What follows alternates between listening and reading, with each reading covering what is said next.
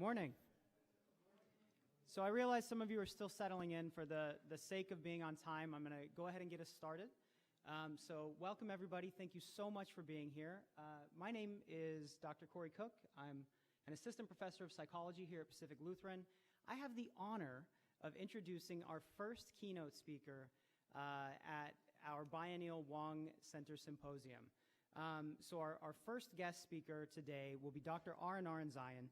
He's a professor of psychology at University of British Columbia. He's also the co-director of the UBC's Center for Human Evolution, Cognition, and Culture.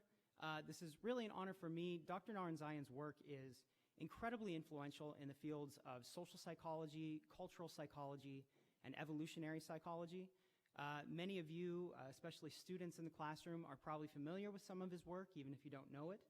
If you've ever been told the dangers of relying on weird participants, anybody? Some nods.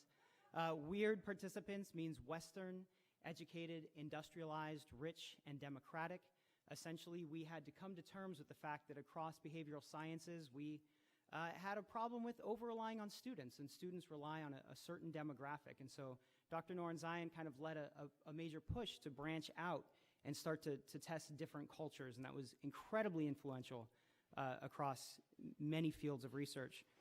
His research has been published in all of the big psychology journals, but also the big science journals, including Nature, and he's the author of the book, Big Gods, How Religion Transformed Cooperation and Conflict. Please join me in giving a warm welcome to our keynote speaker, Dr. Naranjayan.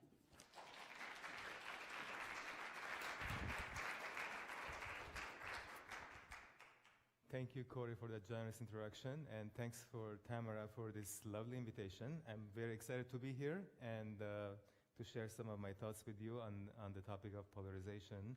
Can you all hear me in the back? Okay, good. So I'm going to roam around, so let me know if there are any issues you can't hear me. Raise your hand, and I'll make adjustments. So this morning we heard a fascinating discussion from a panel from different disciplinary perspectives talking about polarization. And my topic is religion and polarization, and what does religion have to do with polarization. And so what I'm going to do is tell you a little bit about my own thinking on this. Over the years, I have dabbled on this topic.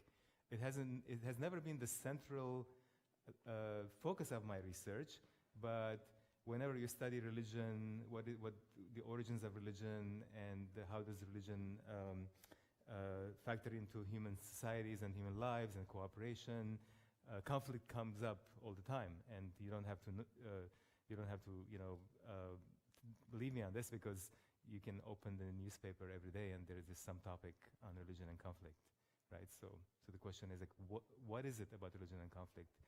Under what conditions and when does religion become a factor in human conflict and when it doesn't? So there's also a personal story in this for me. I grew up in Beirut in Lebanon in the 70s and the 80s, which was a time of quite strife. It was the time of the Lebanese Civil War, which had a religious dimension. The country was divided along Christian and Muslim sectors, and the country basically imploded, and people basically withdrew into their ethno-tribal communities. So this is something that I've experienced, and I've kind of thought about throughout my life. What happened? Why did it happen? Why is it that it doesn't happen in other places, right? So why did it happen in Lebanon, in Northern Ireland, and Bosnia, but why not in Canada or other places that are also diverse religiously? Or the United States, for that matter. Despite the polarization here, people are still, doing well by my standards.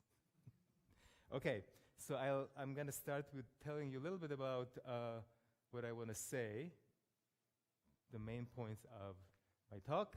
So first, I'm going to talk about the expanding circle of cooperation. So I'm going to start with the opposite of polarization. I'm going to start with the point that we human beings are actually remarkably talented and good at expanding the circle of cooperation. And only understanding that will help us understand why polarization is a problem. Then we'll talk about religious diversity and the expansion of the cooperative circle. So this is the question of are there anything in religious beliefs, practices, experiences that may have been a contributing factor to the expansion of the social circle? Then we're going to move on to the question of polarization and division. So I'm going to talk about 3 different lines of research that I've done where I've tried to answer this question. One is about the connection between religion and support for violent extremism. The other one is about moral distrust of atheists. The third one is on religious cooperation with in-groups and out-groups. To what extent religious cooperation extends to out-groups is the question here, excuse me. And then I'm going to conclude with the 3 challenges that I think religions of the world are facing today in the 21st century. Okay. And hopefully I'm going to do this in 45 minutes.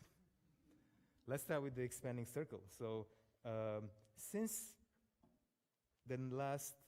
basically since agriculture, since the time when human beings stopped being hunter-gatherers and started to settle into small villages and towns, so we're talking about the last 12,000 years of human history, the human circle of cooperation has been expanding.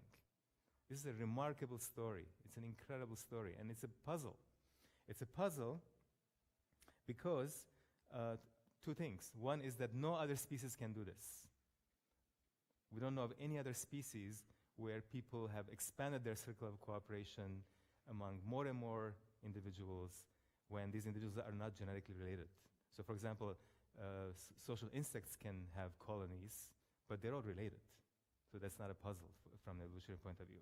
But we don't only expand our circle to our kin and our family, we expand our circle to complete strangers. We live in cities of millions of people, right? We live in global communities. So here is basically a bit of a diagram of what we've done over the time, over these thousands of years. So the first puzzle is no other species does it. The second puzzle is that we don't have the temperament. Psychologically, we're not equipped to do this. Our psychology is calibrated to live in small hunter-gatherer bands, which is the vast majority of human evolution.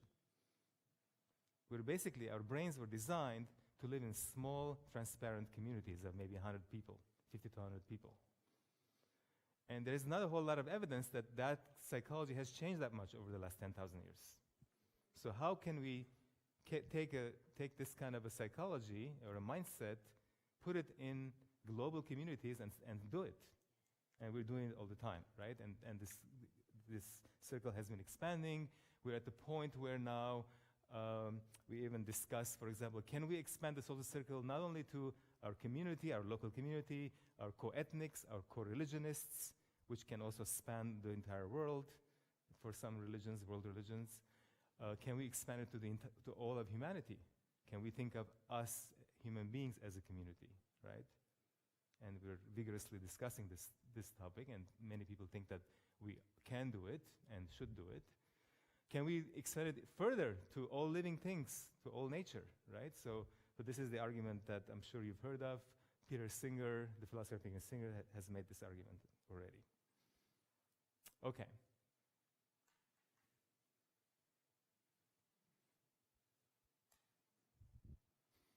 Let me see if I'm too far, maybe. Okay. Oops. What happened here? Okay.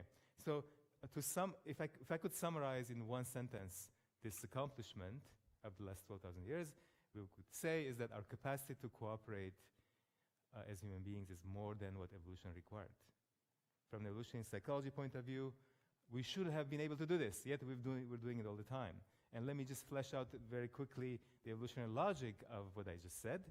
From an evolutionary point of view, there are 2 mechanisms of cooperation that work really well and very well studied, very well understood. It works in humans, it works in other species. One is reciprocal altruism, the other one is kin selection, or kin altruism.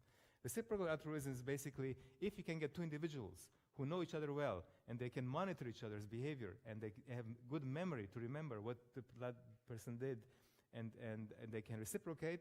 If the reciprocation is mutual, then you get a nice cooperative dyad going, right? This is the basic psychology of friendships and allyship, right?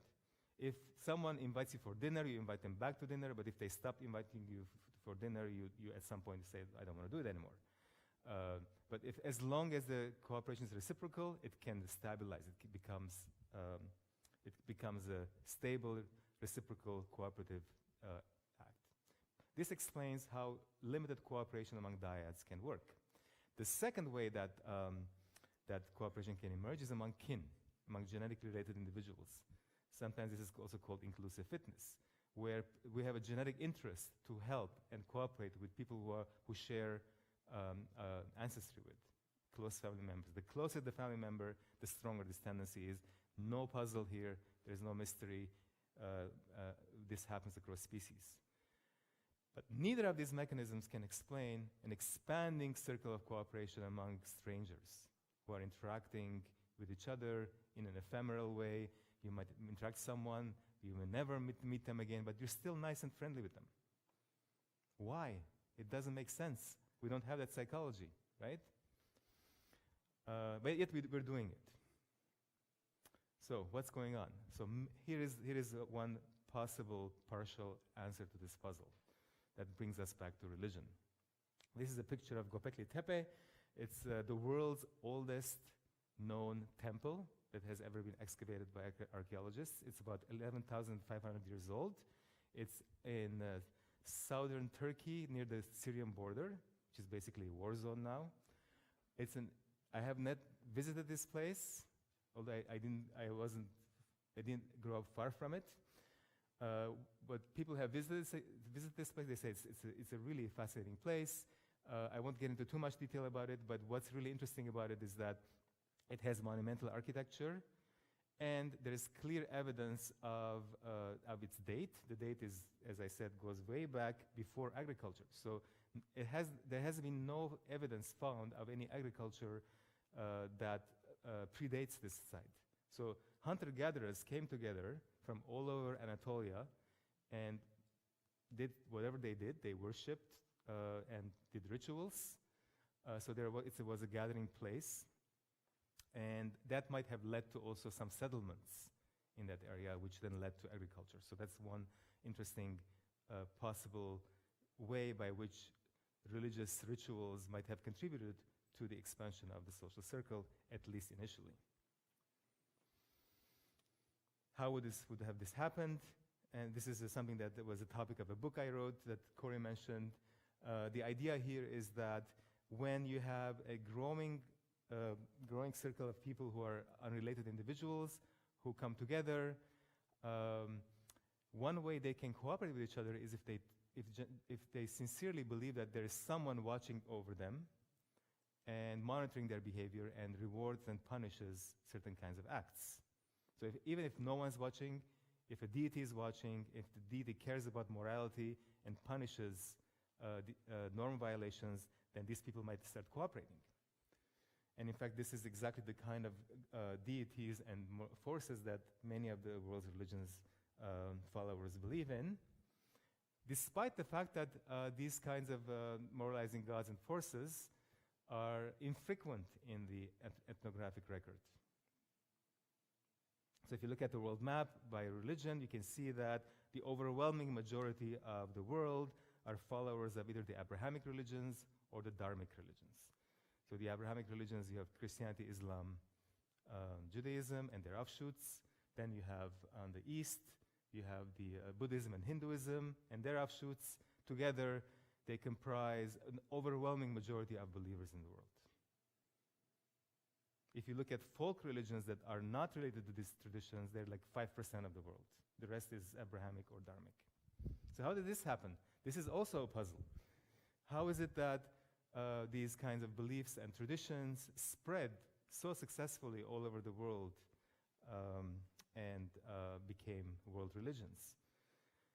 And I'm not going to get into too much detail, but in a nutshell, this is the kind of idea that I propose in Big Gods in the book, where I said, well, maybe certain kinds of beliefs like moralizing gods or moralizing forces like karma, which also serves in a similar way to keep track of moral behavior and has rewarding and punishing capacities.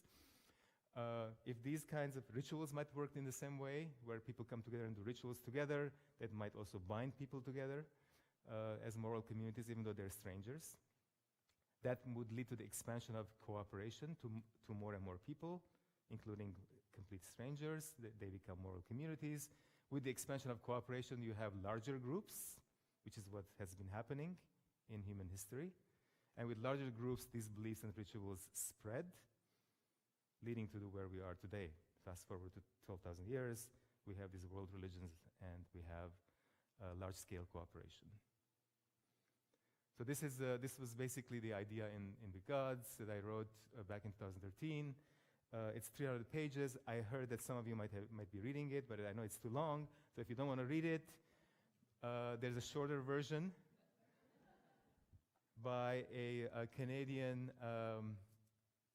comedian / rapper called Baba Brinkman, who did a one-man show on Broadway. I'm not making this up. And he describes, where he basically summarizes this theme. And he calls it Canadian hip-hop with an intellectual bent, nothing but sexy beats and sumptuous brain food. So you can get through this in 5 minutes. Okay, back to the how did this happen? Of course, I don't think that religion is the only way this happened. In fact, there are many solutions to the problem of large-scale cooperation, and many researchers have been working on this problem. So, for example, policing institutions could also contribute to large-scale cooperation. So if societies develop police forces, which then monitor people and intervene to punish people who are deviating from norms, like committing murder or stealing or treating other people unfairly, with enough presence of that kind of third-party punishment, as it's called, which is policing, then you get these societies to be more cooperative. There are cultural norms. Societies sometimes develop cultural norms to socialize children to be nice to strangers, to cooperative with strangers, right? We do that all the time in our societies. Extended empathy and compassion towards people who are not necessarily related to us, right? Even though naturally it feels, empathy and compassion is most naturally felt among families and maybe close friends, but we can extend it. We are a very creative species, and we can also feel empathy towards someone who is suffering or someone who is at a disadvantage, even though they're complete strangers, and that could also contribute to this, etc. So there are many other things going on. Some argue that markets, trading, right? If you're trading with a neighboring tribe, you don't want to go and attack them, right? Because you're benefiting from them and they're benefiting from you.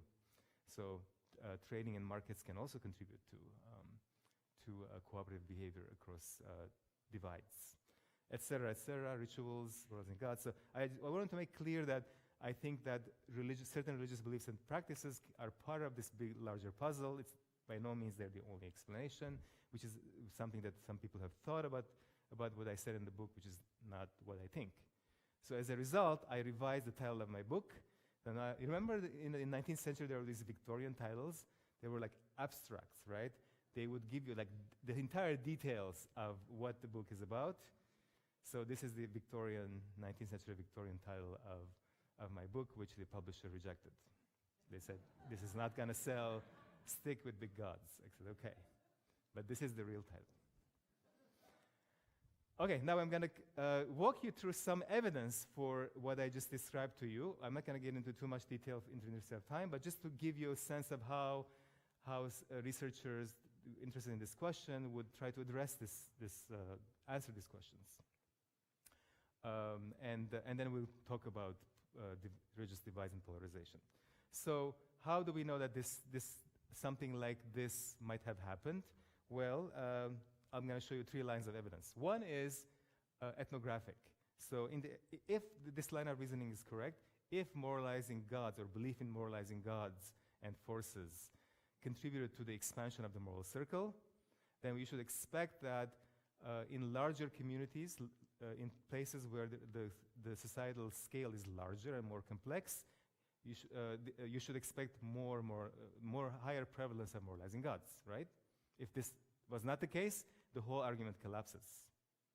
This has to be true, unless if it wasn't true, then there's not much of an argument. So This is, and there are many studies now that have looked at this looking at the ethnographic record. This is something called a jurisdictional hierarchy. On the horizontal axis is the size or the scale of a society.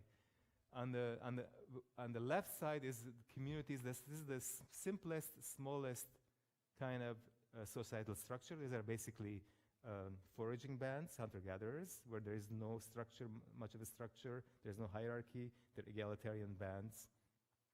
There are about 50 to 100 to 150 people who live together at any given point in time. On the extreme right of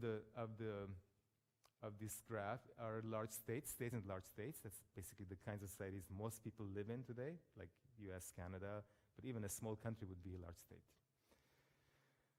And then everything in between. And as you can see, clearly, the larger the scale of a society, the more complexity there is, the more people, the more likely they have a moralizing god or gods. It doesn't have to be one god, by the way. It can be also a multitude of gods. So, for example, Hinduism has many gods that are moralizing, but that's fine. The argument doesn't hinge on being one god. There are other studies like that have basically confirmed this pattern, also looking at other variables and controlling for them. So that seems to be working. So now we know that moralizing gods are more prevalent in in larger scale societies. The question then is, did that happen because of the cooperative effect of this moralizing belief in moralizing gods? And here, notice that to be able to answer that question is it the case that people who are committed to a moralizing deity are more likely to cooperate with strangers who are of the same religion as they are? Okay, that's the question. Next question. And to answer that question, we need to look at variability of what people believe about their gods. Corey mentioned the weird problem, and here the weird problem kind of comes back, because if we want to answer this question in our society, we cannot do it because everybody believes in a moralizing God, right? If we ask believers in the United States to describe their God, they say that God knows everything, God is completely benevolent, has punishing capacities, and is morally concerned about everything, right? So they're maxed out on this dimension. So we can't do a study. But if you go worldwide, you find a lot of variability. There are lots of places where people, for example, one of our field researchers, anthropologist Ben Perzicki, went to Siberia and studied Siberian shamans who practice a mixture of Buddhism and shamanic beliefs. And there are these spirit masters called Cherizi who have kind of intermediate kind of abilities. So they know some things, but not everything. So they might know what's going on around them in the village, but if you go further away, they might not know what's going on. Same in Fiji, for example. In Fiji, there are some powerful spirits who might know what people are like and what they're doing, but if you hop to another island, those spirits don't know what you're doing in the other island, right? So there's intermediate and limited capacities. So what we did is we went around the world working with a variety of ethnographers and anthropologists and psychologists, and we captured a lot of human diversity this way of religious beliefs. We measured people's beliefs. So this is where we went in the first wave of the study. We had close to 600 participants overall. We had almost 35,400 observations, so this was a decent sample size and number of data to work with. We measured people's beliefs about their deities, and we gave them a cooperative game to see if their beliefs would help us understand their tendency to be fair with co-religionists who are complete strangers to them, who they've never met. So the game that we had them to play, so this is one thing that we social psychologists and some economists do it too. You need a way of getting to measure how people cooperate, right? And we want to make the cooperation real. We don't want to just ask people, hey, are you cooperative? Because people may not know how cooperative they are, or they might exaggerate how cooperative they are. So we actually get actual behavior with actual stakes. So we actually had monetary consequences for people. So we give people, in this case, this is in random allocation game, people were given a die and a set of coins, and they had to, ahead of time, they decide if the die comes in a certain number or a color. They would put the coin in one cup or another cup, so they had two cups to work with. This was happening in isolation, in anonymity, so nobody saw what they were doing. And they played two different games. There's the self in the self game. They could allocate the money to themselves, or to a distant co-religionist. A distant co-religionist was basically someone of the same religion as they were, but someone who lived in a different village or a different place. They would never meet this person. So it's a complete stranger. Okay? And in the local co-religionist game, the two options were a local co-religionist, someone of their own village, or a distant co-religionist. So basically, they're throwing a die, and then they're allocating the coins. The die is fair. So if people are playing fairly, what should happen? Over a long trial, half and half, right? That you would expect basically a binary distribution, where half of the time the coins would be in one cup, half of the time should be in another cup. For each game, people played it this 30 times. Okay? Then we looked at deviations. Did people deviate from this pattern? And there was some deviation. Then the question was, was this deviation explained by what people think about their gods? And it was. So what we found was, oops, sorry. What happened here? Sorry about that. Okay. So what you see here was that when people, the more people thought that their God was moralistic and punishing, the more they favored the distant co-religionist. Okay? So they deviated towards the distant co-religionist at the expense of the self, in the self game, and at the expense of the local co-religionists in the second game. Omniscience had a similar effect. The more people thought that God was omniscient, knows everything, the more likely they again favored the distant co-religionists. So this is again evidence that there is some cooperative effect of these beliefs, and which might help us explain this expansion of cooperation. Okay? And we had a number of controls there. You don't have to worry too much about it, but we wanted to make sure that this finding is stable and robust to a variety of other factors. We also ran a second wave of a study of the same sort. We added a different game called a dictator game. I won't go into it. We expanded our sample size, our field. We had many more fields, and we basically replicated the effect, which was reassuring. We also added one more thing, and I'm not going to talk about it here because we got inconclusive results, but I'm going to get back to this really important question of religious in-groups and out-groups, because in this study, we added, people also played with a religious out-group member. And we want to see how much people will cooperate and whether or not believing in a moralizing God will predict cooperation with an out-group. And we got really inconclusive results. There was a lot of variability in what people did, so we couldn't say in any conclusive way whether or not that was the case. So I'm going to skip that, but I'm going to come back to that question in a few minutes, trying a different approach, different methodology.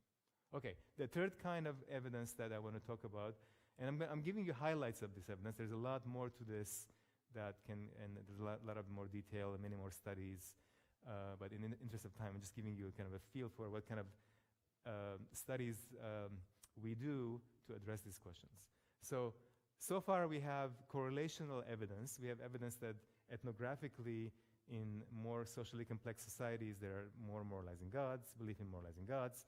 We know that the more across the world, the more people believe that their deities punish and know and are morally concerned, the more likely they're willing to cooperate or treat fairly a distant co-religionist. Now I'm going to show you some experimental evidence where in places where people already have a moralizing God, if we remind them of that moralizing God, would they treat a stranger more impartially. So this is a study by my graduate student Sindel White and John Michael Kelly and Azim Sharif, who's a colleague of mine at University of British Columbia. When we use in this case, what's called a dictator game, where people are given a certain amount of money, and then they are basically they have to choose how much of this money they want to keep to themselves or to share it with a stranger. Okay?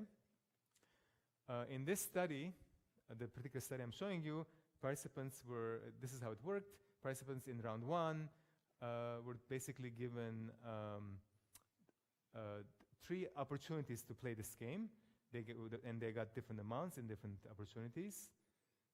So imagine if you're a participant in the study, you would get 30 cents and say how much of this you want to keep to yourself, how much of it you want to share with this anonymous stranger you've never met and you will never meet. And whatever people decided, we actually did it. We shared it with an anonymous stranger who was a different participant in the same study. They did this three times, and then we said, okay, now I would like you to play a new round of the same game, but now we would like you to do this from the perspective of God for people who are believers. Or we said, play this game from the perspective of karma for people who believe in karma. Because karma is also a supernatural moralizing force. And then there was a neutral condition as well, where we didn't give any instructions. The believers of God were Christians. For the karma believers, they were Hindus and Buddhists. And here are the results. When people played the game just from their own perspective, you can see that they shared a little bit, but not a whole lot. Those are the light blue bars.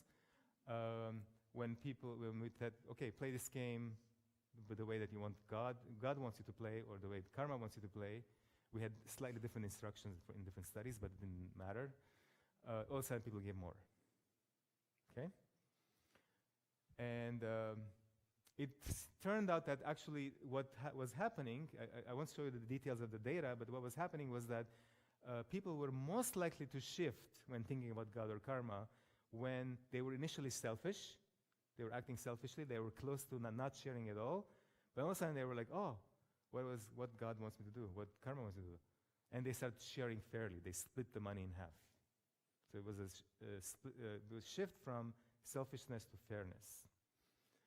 And you can see that it didn't matter what denomination people were, the effect size is roughly the same.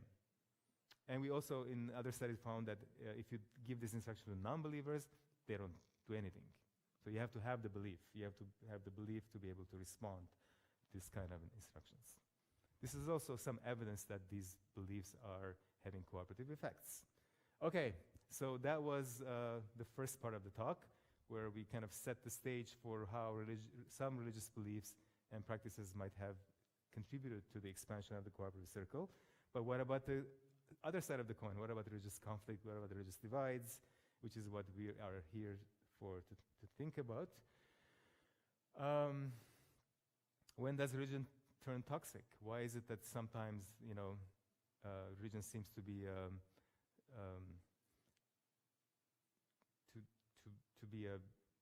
many peace activists in the world are, come from a point of view of religion, like Mahatma Gandhi or Dalai Lama or Desmond Tutu, but at the same time we see a lot of religious conflicts. So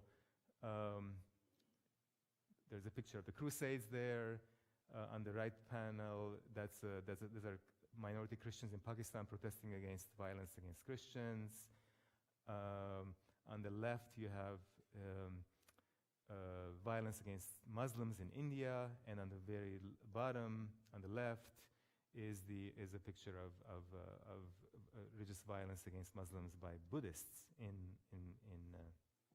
Burma. So it seems like religiously motivated conflict is quite widespread, and it's not unique to any particular religion, right? Even, sometimes people think of Buddhism as the religion of peace, and it's like that's the only one religion where doesn't have a history of conflict. That's not true, actually. Buddhism also has a long history of conflict. And we're seeing it today with the Rohingya community, the persecution of the Rohingya community. Okay. And this brings us to Alport's paradox. I'm a social psychologist. Gordon Alport was one of the founders of social psychology, and he was very interested in religion back in the 50s. He said, religion makes prejudice and unmakes prejudice. The sublimity of religious ideals is offset by the horrors of persecution in the name of the same ideals. So I call this the Alport's paradox. How is it that religion can, build community, expand cooperation, but at the same time be an accessory to conflict? And there's a lot of strong opinions on this topic. I don't have to tell you, you know already. So on one extreme, you have someone like Richard Dawkins who says, religious faith deserves a chapter to itself in the annals of war technology, and even footing with the longbow, the war horse, the tank, and the hydrogen bomb, right? So basically, Richard Dawkins thinks religion is a war technology. That's it, right? On the other hand, you have someone like Dalai Lama who says religion is a remedy to help reduce the conflict and suffering in the world, not another source of conflict. I could have replaced many other religious leaders here who would have said something similar. So the problem for us researchers to try to get at this question is that it's a very hotly debated topic. People have very strong opinions. Also, people cherry pick their examples, right? So if you ask Richard Dawkins, he would point to the Crusades or to Al-Qaeda. And if you ask someone who disagrees with that, they would find different examples where religion is not a conflict. Or they would say, hey, we'll look at all these secular sources of ideologies that are also contributing to conflict, right? Like communism and other kinds of isms, nationalism, that have been also a big source of conflict. So what do we do? So there is this one study that I really like, actually, and it's not a peer-reviewed academic study, but actually it did a really good job of trying to give us a sense of what is the state of affairs. If you look at all the violent conflicts in a certain period of time, in this case 3,500 years, and then you just count the number of conflicts and then look at the role of religion in these conflicts, what would you find? So the BBC commissioned this study and asked historians to pore over hundreds of conflicts over a 3,500 years period. And they looked at things like, was religion a mobilizing factor? Was conversion a goal? Did religious leaders support the conflict or violent conflict or the war? Were religious targets attacked? So these are the kinds of things that they looked at. Quite reasonable, features of religion being implicated in conflict. And then they basically rated each war on a scale of 0 to 5. So as you can see on the right panel, the Peloponnesian War, that's the famous war between Athens and Sparta, got a 0. There was no religious dimension to it at all. On the other hand, Al-Qaeda, the recent Al-Qaeda violence, got a 4 out of 0 to 5, and the Crusades got a 5, right? And you can plug in, your favorite conflict there in between. So then the question was, what percentage of the time the religion was a factor at all? What would you guess? 0%, 5%, 10%, 20%, 100%? Dawkins would say 100%, right? So that tells you a little bit about what you think about this topic, right? It was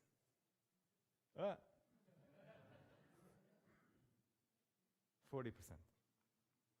But rarely ever a war got 4 or 5. The typical thing was in this 40%, 1 or 2 or 3. Okay? So it looks like the typical pattern in human history is religion gets kind of entangled in conflict. Once there is conflict, some people know how to take the mobilizing forces of religion to feed into the conflict, as opposed to like the purpose of the war is religious, like the Crusades, right? Or the Islamic conquest of the early 7th century, as another example. Okay, So this gives us a little bit of a bearing on this issue. It seems like, okay, like 40% is not trivial, but it's not 100%, right? And so we still need to understand this 40%. Okay, so this brings me to the three different ways that I think that religion might be a factor, and this helps us also understand how religion can do the opposite and overcome these conflicts. So the first one is the groupishness of religious solidarity. So remember that religion is, at least some religious traditions or constellation of beliefs and practices can be a powerful source of community. But if this community becomes very tribal, it's very circumscribed, it excludes people from, that are not supposed to be members of this community, then that could open up the possibility for intolerance and conflict. Sometimes we call this parochial prosociality. So there are people who are being very prosocial towards their own community, but they're also intolerant and unwilling to expand the social circle, right? They mark very strong boundaries around their communities. So this is not surprising because our brains, our minds are tribal minds. You know, that's what we're working with. You know, we started with that puzzle, right? How is it that we can expand the social circle despite the fact that we have tribal minds, right? That's the interesting question. So religious beliefs and practices have to work with this as well. So in one line of research, we looked at, this is work with Jeremy Ginges, social psychologist, colleague of mine, a longtime collaborator, and a former graduate student in Hansen, where we wondered whether or not maybe one way when that religion gets entangled in conflict is when we look at belief versus ritual as two different things about religion. So what we did is, and we wanted to get at the real life religious conflict and extremism. And so we looked at support for suicide attacks among Palestinians as one study, and then I'm going to show you next support for violence against Palestinians among Israeli Jewish settlers, and I'm going to show you an international sample. In all these cases, we looked at the same thing.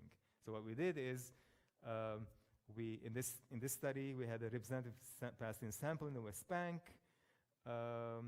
We asked the Palestinian sample, how much do you support someone like this guy? On the right panel, you see Muhammad Shaldan, who was described as a martyr in his sacrificing himself, etc. He was actually a suicide bomber who killed 3 Israeli soldiers back in 2002. So the question that the critical question we asked our sample was, do you support martyrdom attacks like this one? Okay? And then we measured a variety of other things. The two critical things that we looked at was frequency of mosque attendance and frequency of prayer. We did ask belief in God, although that was unhelpful because we maxed out. Everybody believed in God. On a scale of 1 to 10, it was 10. So once there's no variability, you can't really do anything. It's not a predictor variable. But there was variability on mosque attendance, and there was variability on prayer frequency. So our measure of ritual was mosque attendance. Our measure of belief was, at least commitment to belief, was prayer frequency.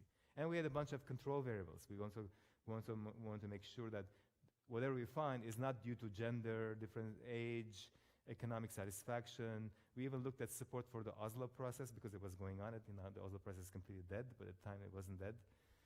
So controlling for how much people think peace is possible, right? And support for Sharia. And what we found was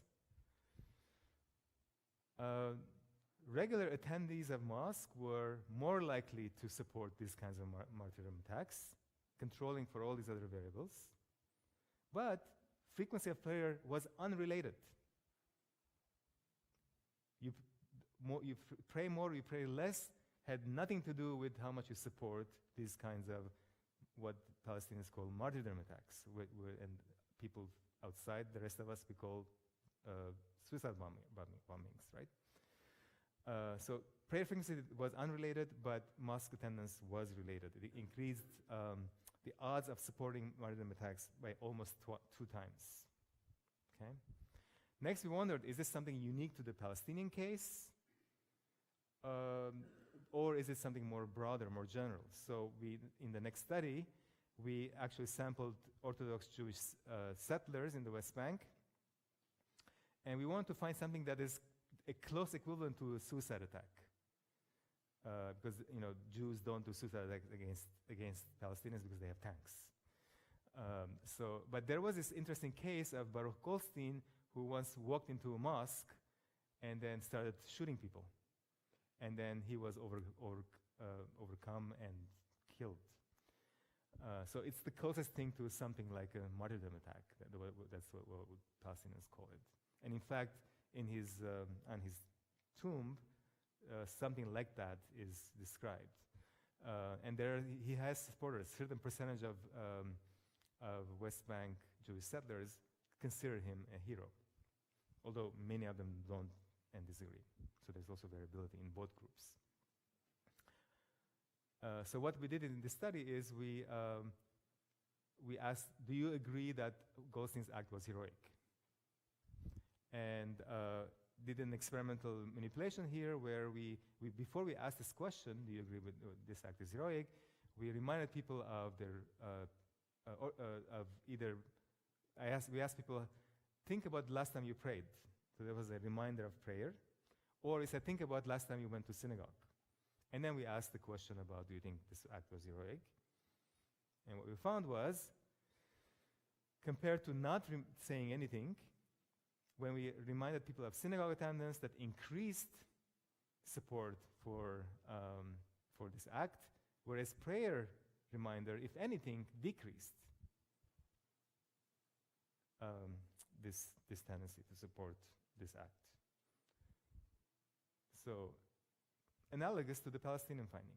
Then we wondered, is this a more general pattern? Does it work in other religious traditions as well? So we found actually an interesting data set. Data was done by the BBC. It was a survey which we used for our purposes, where there were 2 questions asked in worldwide in I believe it was 7 or so countries. We had over 4,700 participants with a lot of variability in their demographic backgrounds.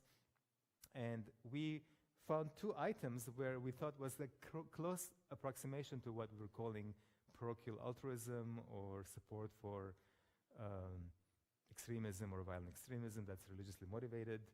And the 2 items were, I am willing to die for my God or my beliefs.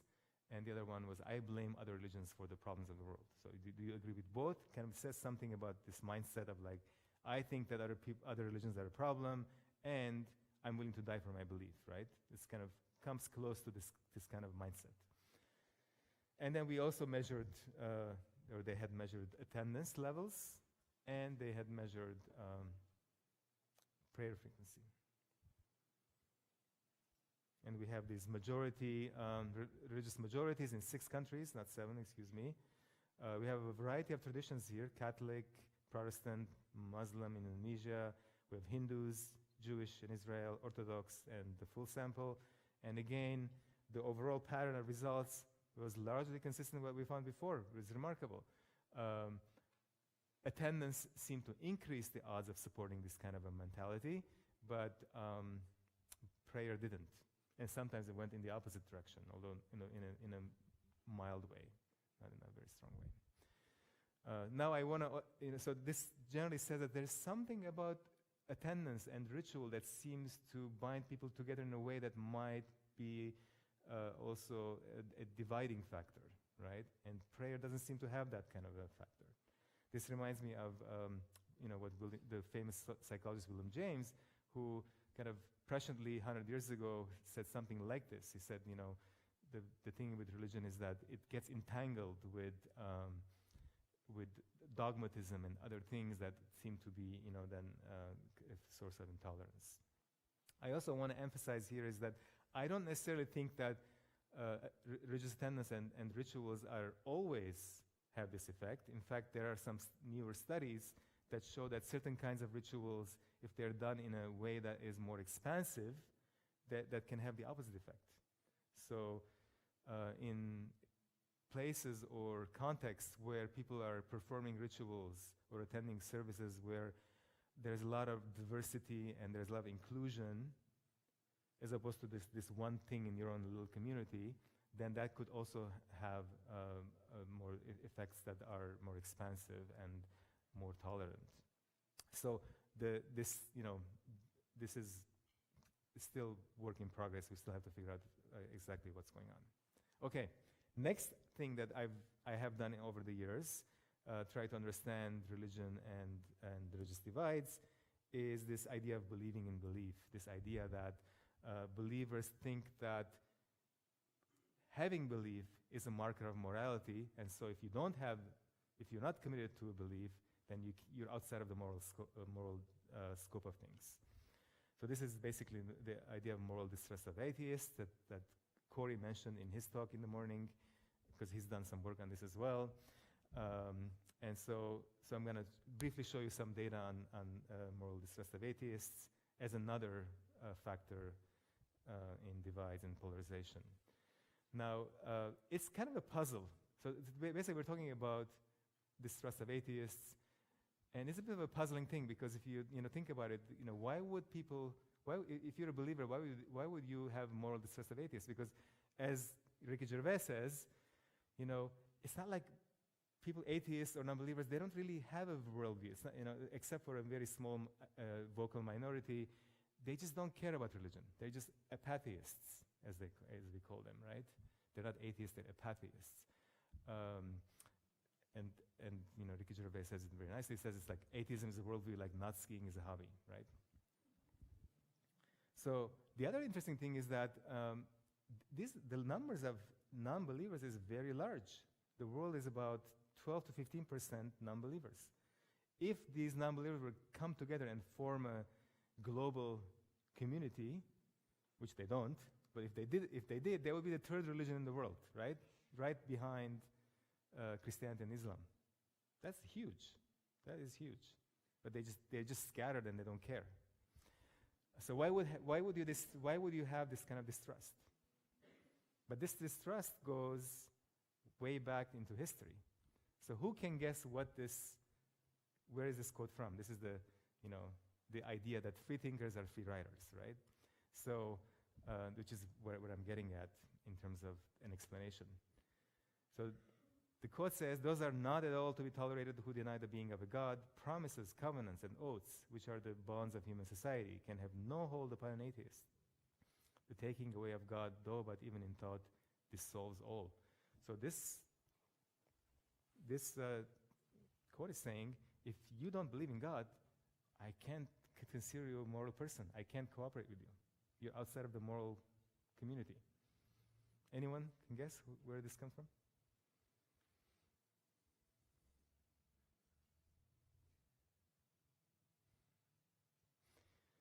John Locke, Letter Concerning Toleration. So this is one of the foundational documents of Western civilization that established the idea of religious tolerance. But Locke said, well, up to a point, we can tolerate other religious groups, but not atheists. Atheists just cannot be tolerated. And this idea is a very strong, compelling idea around the world. This is a survey of where basically, I think this was Gallup asking, is it important to believe in God to be a moral person? Is belief in God necessary for morality? And you can see here where countries stand on this issue. There's very high percentages of the world believe in this, although there is a lot of variability. Interestingly, a lot of this variability is explained by wealth. So wealthier countries are less likely to have this commitment, although I don't think necessarily it's wealth. I'm going to get to that in a second, but something about wealth. So places like, the weird countries don't have this belief, except for the United States. The US is an outlier, as you can see. I circled it for you.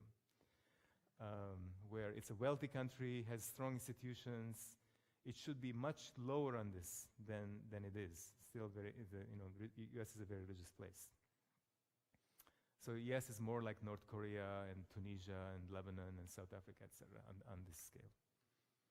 I think that this is really about institutions, and the wealthier places have stronger institutions. Again, US is an interesting outlier on this, but we'll come back in a second. So we've done a number of studies on this. A lot of it was led by Will Gervais, not Ricky Gervais. Will Gervais was my former graduate student. It's just pure coincidence that they have shared the same last name, and they seem to think about similar things. And what we have found in several studies, and Corey has found similar patterns in his studies, is that we found a strong association with believing in God and this kind of distrust of atheism. And no matter how we measured it, we got the same pattern. And we also found, at least in one study, that this tendency, this connection between believing in God and distrusting atheists was mediated. The key factor was belief in supernatural monitoring, belief in something like people behave better when they feel that God is monitoring their behavior, right? And this kind of makes sense from the logic of what I described to you, right? If that is the sort of the crux of religiously motivated cooperation, what do you do when you encounter someone who says, I'm not under supernatural monitoring, I don't believe in God? Then it's really hard to trust that person, right? Unless there's some other reason to trust that person. But before I get to that, I also want to mention a study by Will Gervais and his colleagues that came out recently. So until this study came out, I was convinced that this distrust of atheists was really driven by religious belief. If you're not a religious person, you wouldn't distrust atheists. But in this study, in this global study of many countries, they found that religiosity didn't really matter that much. They found, and this was implicit distrust of atheists, not explicit, so that might be the reason here. So don't worry too much about what the predicted error rate means. It was just a way of measuring people's unconscious way of thinking about atheists as being trustworthy or not trustworthy. And the bigger the target, so the atheist target versus religious target, basically denotes distrust of atheists. And you see a big gap. The gap narrows a little bit as you get to UK, Netherlands, UK, but even like Netherlands is a very irreligious country. The vast majority of Dutch are non-believers. Same with the UK, and still there you're getting this gap, right? The gap is significant statistically, although it's smaller. The only place where they didn't find this gap was Finland. Everywhere else there was this gap. So this is an interesting finding that also, makes me think more about is it possible that there are a lot of these non-believers who themselves are distrustful of atheists, right? And why would that be? And finally, there's some good news on this, which is that believers don't always distrust atheists. Actually, if you think about the logic of supernatural monitoring, if the underlying factor is that I don't want to cooperate with an atheist because I don't think they're morally trustworthy, they're moral wild cards. What about if you think about the fact that, well, there are other reasons why people can be moral. There are other reasons why people can cooperate. And the other reason might be, for example, strong institutions. And here what we did is we looked at distrust of atheists, that's on the vertical axis, and on the horizontal axis is government effectiveness. How effective governments are. So less corruption, stronger institutions, people saying, I trust the government, I trust institutions. So a combination of these variables. And what you can see is the stronger the government effectiveness of a country, the less there is distrust of atheists. This is also true for religious people. In fact, that's why this is interesting. So you can take two religious people in two different countries. In one place, there is strong government effectiveness. In another place, the government effectiveness is weak. Equally religious people, in the place where there's strong effectiveness of government, they're going to be much less distrusting of atheists than in the country where there is weak institutions. So this also tells you that there's this interesting hydraulic, so to speak, relationship between government and God, right? So when people feel like, well, person doesn't believe in God, but they really are, we're living in a place where there's a lot of trust. We're living in a place where there's a lot, government is something you can trust, then people are less reliant on this intuition to treat people who are not believers. Finally, back to cooperation. So that was the discuss of atheist part.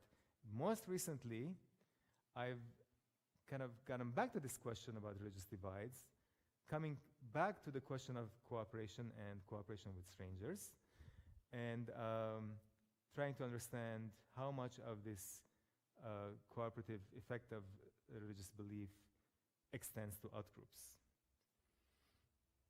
Is there any evidence that the circle of cooperation can go beyond the religious in-group? Because remember, in the previous studies I showed you on cooperation, people were being fair to strangers who were of the same religion as they were, right?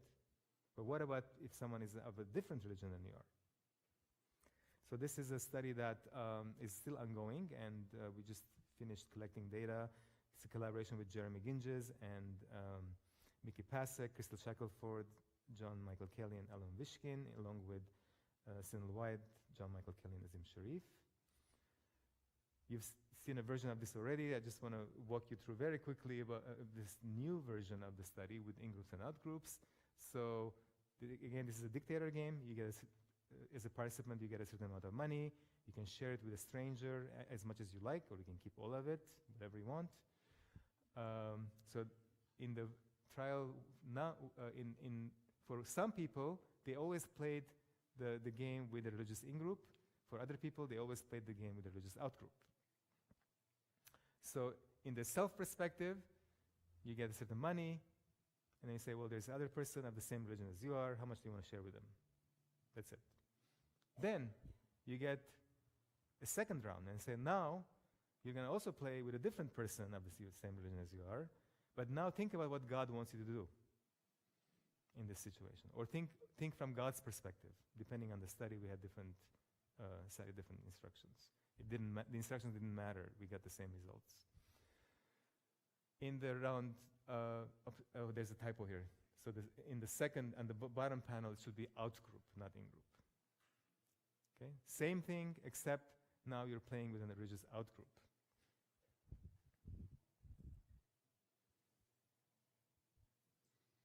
We thought, well, there are 4 different possibilities of what could happen when we do this study. Now, first, you would expect that, of course, people are going to favor the religious in-group and then the religious out-group, right, to begin with. And that's what we found. So that was the beginning point. Now, what happens when you think about God, and you're a believer, of course, so in this case, people were always believers.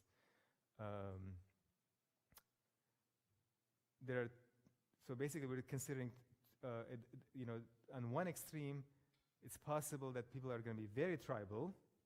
If God is very tribal in people's minds, then if I'm playing with an out-group member, I'm going to be even less likely to share with an out-group if I think about God, right? That would be the most tribal God kind of a situation. Strong parochiality.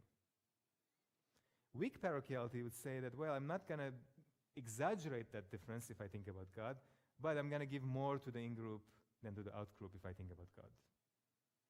Right? A third possibility is that the weak universality is that I'm going to just ignore if someone is an in-group or out-group, I'm just going to give more. Okay?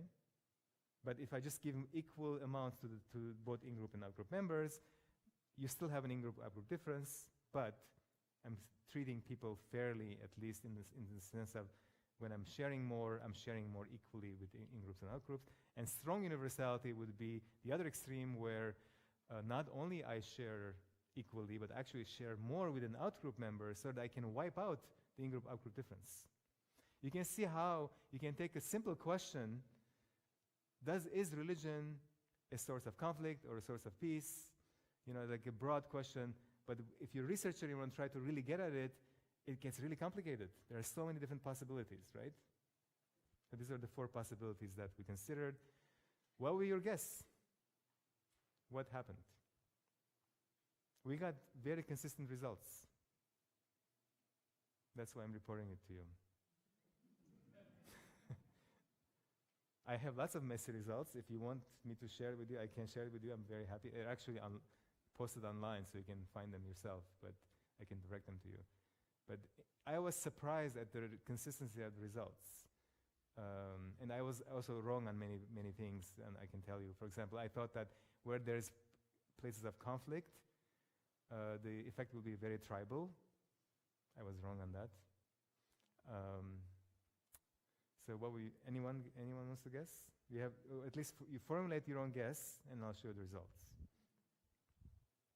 Okay, here is the samples. We had large sample sizes, so we had reliable estimates of our effects.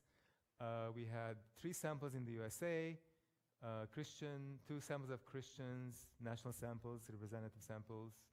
In one case, the outgroup was atheist. In the other case, was a Muslim in the UAE. In the third sample, these were evangelical Christians who believe that many of them believe that they're at war. There's basically a war going on between Christianity and Islam. So we thought that was a really strong case of conflict, right? So evangelicals playing either with Muslims or playing with atheists. Atheists are also not, a fun group for evangelicals. And then we had Fiji, where there is a lot of religious tensions. So we had 3 studies in Fiji: Christians playing with Muslims, Hindus playing with Christians, Muslims with Christians. And finally, the mother of all conflicts, Middle East, West Bank and Israel. We had Jewish Israelis, where they play a dictator game with Muslims in the West Bank, Muslim Palestinians, and Muslim Palestinians in the West Bank played with Jewish Israelis. Here are the results. As you can see, we found pretty consistently more giving after people thought about God or played the game from the God's perspective. So this is basically changing giving from self to God, right? So we're taking the difference score. And you can see in almost all cases, the bars are above 0, which means people are giving more when they think about God compared to they just play the game from the self perspective. And you can see that the size of the effect is same for in-group and out-group, more or less. Okay, so that supports the weak universality thesis, right? This is really hopeful. I was really, reassured seeing this. You might be wondering what's going on in Israeli Jewish and West Bank. And here is, I can tell you what was going on there. Interestingly, there was a very strong in-groupishness in the West Bank Muslims and Palestinian Muslim and Israeli Jews. The in-groupishness, this is so basically now how much you can see the baseline of how much people gave the effect. So if the effect is going up, if the line is going up, that means that people are giving more after thinking about God, right? And the green line is in-group, red line is out-group.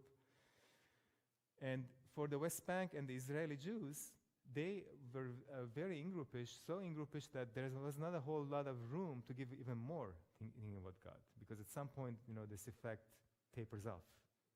If you're giving a lot already, you're not going to give even more if you think about God. There are a few exceptions, though. In the case of Fijian Hindus, that happened, although in a small way. You can see the Fijian Hindus are so high on giving already to begin with. That was interesting. So, because of that, if anything, for the Palestinians and for the Jews, they actually gave more to the out-group after thinking about God than for the in-group. It's a bit of an anomaly, but it's kind of interesting. And you can see here also, another thing I want you to pay attention here that's super interesting is that at baseline, the in-group bias is still there. And after thinking about God, the in-group bias is preserved. So this kind of religious belief is not a panacea. It didn't completely eliminate the in-group bias, but it does show that religion has this effect of people are saying, God wants me to be nice to strangers, even if they're of a different religion, but up to a point. Right? Okay, so religion and polarization. So in my throughout the years in thinking about this issue. I don't have a grand theory about this. I don't think anyone does, but it's a poorly researched topic. You know, it's surprising given how important it is. But we found three things. One is that it seems like local religious ritual, but not religious belief, seems to be implicated in things like support for violent martyrdom. There is some evidence that commitment to moralizing gods sometimes leads to exclusion of non-believers. And third, circle of cooperation can extend to religious outgroups, but does not completely eliminate bias. So, wrapping things up, and now thinking more in terms of big picture of what's going on in the world today, 21st century, I think we have three challenges that we are facing as humanity, and there are these three big problems or challenges that I think religions are facing as well. One is religion versus religion, right? Religious conflict. And how do religions reimagine themselves so that religion doesn't become another dividing line, another accessory to conflict, and instead becomes a more a factor or a force to expand that social circle that I started with even more to all of humanity. There's also the question about secularism and religion. Like I said, secularism it is true that most of the world is still very religious, but secularism has become a big force in the world, 12 to 15% of the world. So that divide is also of a concern, and there needs to be more dialogue and more mutual understanding. And finally, and I think this is the least appreciated one, I think, is polarization. We often think of it in terms of human polarization, but there's also another polarization that's going on in the world, which is that we, for thousands of years, we humans have thought of ourselves as being separate from nature. And that is also polarization. And in the Abrahamic tradition, we see ourselves as the stewards of nature, or we have dominion over nature. Yet we become nature's biggest threat, right? And we need to do something about this.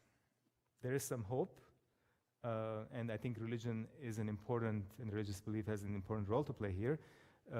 Way back in 1967, historian Leslie White wrote this very influential essay about this very topic. He could have written it last year. It's so contemporary, where he said what people do about their ecology depends on what they think about themselves in relation to things around them. Human ecology is deeply conditioned by beliefs about our nature and destiny, that is, by religion.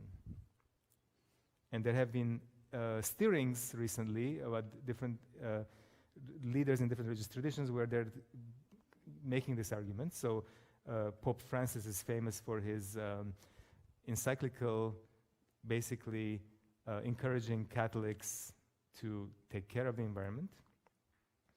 Dalai Lama has said similar things about environment, and even a few years ago there was an Islamic declaration by many Islamic leaders where they also implored their followers to take better care of the planet. I think this is going to be a very important topic and movement that will be unfolding in the next few years, and I think we need to start paying more attention and trying to understand how we can leverage the power of religion to also increase our ability to live in a sustainable way.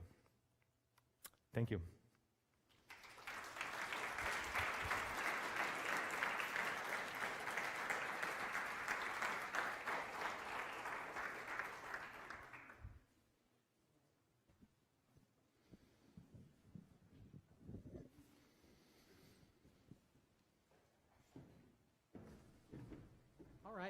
Thank you, everyone, again for being here. Thank you, Dr. Naranzayan, once again for the wonderful talk. We have time for questions, and just a little plug, we have his book for sale outside, courtesy of the Wang Center, if any of you want to learn more about some of the things that were touched on in the talk. So we have a microphone, and please feel free to ask any questions you have of Dr. Naranzayan.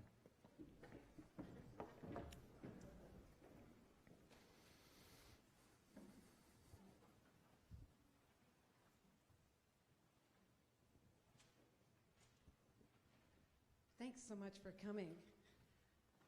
I wanted to go back about a half an hour to that one part about the Jewish man that shot up all the Muslims at prayer. And so I turned my head sideways and I looked at what it said there, and I saw that the basic number of people that approved of that was 15%. And then perhaps Oh, you mean in the data here? Right. Yeah. And so I just thought that was worth noting. Right. That 85% did not Right, approve correct. of his act. Yeah. Thank you.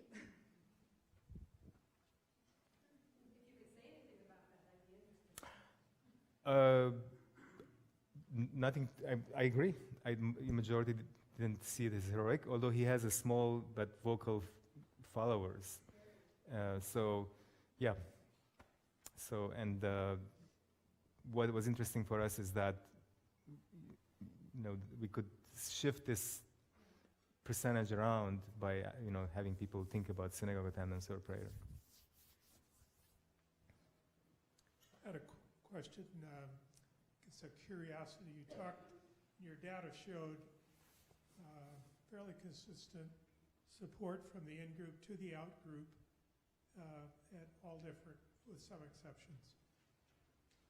Wondering the difference in perception of where that support is going, if it's going to people perceived as victims as opposed to people who are perceived as perpetrators. So in other words, if you have a conflict in a different part of the world, or even here in the U.S., and there's a group that could be a religious group or whatever that causes an event that is damaging, and people of that same group are adversely affected, hurt. Is there a difference between where that support would go to the people who are victims as opposed to perpetrators? Can you clarify which particular study you were referring to? Or are you just asking a general question? Well, generally I'm interested in the U.S., but I'm also intrigued by the information coming out of the Middle East. Mm-hmm. I probably am not as aware of the Far East. That's my fault, but and then Central Europe, but primarily the U.S. So the question is, does it matter if people see themselves as victims or perpetrators? See, the group to where the support is going is whether it's going to the victims. Oh, so if I have the opportunity to be generous or impartial with another out-group member, if I see them as victims, would that change things? Okay, got it. Yeah, so in this particular, in those studies, we never really looked at that. That's a good question. I'm sure that would matter, yeah. So, yeah. If you had a place of religious assembly, Yeah. and there was a large number of people there, and a splinter group or whatever of that group did a bombing, something like that, where you had families and children and everybody that were injured, or same ethnic or religious group, and there was an appeal for financial support or whatever support for that group, would that differ if it was perceived going to perpetrators or just the victims? I agree with you. That would be very important, and we didn't look at that in any of these studies, but if we did, I'm sure that would matter. Yeah. Thank you. Hi, so I'm interested in the difference between the data that you show, and there was a Harvard study in around 2010, I believe, along with Gallup, talking about how increased levels of participation in mosques in the United States actually show the higher the propensity of participation in mosque was a less likelihood to break any laws. And there's also the Institute of Social Policy and Understanding that shows a positive correlation between attendance at mosques for American Muslims and social participation in government and higher identification with the United States. So I'm kind of wondering about that, about the difference in the data there. Yeah, good question. So one thing I want to say is that where these are very different contexts. So in our studies, we had mosque attendance in the West Bank. This is a place where there is intense violent conflict between Palestinians and Israeli Jews. In the United States, you don't have that context, right? So I think that's really crucial. The other thing I'll say is that that might speak to your question. It's a great question. There have been some studies looking at ritual in a broader context. So there's a study by this economist David Klingsmith and his colleagues where they looked at the effect of going to the Hajj by Muslims. I don't know, have you seen that study? And they did this really clever thing where, because one of the problems with studying a study like that, you don't look to see people go to the Hajj and see what how their attitudes change, but then there's a selection problem, right? Chicken and egg problem. Like maybe people who are already think certain way go to the Hajj. So they took advantage of this lottery system in Pakistan, where people apply to go to the Hajj, to Mecca, but not everyone can go because there's too many people who want to go. So it's a lottery system. Some people get selected to go, others don't get to go. So they compared people who wanted to go, couldn't go, people who wanted to go and went. It's basically like as good as a random assignment, as we call it in research, right? Which eliminates differences in the tendency to want to go to the Hajj. And then they measured people's attitude, and they found that going to the Hajj actually made people more tolerant, more open to, more favorable towards women's rights, more also favorable to protecting minorities, etc. So it's interesting and does not, again, contradicts what I showed. But I think the difference here, again, is that, a global ritual is inherently a global experience, right? Whereas going to a local mosque, especially in a place of conflict, is a different experience. I think that's what's going on. Right, because what you're talking about is actually engaging people who have some kind of difference from you, even if they would be. And I wonder if another way to frame the issue around in-group, out-group is whether or not the in-group, as part of an in-group, you perceive yourself and your in-group to be vulnerable or experiencing scarcity with respect to the other groups. And I think that's also an interesting conversation in a time of climate change. Yeah. When there's this sense of deep scarcity that is looming out there. And I wonder if that might be part of it, the in-group, out-group dynamic as well.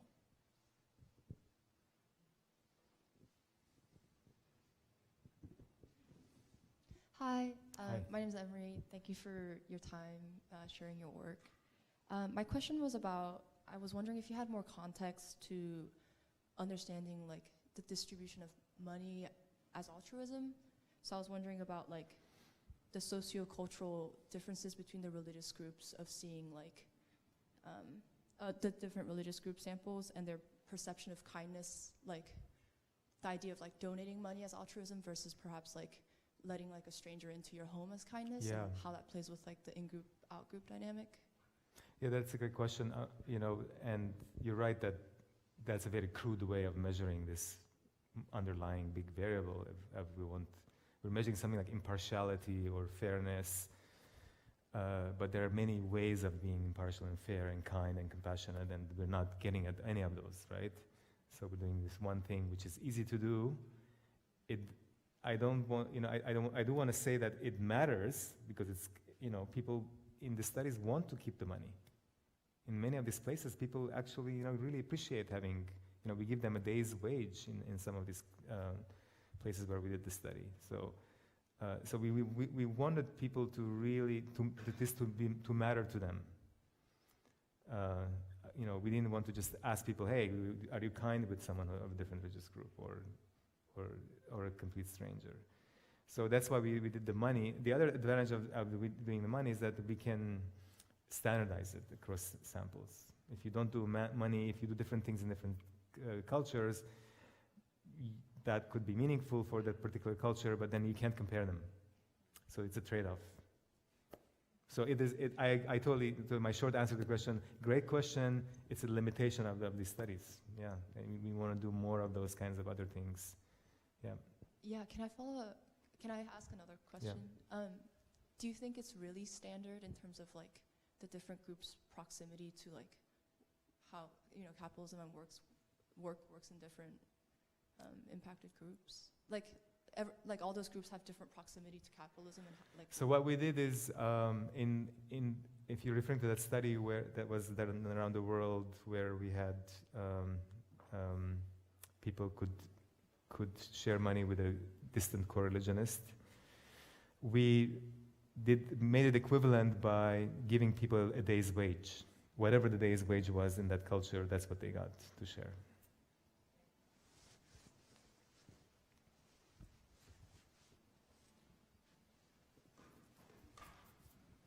By the way, one place where we didn't use money was among the Hadza. The Hadza are a foraging group in Tanzania, and they don't have money.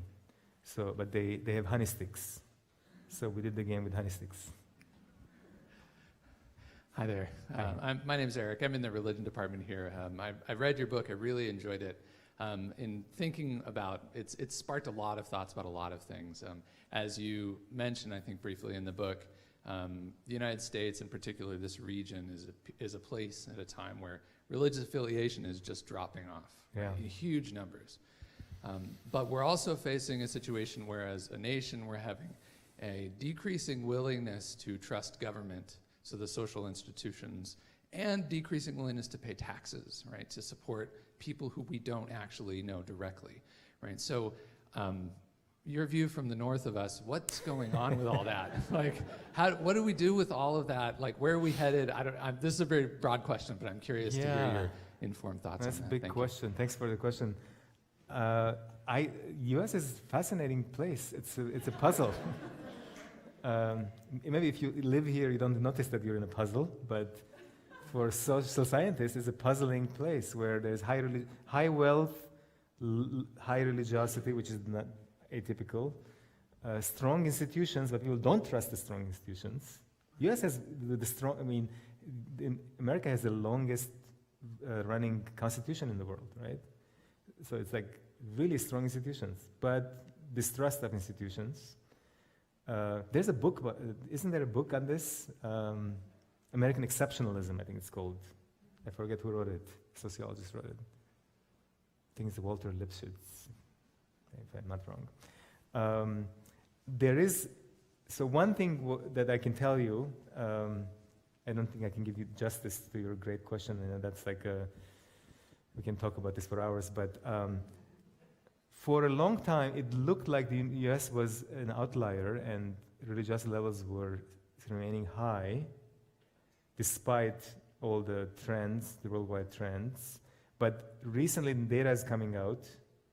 In the last 5-6 years, several data papers have been published where you can see some evidence of secularization is catching up with the United States. So millennials, for example, are much less religious than their parents were at that age.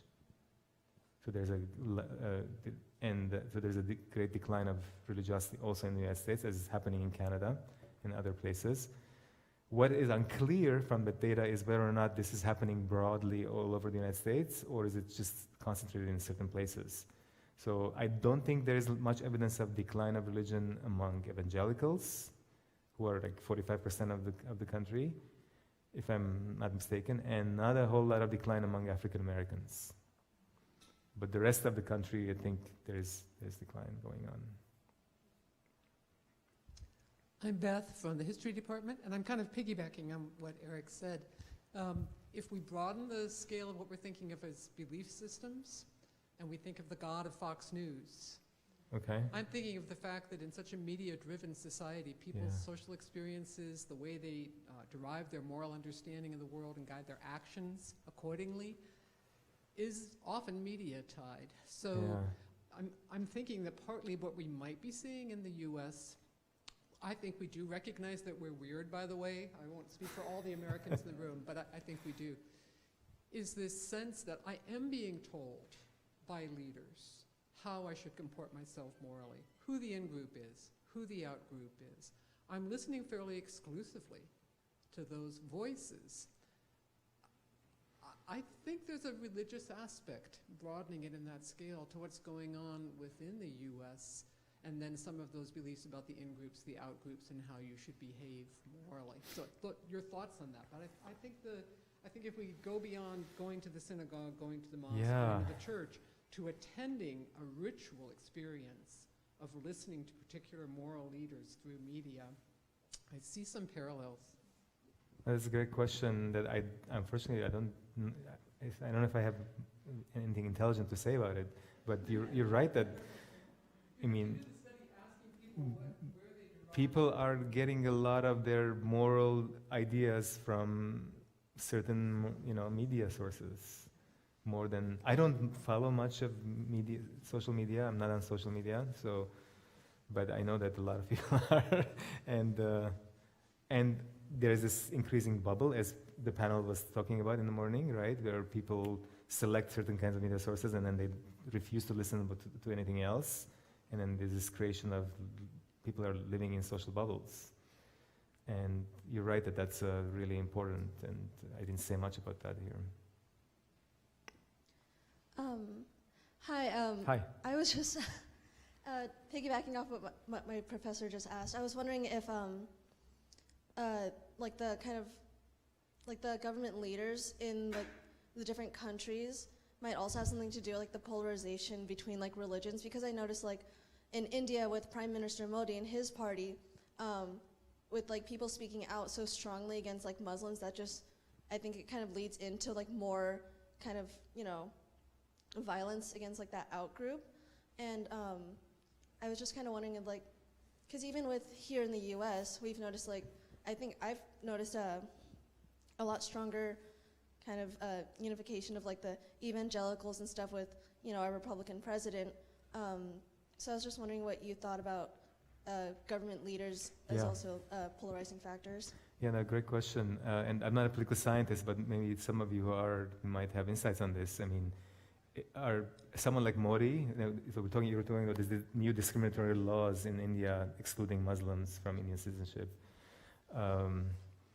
Is Modi a symptom or is he a cause, right? I don't, or is it both? Okay. It's a great question. I think that is all the time we have. Thank you again, everyone, for being here. Thank you.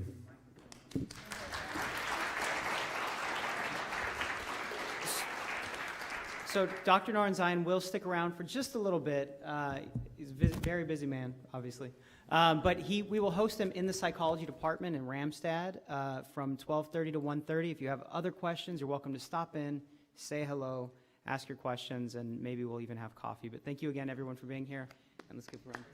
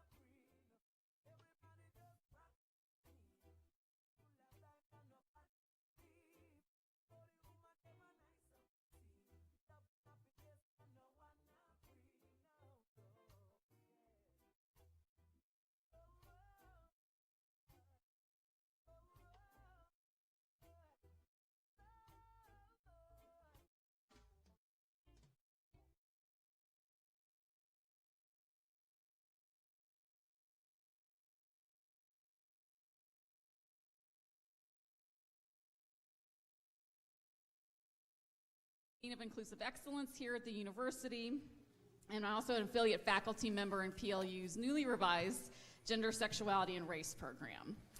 Before introducing our next keynote address, I'd just like to remind you all to please silence your cell phones. Also, after Loretta's address, there'll be about 15 minutes for Q&A, so please be thinking of questions for her.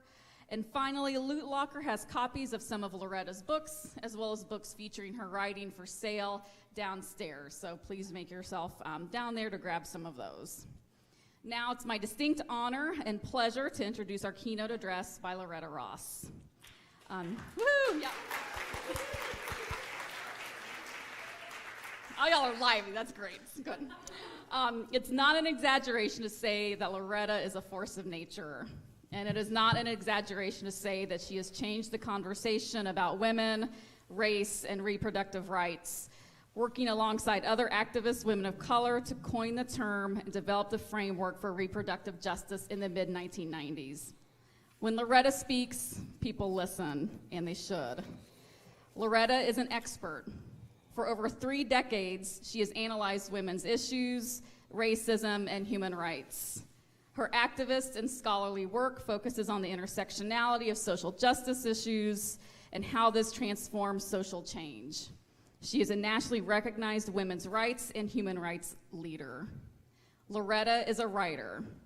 She is the co-author with Ricky Solinger of Reproductive Justice: An Introduction, a first-of-its-kind primer that provides a comprehensive description of the field. Putting the lives and lived experiences of women of color at the center of the book and using a human rights analysis, Reproductive Justice provides an essential guide to understanding and mobilizing around women's rights in a period in which those reproductive lives are imperiled. Ross is also a co-author of Undivided Rights: Women of Color Organized for Reproductive Justice, and author of the essay The Color of Choice for Insight: Women of Color Against Violence. She appears regularly in major media outlets about the issues of our day. Loretta is a busy, busy woman.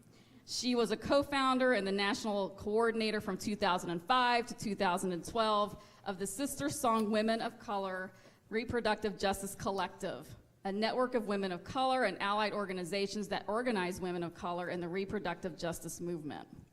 She was also the national co-director of the April 25th, 2004 March for Women's Lives in Washington, D.C., which was the largest protest march in U.S. history with more than 1 million participants. 1 million people. I mean, think of that. Yeah.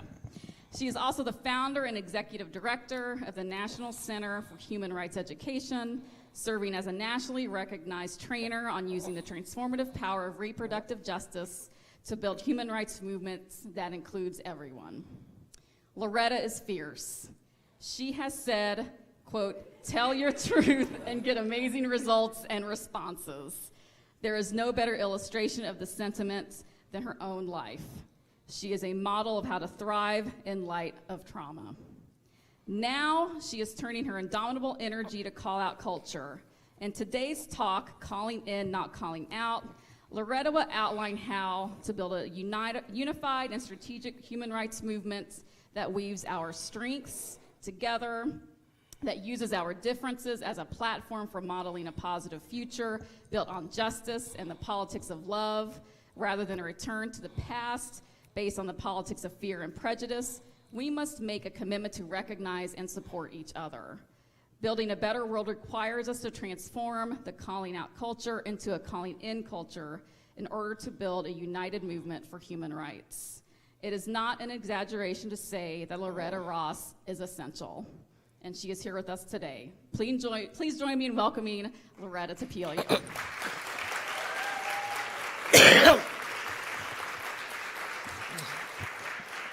Thank y'all for that elaborate and long introduction. It was all I could do not to shout out and say, "It's all a lie, it's all a lie."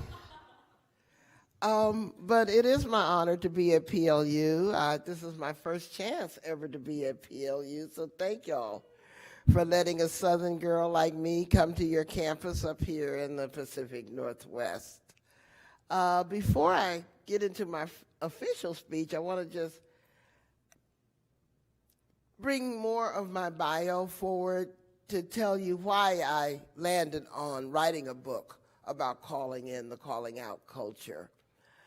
Back in the 70s, I was the third executive director of the first rape crisis center in America, actually in the world, because it was the first ever. And I was a rape survivor. I was a person trying to attach words to the experiences that had happened to me as a child sexual abuse survivor. And while I was the director, we got this letter at the Rape Crisis Center from a guy named William Fuller. And William wrote these words that I can never forget. He said, outside, I raped women. Inside, I'm raping men. Can you help me? And we recoiled in shock. Because here we are, women running a rape crisis center, barely with enough resources to help the victims of sexual assault. And here's a perpetrator reaching out to us saying, can you help me? That letter sat on my desk for 6 months before we did anything, because it was just too much. It re-triggered me. It just, it was too much. But one thing as black women in the anti-rape movement recognized was that the prison industrial complex victimized our community as much as the people in the community who victimized black women. And so eventually we ended up going out there to Lorton Reformatory, which was DC's jail at the time, and William formed a group called Prisoners Against Rape, which was the first male-led anti-violence group in the country. Happened at a prison. So from there, I learned about myself that I was capable of having conversations with people who scared the shit out of me, literally. Because he was incarcerated for raping and murdering a black woman. So as a barely healed survivor, I found within me the strength to go out there and talk to William and eventually start black feminist classes with him, which was kind of amazing. I remember the first time I handed Ain't I a Woman by Bell Hooks to him. It rocked his world and it rocked my world to be able to give it to him. Another experience I had was in the 1990s. At that time, I worked for an organization called the Center for Democratic Renewal, National Anti-Klan Network. And I was first the program director, and I became the research director. But one of my jobs was to help communities that were experiencing hate violence deal with them. As a matter of fact, should I let y'all know that y'all got a little problem up here in the Pacific Northwest? Because all of my trips to Washington State, Idaho, Montana, Oregon were around pursuing hate groups because they were going to establish this as a white Aryan homeland. I think y'all might have heard a little bit about that, right? But one day my boss, who's Reverend C.T. Vivian, came to work. He was the chair of our board, and he was a field director for Dr. Martin Luther King, so he's a civil rights icon. And so Reverend Dr. Vivian came to work one day, and he says, Loretta, we're going to need you to start working with these people. I said, what you talking about? He says, well, when you ask people to give up hate, you got to be there for them when they do. And I went, oh, shit. But that was below my breath, because you don't say that to a minister, you know? So I swallowed it, but I was like, but he was right. And so it turned out that the first person I had to help is a man named Floyd Cochran, who was the national spokesman for the Aryan Nations at Hayden Lake, Idaho. And Floyd's second son had been born with a cleft palate And so his Aryan buddies told him that his son was a genetic defect who needed to be put to death. What a wake-up call for a guy who had been a Nazi since he was 14 and now was 35. Floyd actually became a Nazi because he was tired of being bullied, because he was a small kid in all-white upstate New York. He'd never met a black person. He'd never met a Jewish person. He'd never met anybody white, but he was getting bullied anyway. And so that's how he became a Nazi. And anyway, I started working with Floyd. And when people decide to leave the hate movement, it's not like you quit the Kiwanis Club. It's like you're leaving with a lot of knowledge of criminal activities that people will kill you for. And yet they're not desiring to go into a witness protection program with the FBI or anything, because they're not trying to flip. They're just trying to get out with their lives kind of thing. And so I found myself having some deeply uncomfortable conversations with Floyd as he started revisiting his ideas about black people, about Jewish people, about gay people. I mean, he was just deprogramming himself of a lot of hatred that he had not only internalized, but used as a recruiting mechanism, because he reached out to other alienated young white boys. He was expert at that. And as a matter of fact, these two boys that he recruited, named Freeman in Allentown, Pennsylvania, came home one night and murdered their entire family. So Floyd actually wanted to do a tour of atonement to apologize for the people that he had recruited. And for that, we ended up on the Jerry Springer show, which is a whole nother thing. You do not hear Jerry Springer on my bio, because you could not explain to anybody how you end up with a Nazi on Jerry Springer. You just can't. Yeah. But if you Google Loretta Ross and Floyd Cochran, you could probably find an episode somewhere.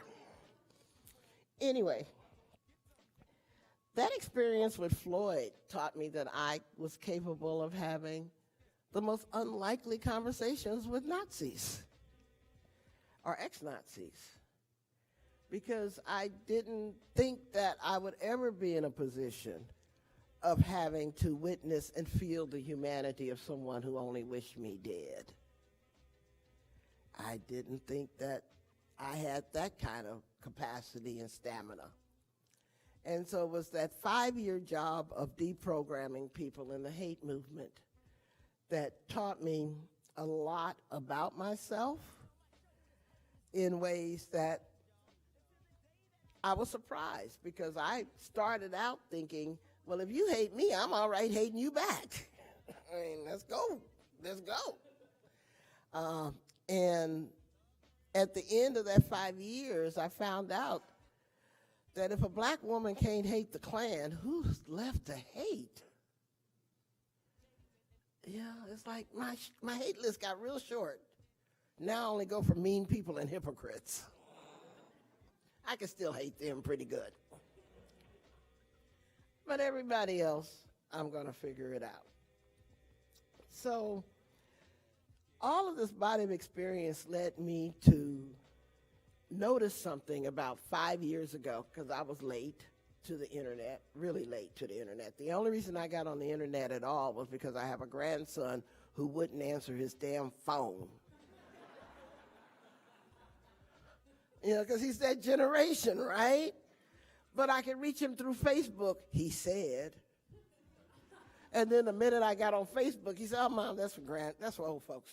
We do IG now. What the hell is IG? So I didn't follow him to all these other platforms, but he forced me to get on Facebook. And once I got on Facebook, I started noticing all these awful things people felt free to say to each other.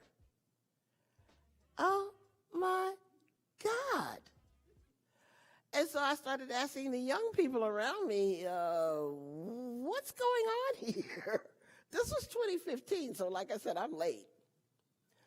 what's going on here? Why do y'all think y'all can do this to each other and say these things to each other? And Marissa, the young woman I asked, she literally said, oh, you mean the call-out culture? And I said, y'all have named it? She said, yeah. I said, well, what are y'all doing about it? And she just kind of shrugged. I was like, oh, shit.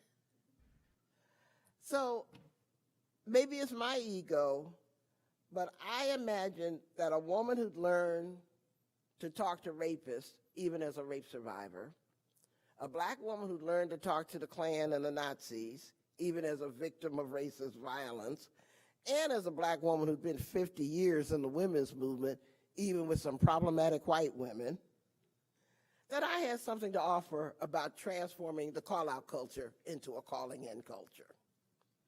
I mean, imagine it could be my hubris, but I wanted to be able to pass on what I had learned about myself in the process of having a lot of conversations with people I would not bring home for coffee. Because just because I'm able to talk to you don't make you my friend. Okay? It just makes you someone that I may not define as my enemy. There's a difference. And so just the purpose of this conference is about heightened political and social polarization and how to communicate across differences and how we can learn to collaborate better together. I think that's why they invited me to come talking about my book, Calling In the Calling Out Culture, because it's techniques for learning how to transform what we call the call-out culture, but I also call it the cancel culture. Because if you say the wrong word, if you use the wrong gender pronoun, if you tweet something that should not have been tweeted, that 10 years later is read as this or that or that, your ass will be canceled in this culture of unforgivability that we now have masquerading as activism. Because it's not real activism, it's performance in the woke competition. Who's the most wokest? I can't say awake because they ain't even advanced enough to use that form of it. It's the woke competition. So I think we have real need to create a calling in culture. Now, the difference between calling out and calling in is actually very simple. People do harm to other people. It's quite a truism. Hurt people hurt people. It's also true that when you do social justice work, social justice activism by definition attracts people who are traumatized. Otherwise, they wouldn't get into social justice work. They'd go to a beach and play with themselves or something because they're living their happy lives somewhere. People who are drawn to doing anti-oppression work are usually drawn to it because they have experienced oppression and that has left a traumatic allostatic load within their bodies. So we should not be surprised that the people with whom we have to work on social justice issues are themselves survivors of trauma who will then inflict that trauma on each other. Why are we surprised by that? Because I know in the anti-rape movement we're dealing with a bunch of traumatized people who inflict that on each other. I know in the anti-racist movement we got a whole lot of traumatized black folks who brutalize each other. So why are we constantly surprised means that we simply have an unrealistic expectation of who we're working with. So a calling in is holding people accountable for the harm that they do each other, but instead of holding them accountable out of anger, you're holding them accountable out of love. You're recognizing that people are capable of causing harm to each other, but instead of putting them out, you said that ugly word and we don't da-da-da-da-da. You stop, you pause and say, Loretta, when you used that word before, I don't know if I understand exactly what you mean. Do you mind if we go have coffee and talk about what happened when you used that word? It's not letting me off the hook for using that word. It's making a choice on how to respond to it. So it's not giving a pass to oppression. It's choosing not to respond to oppression with oppression. So a calling in is a call out done with love. Because I'm working on the assumption that even though we are all capable of making mistakes, our mistakes aren't a reason to exile and cancel you from the movement. And this is really important at this particular moment in history, because right now we're watching the total deconstruction of this thing called American democracy by a proto-fascist movement. And yet we're wasting most of our best anger on people who should be in resistance to fascism versus the fascists themselves. We had an incident at my campus. I teach at Smith College, where people were putting swastikas around our dormitories. And the student body was a little upset because the administration took the position that this is not Smith. This is not our campus. These had to be outsiders that came and did this. And the students were understandably pissed because outsiders don't normally have access to the dormitories. You know what I'm saying? So obviously, there are some Smith students who are neo-fascist, wanting to put swastikas up. And so the students got really angry at the administration, which I kind of tolerated. Well, by the way, I should give you more information. The course I teach is called White Supremacy in the Age of Trump. So of course they're going to bring this to my class. I was out of town the weekend it happened. I came back and the campus was in uproar, and I was like, what happened? And then that's what happened. So they brought this all to my class because they wanted to know what we should do about this white supremacy at Smith. I mean, And I let them talk for a while, and then I just had to stop them and say, wait a moment. Let me just get this straight. You're more angry at the administration for not defending you from the fascists than you are at the fascists themselves. Is that what I'm hearing? And they had to stop and think. Yes, they were more angry at the administration than the actual fascists. That's why we got to stop the calling out culture. Because I said, whatever you think about the administration, let me tell you one thing you probably don't think, and that is that they're Nazis. If you can't tell the difference between Nazis and people who didn't defend you well enough, you got a problem, because you can't tell a problematic ally from an enemy. You can't do a threat assessment worth of shit.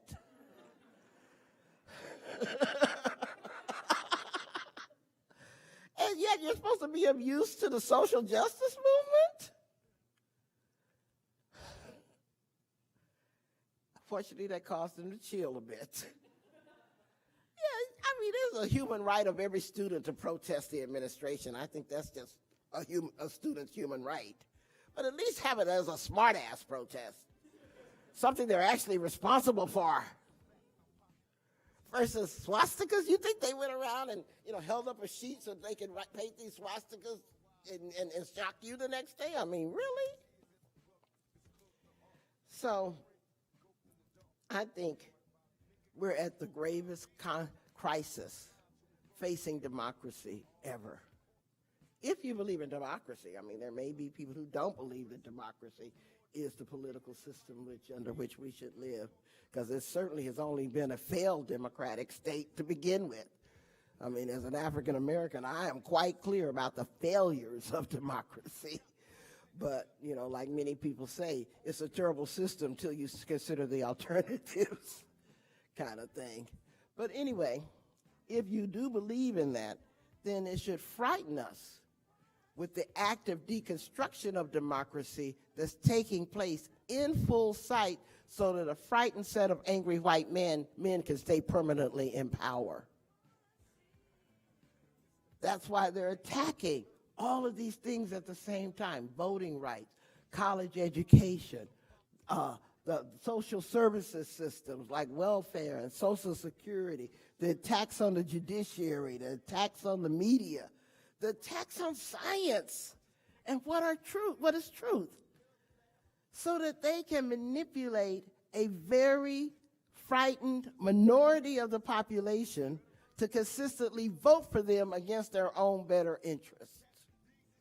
They have convinced a small minority of white America that it would be better to die than have health care that people of color can access, for example.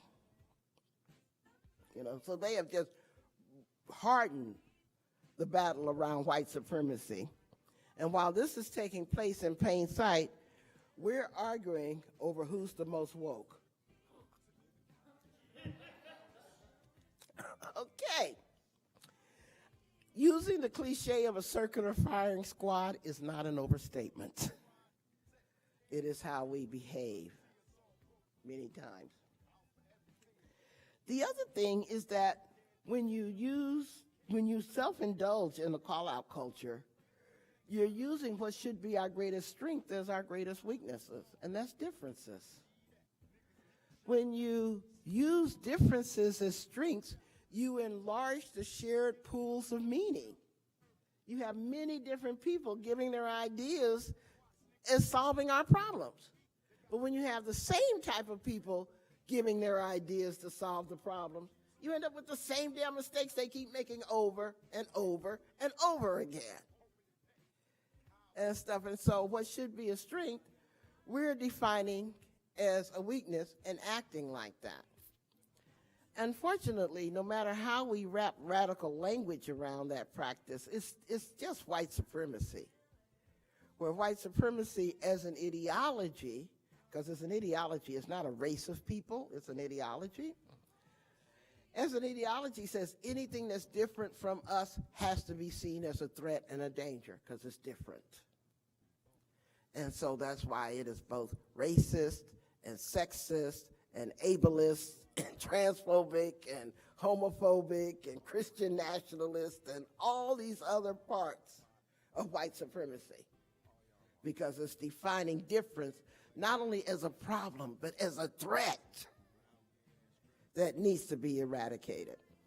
And so if you're in that school of thought that says difference is a problem or a threat, I don't care what kind of radical language you wrap around it, you're practicing white supremacy.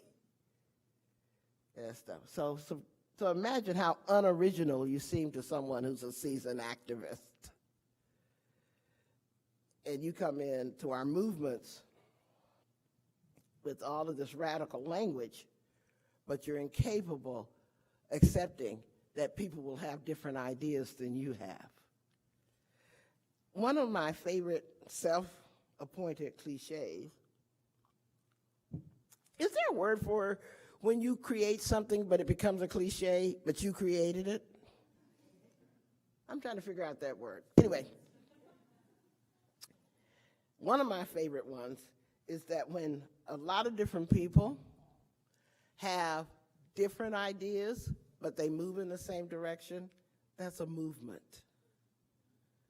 But when a lot of different people have the same idea and they move in the same direction, that's a cult. And we are not building the human rights cult. So all of your efforts you're putting into making everybody agree with you and all have the same direction and have the same ideas and use the exact same words and have the same way of saying everything, you're building a damn cult. Trust me, that's not a movement. That's an ego-driven cult. And so what you think is activism is actually cult building. And those of us who do activism with some experience, we won't call you out. We'll just say, we'll put them to the side till they grow up. And maybe they'll come back when they're ready to be with people who are different. But if you have an inability to tolerate someone else's thoughts being different than yours, trust me, you are not showing how smart you are. You're showing how underdeveloped your activism is. The reason I say this is because I probably believe that, well, I definitely believe that y'all probably are what I call the 90%ers. The 90%ers are those of us in the world who kind of recognize the buzzwords that we use: neoliberalism, capitalism, homophobia, transphobia, sexism, misogyny, pissed that Warren dropped off, and pissed at Sanders, and all this other shit, right?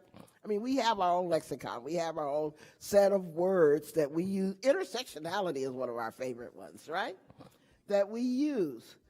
I only call us 90%ers, though, because even within that high level of unity around our language and our worldview, there's 10% we probably don't agree with.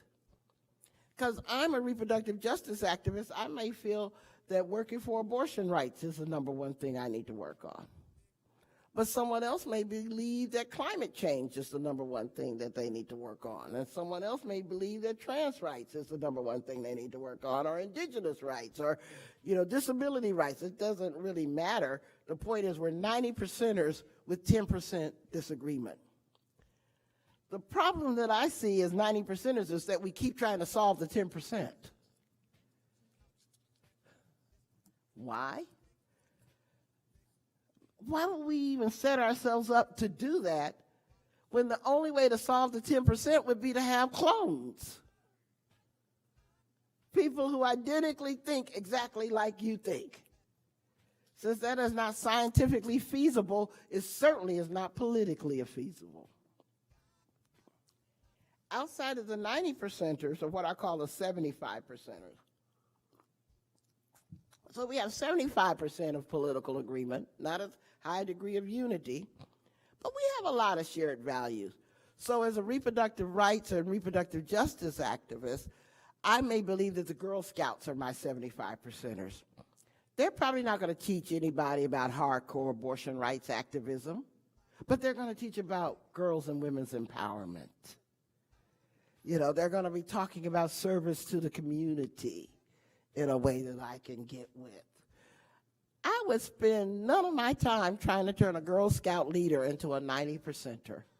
Matter of fact, the language I would have to use to try to persuade her would probably turn her the hell off, because it sounds very elitist. It sounds very in-groupish.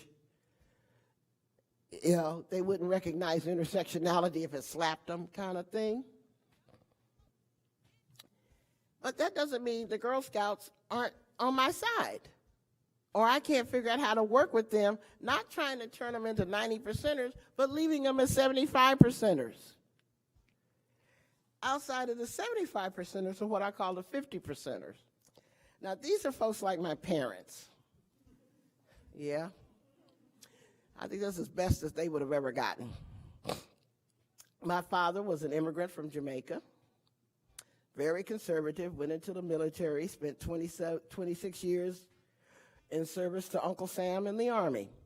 Came out hyper-patriotic, a member of the National Rifle Association, had Smith & Wesson signs in our front yard when the Klan threatened the family one year. That was Dad. Mom was a hyper-Christian Southern Texas Baptist woman, Southern Baptist Texas woman, maybe I should say it that way. She believed birth control was a Bible between the knees. You held that Bible, you weren't going to get pregnant, both literally and figuratively. All right? So Mom and Dad and I didn't have a whole lot of common language, even though I knew they loved me and all this other stuff. But they didn't understand me because, Mom would say, well, I've got one son that's a pharmacist and I've got another son that's an architect, and Loretta just doesn't go to jail often.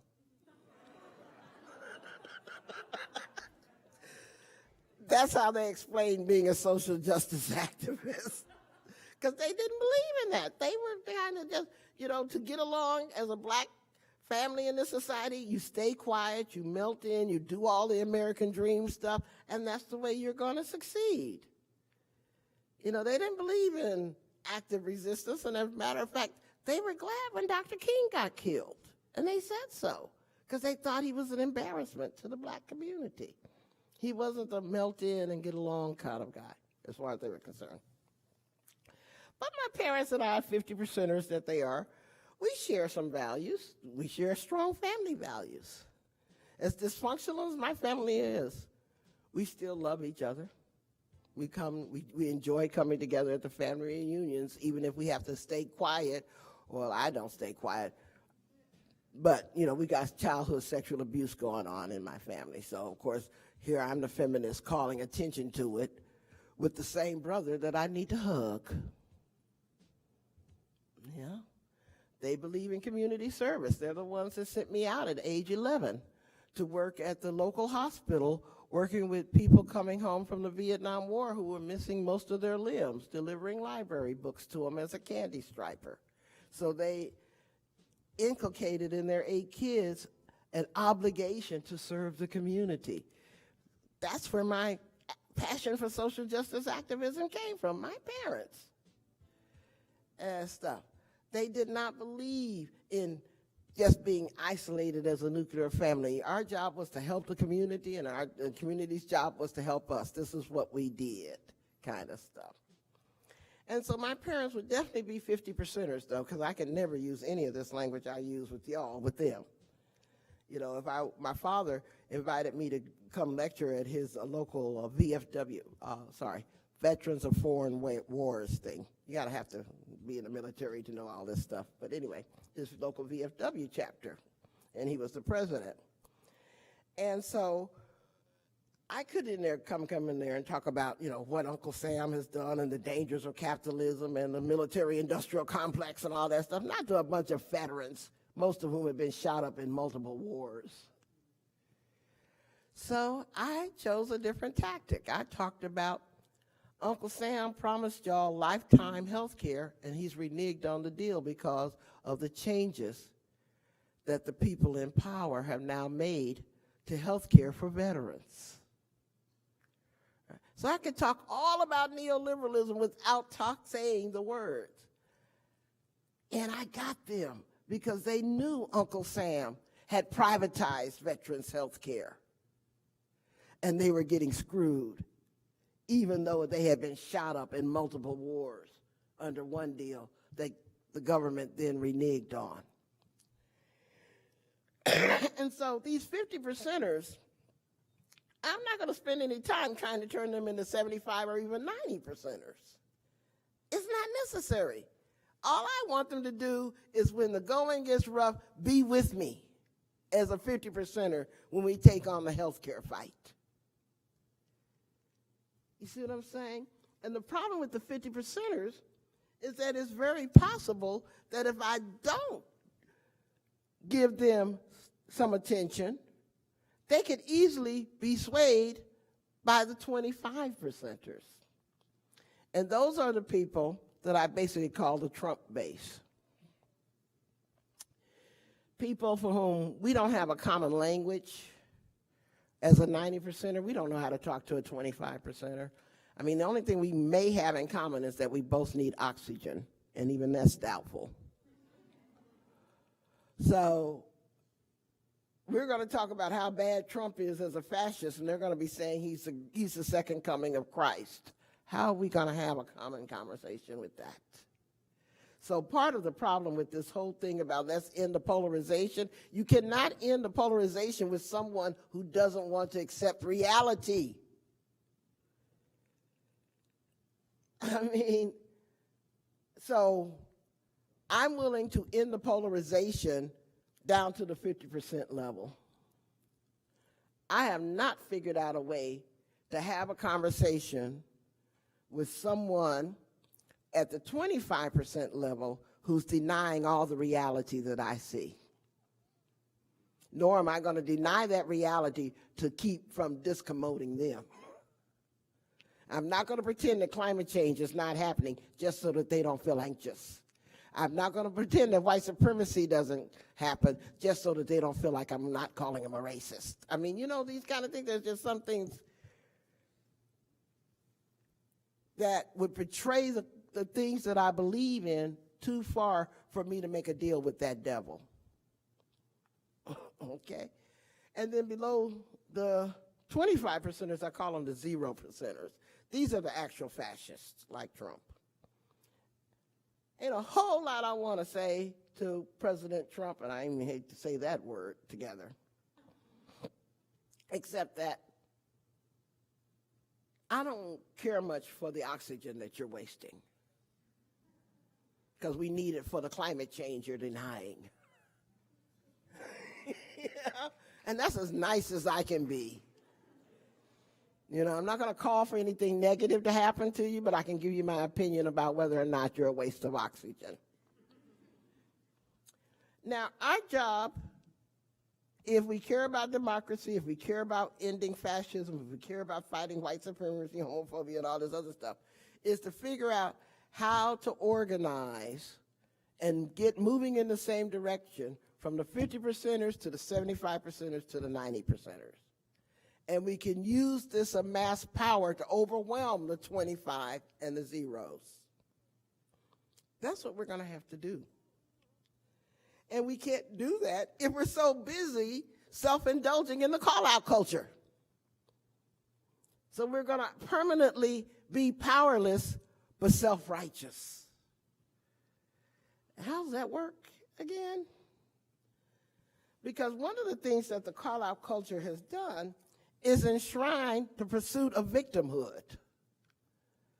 Everybody wants to be the most worthiest victim.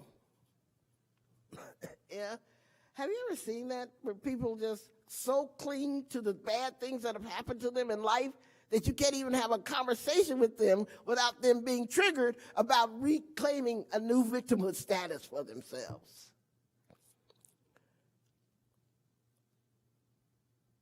Permanently defining yourself as a victim is the least empowered stance you can take in the world, because you are relinquishing any power to end victimization. This is not a good thing for our movement. And what happens in the victimhood race is that people weaponize their victimhood and believe that because they are survivors of some kind of victimization, they have a right to be as harmful and hurtful to anybody as they want to be without being held accountable for it, because they're speaking their pain.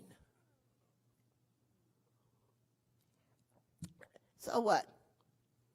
Tell it to a survivor who's been through what I've been through, that you have the right to brutalize me because you've been victimized. I'm going to say F you and the horse you rode in on, because I don't play that. If I can survive being incested at 14 and co-parenting with my rapist because I kept his child for 50 years, I don't want to hear your story if you're going to try to use it to practice oppression under the name of victimhood. I'm not going to let you get away with that one. And stuff. And so I actually get in trouble, because I actually call out my other fellow survivors when I say sometimes Me Too goes too far. You know, you're not supposed to say that. Don't you believe survivors? I say, yeah, but most survivors, I know this, are telling what we believe is true through the lens of our trauma. That don't make it the truth, it just makes it our truth.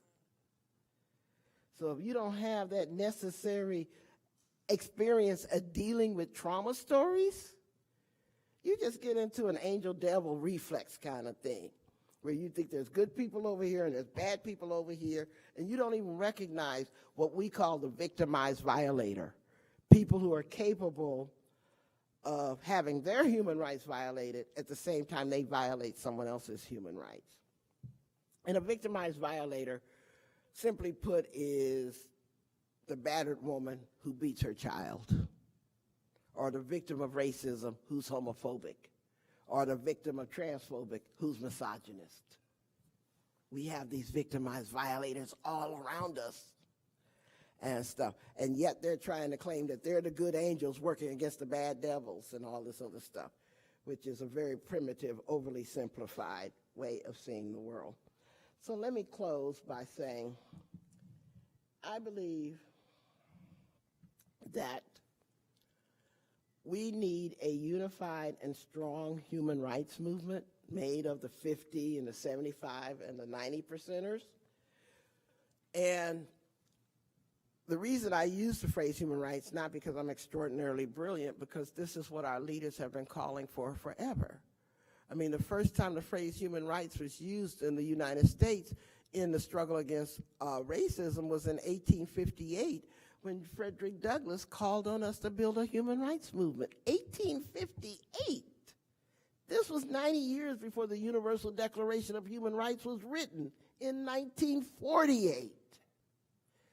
Martin Luther King called on us to build a human rights movement in his last Sunday sermon, March 31st, 1968, 4 days before he was assassinated. It is the longest memo the American public has never gotten. You know, what we call it, the oldest baby that's never been adopted is the human rights framework. And I think largely this happens because the American public is totally unaware of the human rights framework. They don't even know what human rights are. They think of maybe a tortured prisoner in a jail overseas somewhere. But they don't know that economic human rights exist. Your right to have the economy managed in a way that it meets the needs of the people and not Wall Street. Or social human rights, your right to food, health care, clothing. Education is a human right. But why would they teach you that education is a human right and then charge you $70,000 a year for something that is your human right? Yeah. The right to vote is a human right, but the right to have your votes counted is denied by the Supreme Court. You know, the right to a clean environment is a human right. But yet we have our government leading the attack on addressing climate change, or denying that the right to clean water is what the people of Flint, Michigan deserve as their human right. The right to sexual freedom, sexual autonomy, sexual rights are human rights. The right to determine if and when you'll marry, if and when you'll have children, even the right to sexual pleasure, my favorite, is a human right. So you get to tell your partner, you're not doing it right. You're a human rights violator. Woo!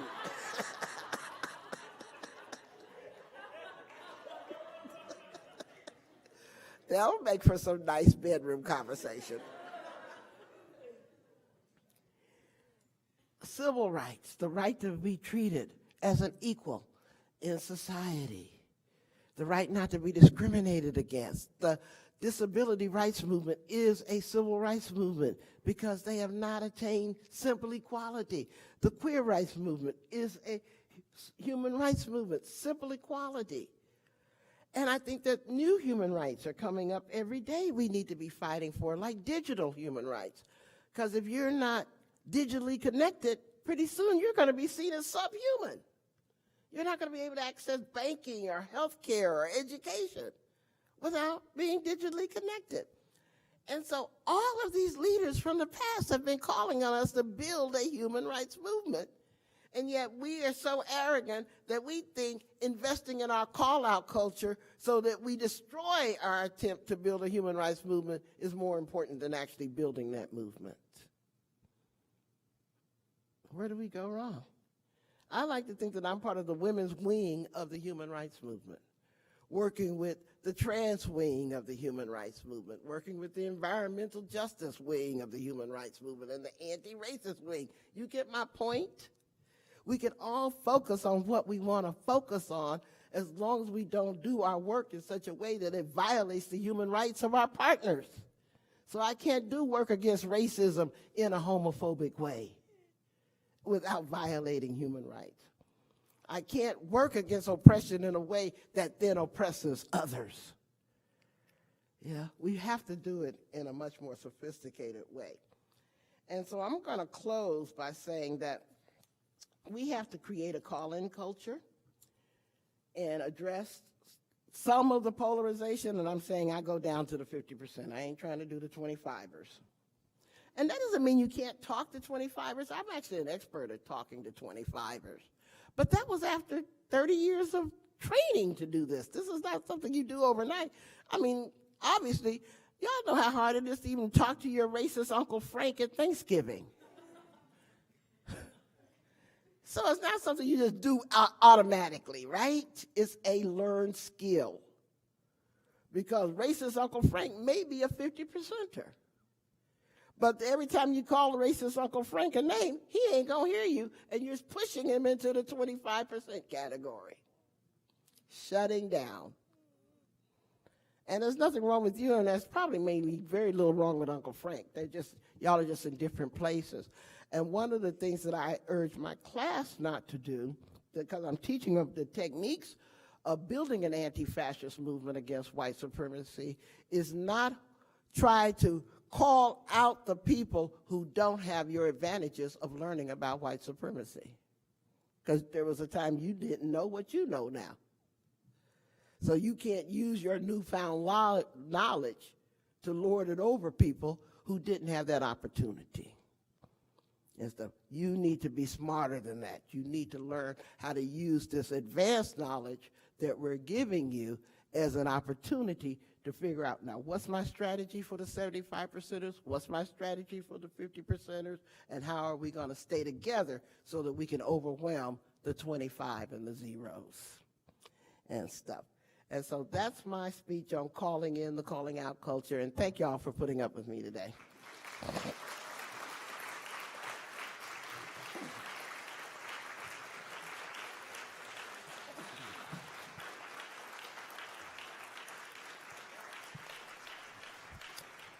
I understand there are microphones that they're going to pass around if you have questions.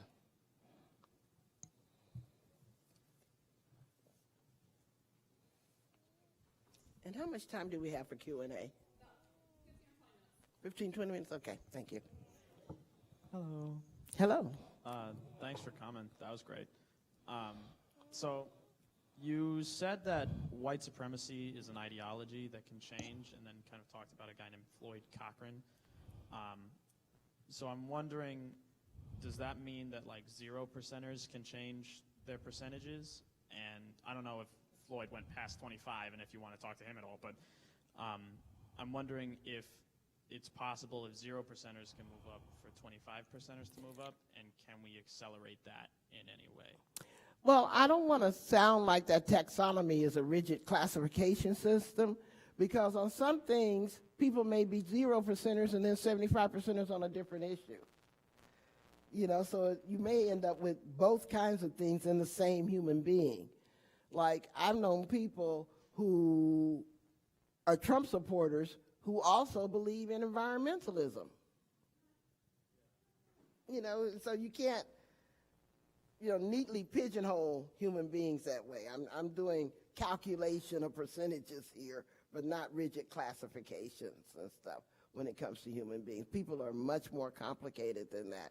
I know extremely good people who do horrible things, and I know horrible people who do good things. So I try not to use an angel-devil theory, even as I talk about that taxonomy, because people are more complicated than that.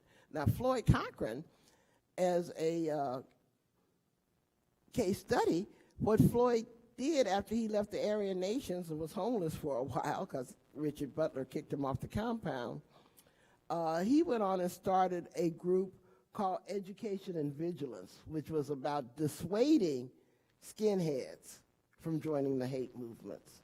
Because the skinhead culture, by definition, is not necessarily a racist culture. It was turned into a racist culture. And so he was using his amazing persuasive skills to discourage people from joining the hate movement, because he didn't want people to go down the path that he went down. I don't think I'd call Floyd a 90%. I'd probably call him somewhere between 50 and 75, even though he gave up open white supremacy You know, I know he still sleeps around with his wife and does some other stuff that I wouldn't necessarily support. So, you know, he's a regular guy trying to do the best he can with some amazing skills. He's got an amazing brain. He was actually too smart to have been in the Aryan nations. I was actually surprised to have discovered that about him. Mm-hmm.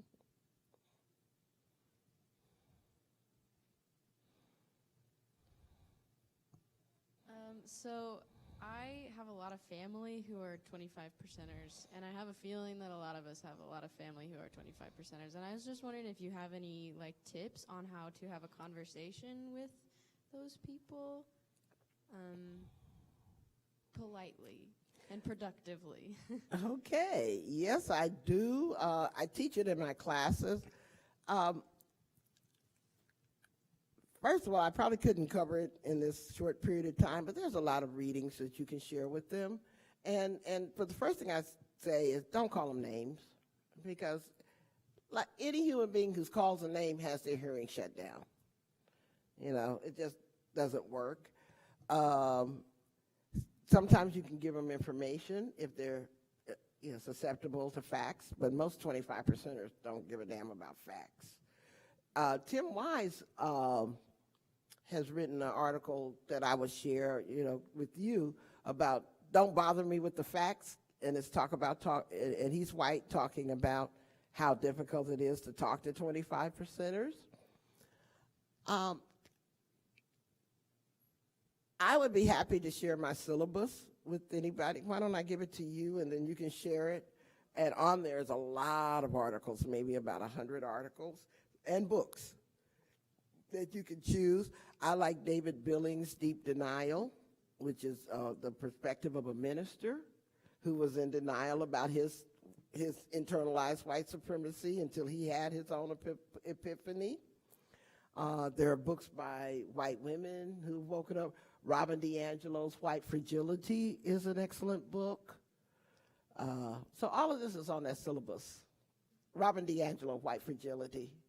But what I find is when you're trying to get people to look at another perspective, usually giving them short, digestible pieces that they can read in a few minutes is much more effective than saying, you need to read this book, because that's Debbie Downering them. You're making them feel stupid. You're giving them a task that's onerous. And people tend to have their ideas attached to how they feel morally about themselves. And so that's why people react so badly when you call them names, because it's basically the same as if you'd call them a pedophile or a thief. They have that same kind of visceral gut check. And so that's why they don't respond well to being called names. But I'd be happy to share with you my syllabus, like I said. Maybe one year that y'all hire me to come teach.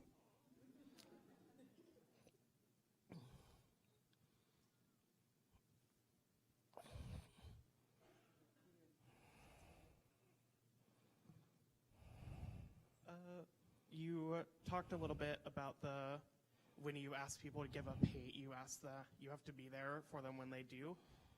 I was wondering more about how you really do that, and how you continue to do so when it gets hard, when people are, trying to deprogram themselves from those things from that hate. Mm-hmm. Within any situation, there are degrees of assistance that one is capable of providing. I actually referred to the book by Sherry Moraga and Gloria Anzaldúa, This Bridge Called My Back. It's a very famous feminist book, in case you ever take a women's studies course. But in this book, they offer a metaphor that when a woman of color chooses to be a bridge representing both her community of color and the white feminist movement, for example, when you're in that bridge position, people who are using you are only paying attention to two things: where they're coming from and where they're going. What they're not paying attention to is the bridge under their feet. And so if you're going to serve in that bridge position, you have to be sufficiently healed from your own trauma that you are intentionally choosing to have your needs invisibilized. Does that make sense? Because if you're still in that hurting place where attention needs to be paid to your needs, then you're not in the best place to be a bridge. Unless you want to wobble like this as people are trying to walk across you, which is likely what happens, right? And so part of it is doing that internal temperature check to see if you're okay. We're trying to help somebody get to a new understanding. And being okay with saying, I'm not in that space yet. Because there's many different roles to play in the movement. Everybody ain't got to be the bridge, okay? And so if I am dealing with, for example, a rapist, I can probably do it better because my rapes are 40 years ago than someone's who was 4 months ago. Okay, so I still have a survivor perspective, but I don't have the raw wounds because I've done intentional healing and self-care in that 40 years, mainly some very useful and life-saving therapy. And so that's part of the answer. The other part is, how do you provide services? There's no witness protection program for people who escape the hate movement unless they're willing to turn state's evidence to the FBI. So usually we use a series of churches like Lutheran churches or United Methodist churches. Evangelical Lutherans were really good, by the way. I don't know. Every religious group has its left, right, and center. So we find the left wing of that religious group, the left wing of the Catholics, the left wing of the Lutherans, the Presbyterians, and all of that, and that's what we'd work with. Because usually they would leave their homes in the middle of the night with no clothes. You don't get a chance to call U-Haul and pack up. You got to leave, usually secretly. And so you end up with no clothing, no food, pulling your kids out of school. I mean, it's kind of like an underground railroad that we would have to establish using these church networks. So there's that. And because we didn't have any legal powers to help people establish new identities, it really was a relocation just to a new place, but they'd have to do it all in their own names. And so they were still at risk. They couldn't actually get a new identity because that's called identity theft or whatever. But we could help them go from, like Ken and Carol Peterson. Ken and Carol Peterson from Janesville, Wisconsin, for example, were in the Klan. And so we helped them, relocate to another state. And I remember being really pissed off because Geraldo Rivero decided to do a show on them. And so he decided that he wanted to interview Ken Peterson, who had been in the Klan, at 2 o'clock in the morning in the middle of the winter in Janesville, Wisconsin. Cold as shit. So I'm standing there chattering, teeth chattering in my coat while Geraldo's interviewing Ken. And next door to me, standing 5 feet from me, is his wife, Carol Peterson, who didn't have a coat. And so I watched this white woman freeze to death for about 20 minutes, and then I couldn't take it anymore. So we ended up sharing a coat.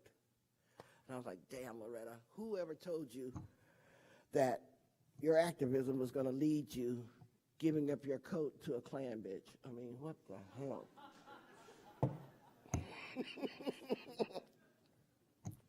But as a human being, I couldn't stand to watch her freeze. It was like a 3-hour shoot. And so, again, you surprise yourself what you learn about yourself when you do these kinds of work. When you use human rights as your lodestone, then you can't fail to see the humanity of everybody, even when you don't want to see it, to be honest.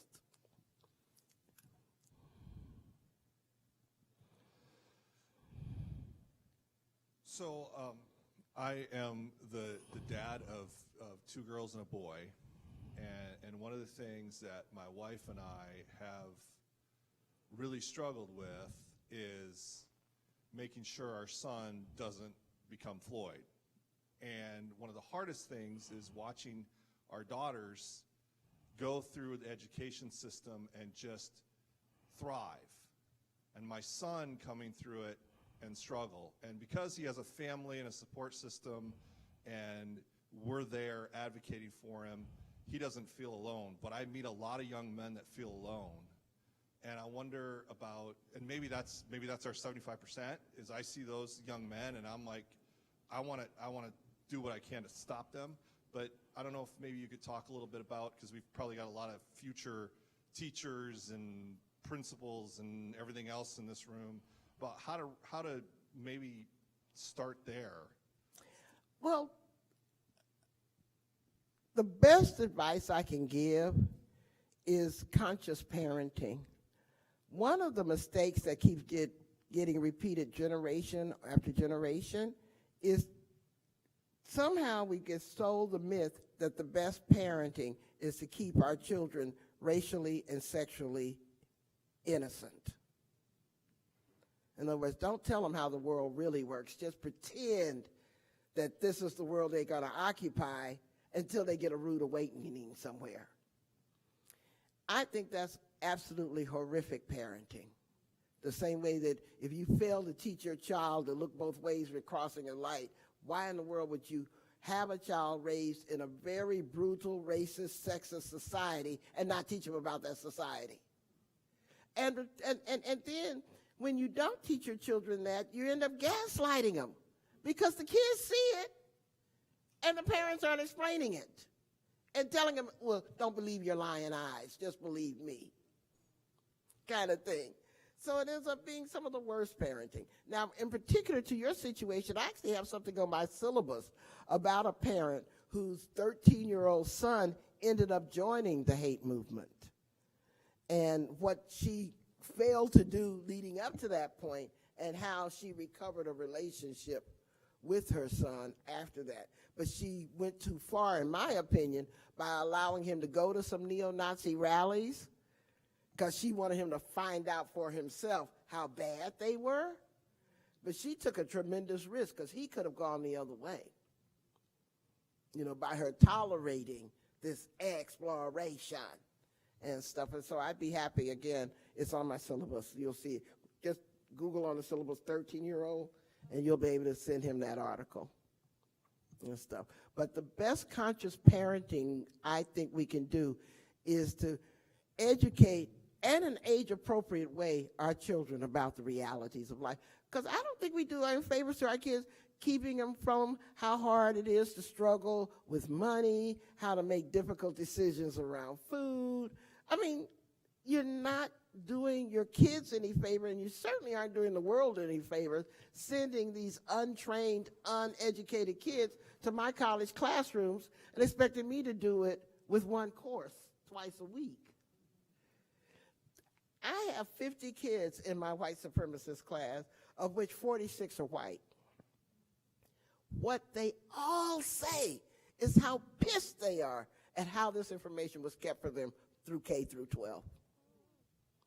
So just by getting this information, they immediately start revisiting and maybe trusting a little less the parents that gave them everything to get to this point. Because if you lied to me about this, what else have you lied to me about?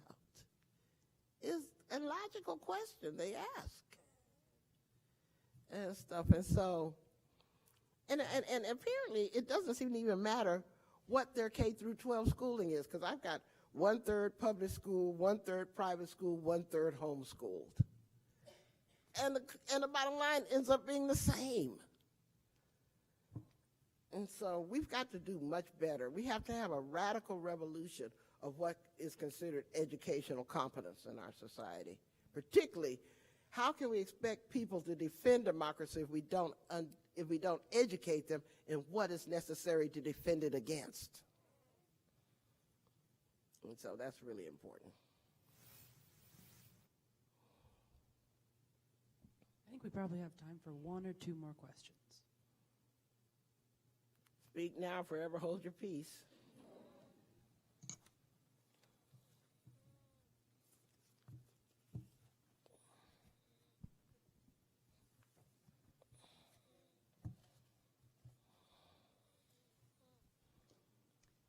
Since we have the time, reproductive justice is a particular passion of mine as well, and so I'd love to hear about some of the work that you've been doing surrounding that.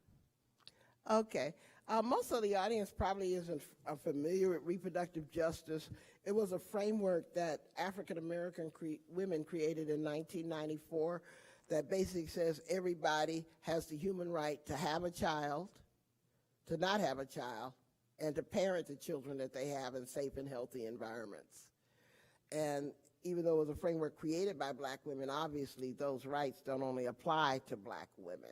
And so we call them all reproductive justice. That kind of moves us off of the pro-choice, pro-life stalemate, because both of those frameworks only deal with the pregnancy. They don't deal with what happened before the pregnancy and what will happen after the pregnancy and stuff, because what we analyze is that every time a pregnancy happens, either planned or unplanned, there's this kind of, oh my God moment that goes in a person's head, kind of like, oh, do I have health care? Can I keep my job? Can I stay in school? Oh, what will my mama say? What will my partner say? Oh my God, what will my minister say? I mean, on and on and on. And so reproductive justice demands that you pay attention to those oh my God questions. Because if a person has good answers to the oh my God questions, they're going to turn an unplanned pregnancy into a wanted pregnancy. But if they have bad answers to the oh my God question, even a planned pregnancy may be turned into an abortion. You know, and so both the pro-choice and the pro-life movement, we offer a critique. Y'all start with the pregnancy when you really need to start further upstream and look at the human rights conditions in the person's lives long before the pregnancy became an issue. So that's why it's called reproductive justice, not just focusing on the pregnancy, but how people have their human rights either protected or violated even before the pregnancy happens.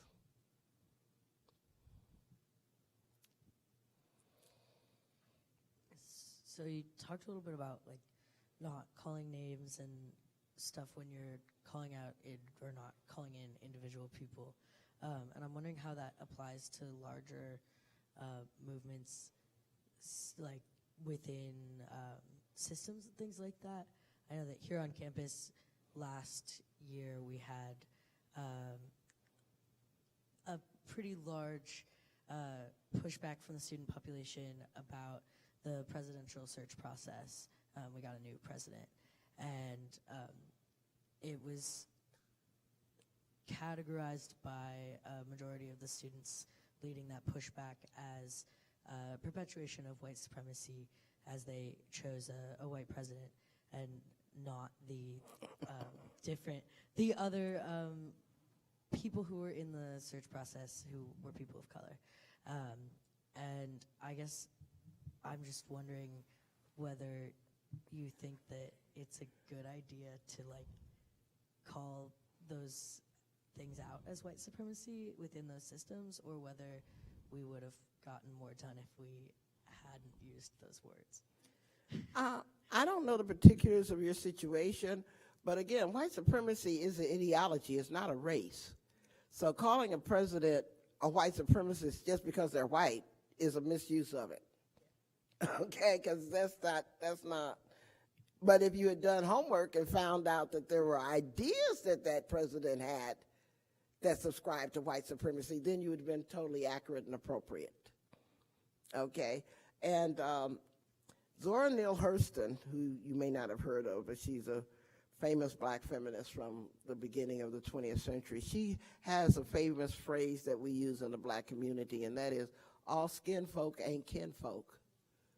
So just because someone is a person of color doesn't mean they have the right politics. You know, so we can't use these primitive angel-devil theories of who should be hired, who should not be hired, what identity should they represent, that kind of stuff.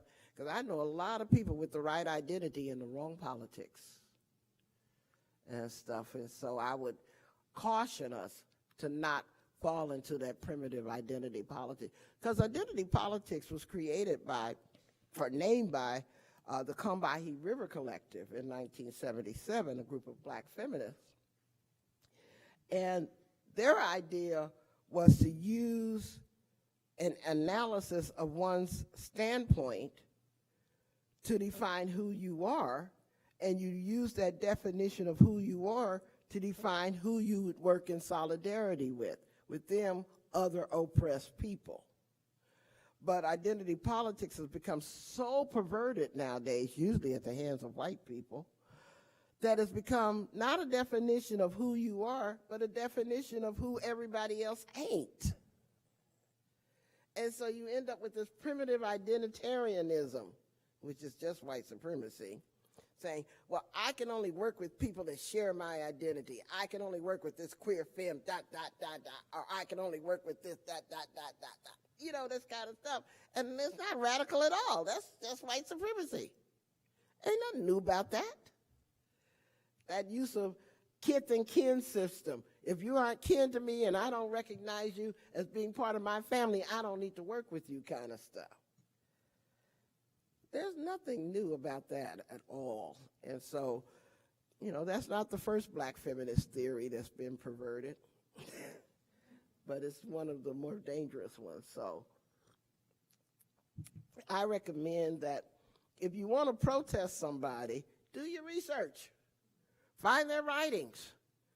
Have a reason other than their identity. Because otherwise you look kind of unsophisticated, you know, kind of thing. And I say that's the same, like, you know, I tell this to campuses where hate provocateurs come to campus. You know, you want to say, oh, well, he's a member of X and Y and Z, and we should never allow him to have a platform on campus. I said, I agree with your outcome, but your pathway has to be more strategic.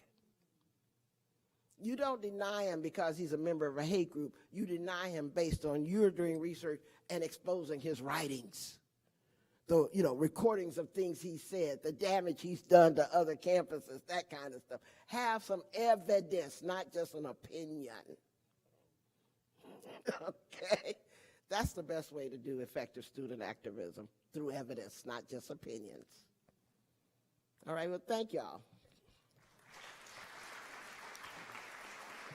Thanks again. Let's give Loretta another round. Woo. Just a reminder that books are for sale downstairs, including those by Loretta and those featuring her work. So please make your way downstairs and purchase some of those to keep learning about her thoughts and theories and experiences. Thank you so much.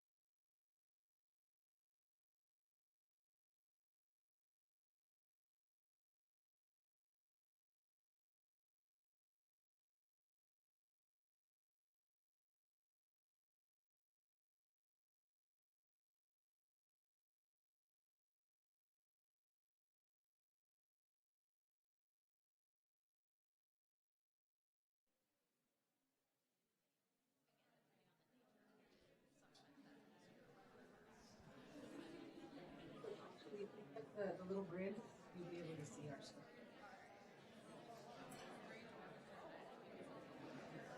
Yeah.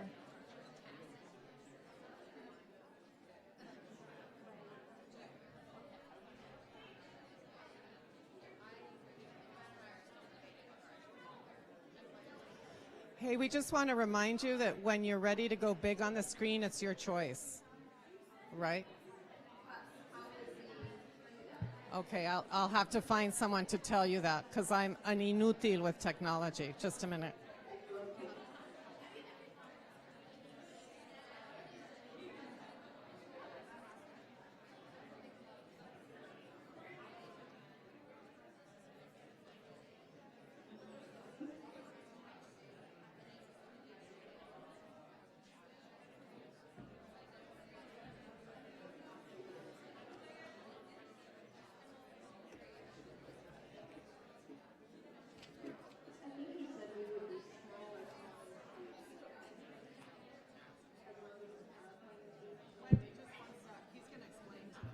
I think we were told that we would be small while we were sharing our PowerPoint, and then once we were done with our PowerPoint, then we would be maximized. Yep, that's exactly it. Okay, perfect. I'm sorry. Yeah. And I will take your photo once you are maximized. Gracias. Okay, we're ready. Oh, yeah.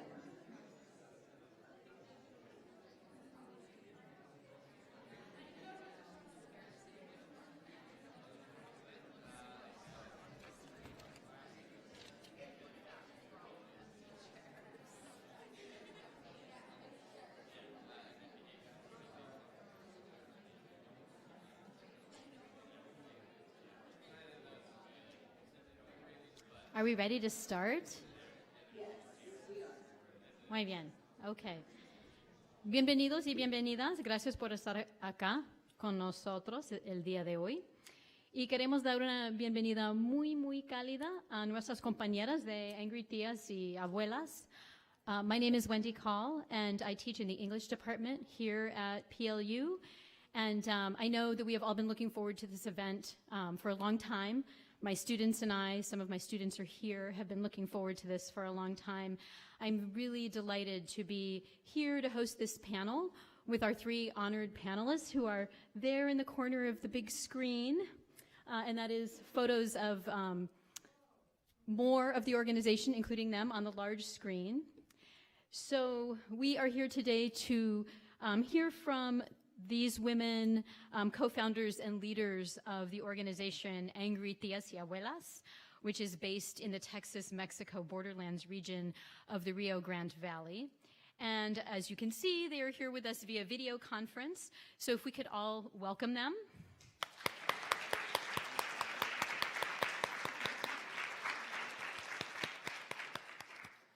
So as you can see right above them, you can see what they can see. So for example, they can't see me standing up here. So when I am done introducing them, I'm going to sit down, and then I will come back up when we are at the Q&A section of today. So to give you a sense of who these amazing women are that we will be hearing from, the mission of Angry Tías y Abuelas is to provide basic necessities for health and safety and support for human dignity and justice to individuals and families who are seeking asylum at our southern border. Angry Tías, as their shortened name is on their website, supports these asylum seekers as they embark on their journeys to other destinations in the United States, and also as they wait, sometimes for a very long time, at the U.S.-Texas border. So an entire book has been written about their excellent work in the Rio Grande Valley in response to the cruel and entirely unacceptable family separation policy, both formal and informal, of our current administration. This book is from the library, so I'm going to return it later on today, and you can check it out and find out more about their work. I'm going to briefly introduce each of our three panelists, and then they will share their stories, share their wisdom, and then we will have time for a conversation. There's one mic up here at the front. Please come up if you would like to ask a question or speak with them so that the audio carries it all the way to South Texas, to the Rio Grande Valley. So our three speakers today, the first one is Cindy Candia, who is a co-founder of Angry Tias y Abuelas. She actually went to high school and spent time in the Skagit Valley right here in Washington State. And she has spent more time at the Matamoros encampment than any other tia, building relationships with many of the refugees there. She's also the key contact for asylum seekers who manage the free stores that the organization has set up to offer basic necessities to the refugees and asylum seekers. Cindy also accompanies visitors from other parts of the United States and the world to the encampment in Matamoros to spread awareness about the inhumane conditions there. We also have with us Nayeli Barrios, who is an intersectional feminist, an activist, a writer, and an educator, born and raised in the Texas-Mexico borderlands. She moved to the U.S. side of the Rio Grande Valley from Reynosa, Mexico, when she was 9. She's also a co-founder of the Angry Tias. And she is introduced in this book by Daniel Blue Tix that I showed you earlier as, quote, a 32-year-old purple-haired poet and teacher of creative writing, writing at the University of Texas, Rio Grande Valley. And then we also, our third speaker today is Elizabeth Cavazos, who has worked as a mental health professional, and she currently volunteers to help conserve, restore, and educate others about the unique ecosystem of the Rio Grande Valley. When ICE and Border Patrol released thousands of international refugees at the McAllen, Texas bus station to travel by bus to sponsors elsewhere in the United States with no direction or support at all, Elizabeth co-led a really remarkable effort to make sure that those refugees had the support that they needed to find their destinations. So now, in addition to going to the encampment in Matamoros each week, she represents the organization Angry Tias in a region-wide rapid response network that is part of a network of organizations called the Equal Voice Network. So, with those brief and inadequate introductions of these amazing women, we're going to hear from each of them. The idea is that there'll be about 20 minutes for each of them to speak, however they wish to present to us, and then we will have time for a discussion and a Q&A. So I'm going to sit down there where they can see me. We will hear their presentation, and then I will come back up when it's time for the Q&A. So again, thank you all for being here. Welcome to our speakers.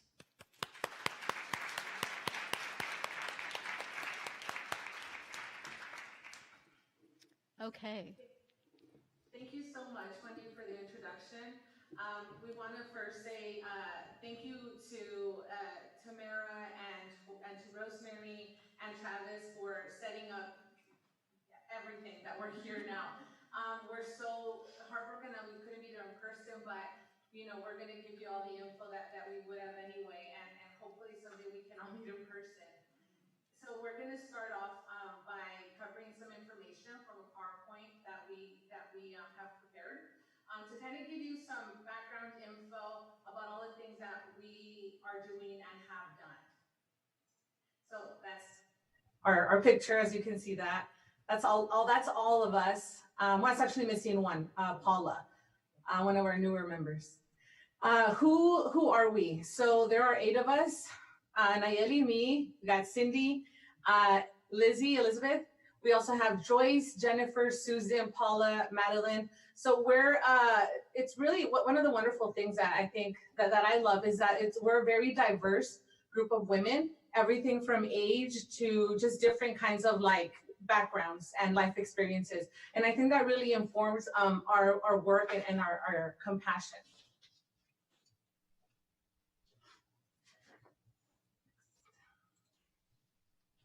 So just like a brief short list of the awards that we've received. This last summer, we received the RFK Humanitarian Rights Award. also a local Cameron County Bar Association award. We have an amazing honor, as Wendy spoke about, the book that Daniel Tix Blue wrote. And then also we recently received the Church World Service Award. Also the Church World Service, they've donated so many blankets, huge truckload of blankets, I think more than once, right? Yeah, that proved to be very useful to the individuals living at the refugee camp.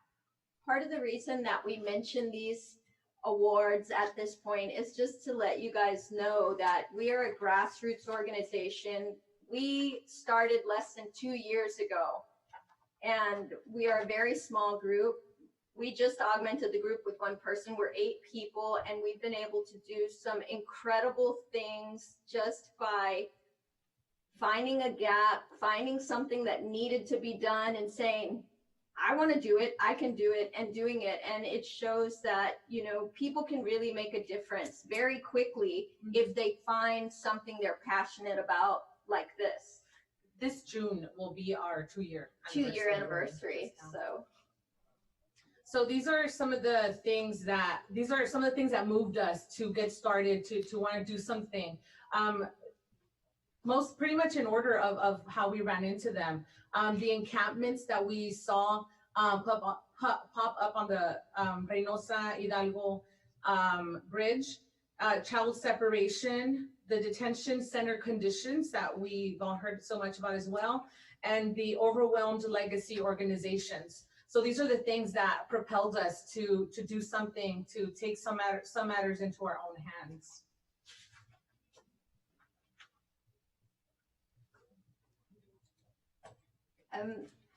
We mentioned child separation, and this specifically was something that moved me to action. The Crying Baby tape, which was released by Jennifer Harbury to ProPublica.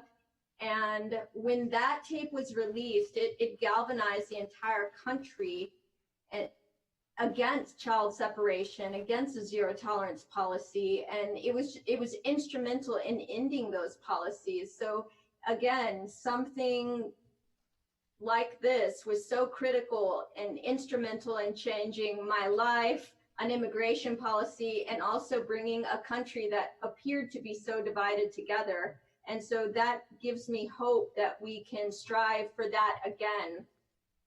You want to hear how the Crying Babies have been that got you? So the Crying Baby tape specifically was what brought me to the Angry Theas. About 2 weeks into the inception of the group, I was fighting, joining. I had a couple of friends who, I'm a naturalist, and they were my birding friends, posting about the encampments on the bridge and about metering. And I tried very hard to look away. My upbringing was such that you just don't rock the boat, and activism to me sounded like rocking the boat. So I tried not to see those messages coming through my feed, but when the Crying Baby tape was released, I couldn't unhear it, and it's changed my life. So our group, even though we're only 8 and we all live in the Rio Grande Valley, we get together very few times, actually all together in person. We've probably been together all in the same room less than 10 times in a year and a half, I would guess. And most of the work that we do, most of the communication that happens is, you know, electronic communication. Facebook Messenger takes up the vast majority of our communication. And then we do some of that work also through email, but some of us are better at email than others. And then we do some conference calls that are usually done by accident, and then by pressing the call on the messengers on WhatsApp or on Facebook, and then boom, we're all looking at each other on our phones and we're like, heck, let's talk. You know, there's got to be something we can iron out right now while we're accidentally on this conversation, on this call. So, and then again, the tiniest sliver of that pie you see is in person. So again, lots of things can be done. Mountains can be moved even when you can't all get together to do it. And I think that we've already heard our mission, but there it is up on the screen again. Yeah, and it's the basic necessities, basically to give. Okay, y'all need to bear with me because I'm the crier of the group. That's why I don't talk much.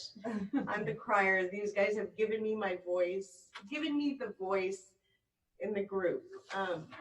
Just because I'm a very emotional person and I'm the doer. So bear with me. I'm the one that goes and buys the groceries and, well, the supplies, you know. So we give them back their dignity of what our government took away from them and their family. So that's what we're trying to do as a small group. And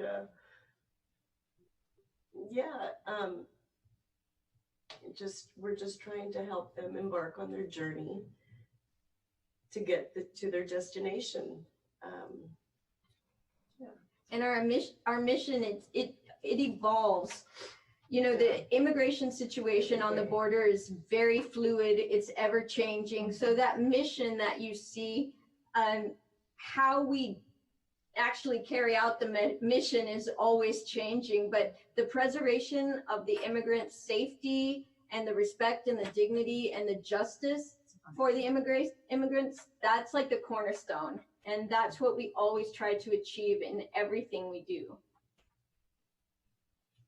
So what makes this is some of the things that we rely on, our partners, our volunteers, and money, right? So we're very fortunate that a lot of people are continuously supporting us when it comes to financial things, right? So a lot of our donations, they come from just individuals who are interested in helping somehow, right? And so they know that they can help through us. And so donating to our organization is what allows us to be able to, you know, help out in the camps and also help out our partners. We're not the only organization, we're not the only grassroots organization who is out there at the refugee camps helping these individuals with missions similar to ours. And whenever we can, which is very often, we help out our partners with money as well, so they can continue helping at the encampment. Also volunteers. Also, like Lizzie said, depending on what is happening at the moment, since everything is changing on a regular basis, the volunteer duties and needs change and they shift. But it's a really beautiful thing to see that there's so many people interested in helping from all over the country.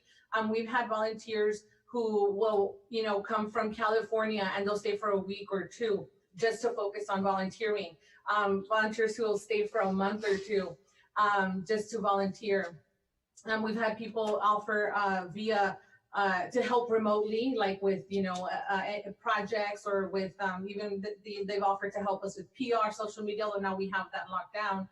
But it's just a beautiful thing to see that so many people want to volunteer in some way or another. And so that mission, it's like, here we have these words. How do we put them into practice? How do we actually carry out that mission? And for us, what that looks like, and again, it's changed, but bridge response, especially while the immigration policy of metering was happening, where they were keeping asylum seekers on the bridge, at the base of the bridge, as they awaited their number to be called so that they could cross into the United States and ask for asylum and adjudicate their cases. This was prior to MPP. We did our bridge response. That's where the TIA started, going to the bridge, giving basic needs. Detention facility response. We became aware of the vast amounts of people that are being held like prisoners that have done nothing wrong, and they just want to try to gain asylum in the United States, and they're being held there. And so we tried our best to see how we could affect that How can we help those people in those, what appeared to be, they looked like they were languishing in prison. And so we did our best to figure out the ways we could affect that. Shelter response. We became aware of shelters on both sides of the border that we wanted to support. As our funds built, we supported them financially. We supported them with manpower. We also did lots of logistical things, moving goods from one area to the next, bringing in goods for the different shelters, Catholic Charities. I can remember going down to HEB and buying all we could so that they could have their warm soup, which would be the first warm meal these immigrants had after being released from the hieleras, which are the word for freezer. Detention facility. It was like a detention.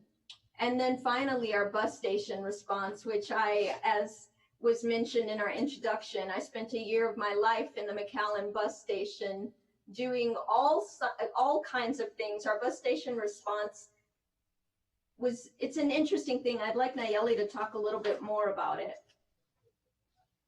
So as you can see on this, that's okay. So the bus response, we noticed that there were, we weren't really informed of it. We just kind of found out that there were some of the asylum seekers that were traveling to their sponsor families, all located in different parts of the U.S., that they were being dropped off at the bus station.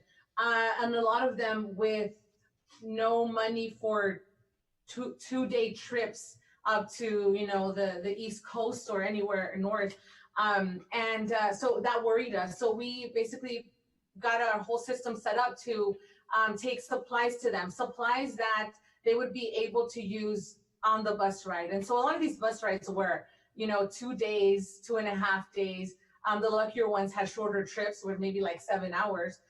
But the majority of them were 24 plus hours on the road. And so the first thing we started doing is giving out backpacks with supplies, a water bottle or a couple of water bottles, some snacks. If they had kids, we put like a coloring book or a little toy in there to keep them, busy on the road.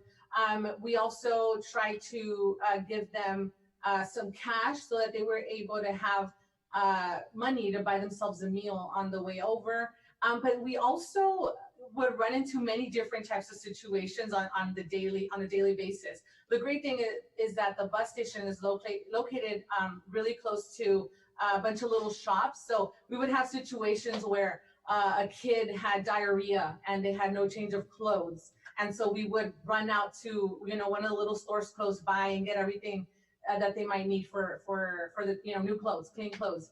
If somebody would show up, they would show up with no shoelaces because they would take those away from them at the detention centers.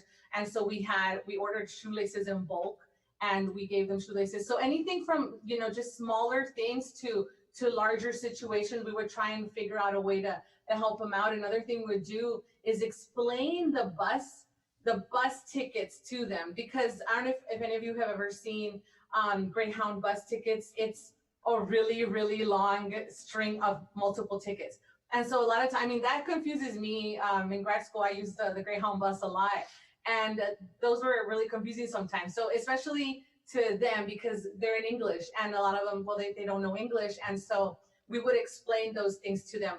This is where the bus will stop, but you won't get off. You'll stay on there, or you'll just do a quick break, jump back on the bus. This other stop is where you will switch over to another bus, and just explaining all those details to them, as well as giving them information about local resources in the city that they were traveling to, resources that they would be able to help them out. Just trying to link them with organizations, especially organizations that could help them with a lawyer, so they could get the legal assistance while they continued going through the asylum application process. And just to put it into context, we were at the bus station and there was hundreds of people, busload after busload, 800 people on some days that would arrive at the same time. So if you just imagine that influx of people into your local bus station, and they had no idea, nothing had been communicated to them, that they were released from the detention facility, that they were now going to be allowed to go to their sponsors in the United States. In the beginning, it was funny. I found myself having to describe what was happening. You're being released. You are now free to go to your sponsor. Just quick things. The bathrooms are free. Toilet paper's free. The water that comes out of the fountain is fine to drink. You can't use quetzales, Guatemalan money here. Take them down to the Casa de Cambio, which is like a place where you can exchange currency. They often treated us like we were guards. Can I open this bag of chips? And it's like, guys, this is it. You're out. You're not in prison anymore. You're going to get to go. You're free. One of the big things that we did for the immigrants was to give them the opportunity to call home. And for many of these people, all of these people, it was the first time they had spoken to their family in months. And to hear the first words coming out of them on the phone, I made it, or I'm alive. We take those phone calls, our everyday phone calls to family and friends for granted. And so to realize, hey, okay, this is something we could do. We could get Skype phones. We could find people to pay for this, and they might like talking to their people. I didn't realize how critical that was going to be and what a service that was, because I didn't really understand that some of them had left in the dark of night and didn't even tell anybody. So when they were saying I'm alive, it's because those people didn't know. They didn't know where they had gone. They didn't know, if they'd be back. So the bus station was a really important job that we did. And I'm really proud of the work we did there. But, one day we showed up to the bus station and there was nobody coming anymore. And, so we'll talk a little bit about why that happened, but I think Cindy's going to talk to us about the shelters that we help. Yeah, back in July. Oh, hold on. Sorry. We started helping the shelters. We started funding shelters. When we started doing this, we really didn't know how long this was going to happen. We didn't know how long, we saw the message on Facebook. A few of us got together, went to the Reynosa Bridge and just started giving things to the people on the bridge, to help them, because that was a humane thing to do. And then we started helping them at the bus stations, and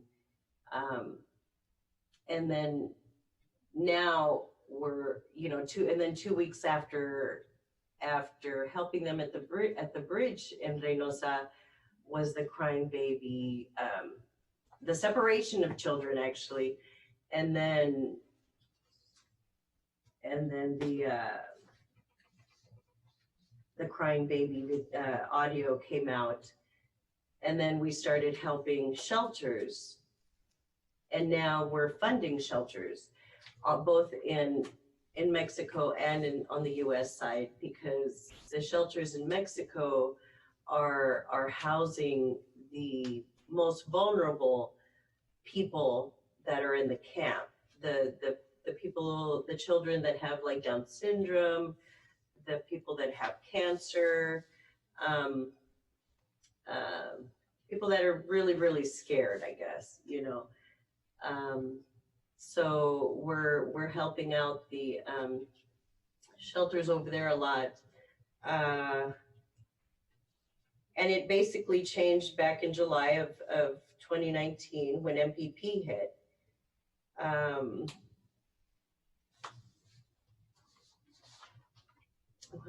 MPP is your turn. So July 2019, that is when everything changed for the Tias. That's when MPP came to the Rio Grande Valley. complicated things even more. Yes. So it's a racist policy with a caveat, because I laugh in the fact that this policy, it's meant to keep people out of the United States. It's meant to keep brown people out of the United States. And it's such a racist policy, but even still, they added a caveat in there that there are the most vulnerable amongst this group of immigrants. They can't be kept in Mexico. They cannot remain in Mexico. They must be allowed to be paroled through. Those vulnerable people are the medically and psychologically impaired, LGBTQ people, unaccompanied children, and pregnant women. Those people are supposed to be allowed to enter the United States and adjudicate their cases in the United States. But we know for a fact, even when people fit squarely into those places, they are not allowed through. We have a woman in the encampment that works. She has a fellowship with Lawyers for Good Government. Her name's Charlene, and this is her mission in the camp. She finds people that squarely fit into those groups and tries to get them paroled. And she is sent back with those people back into the encampment in Matamoros time after time. And so, again, it often feels hopeless for us, but MPP really has changed everything about the work that we do.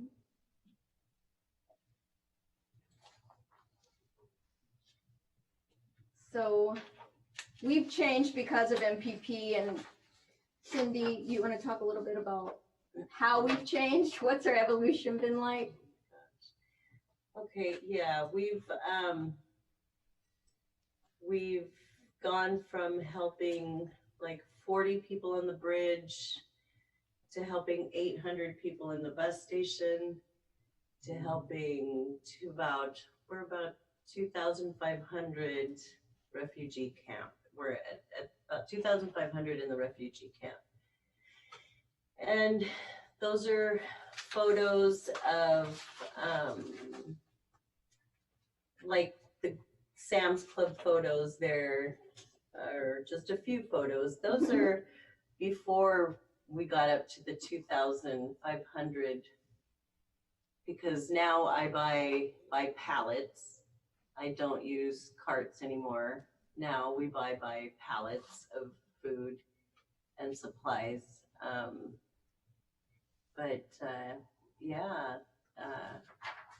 And the gal up in the far left she's actually an aide from Washington State, Elizabeth Warren's aide.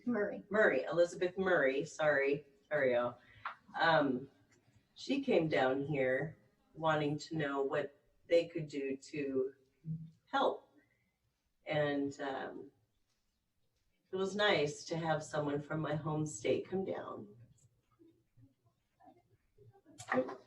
Yeah, but it's tough.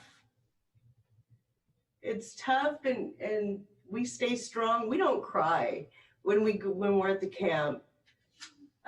We cry when we do our interviews, you know. At home. And we're at home. When we're at home. And we have a lot of people wanting to do interviews at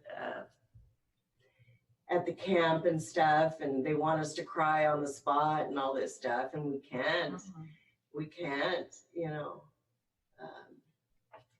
I don't know why I'm saying this, but I'm just letting you all know that it's, you know, it seems like we just have to show our people that we have to be strong for them, you know, because they look at us to be strong. There was a shooting just a week and a half ago, and At the camp. At the camp, yeah.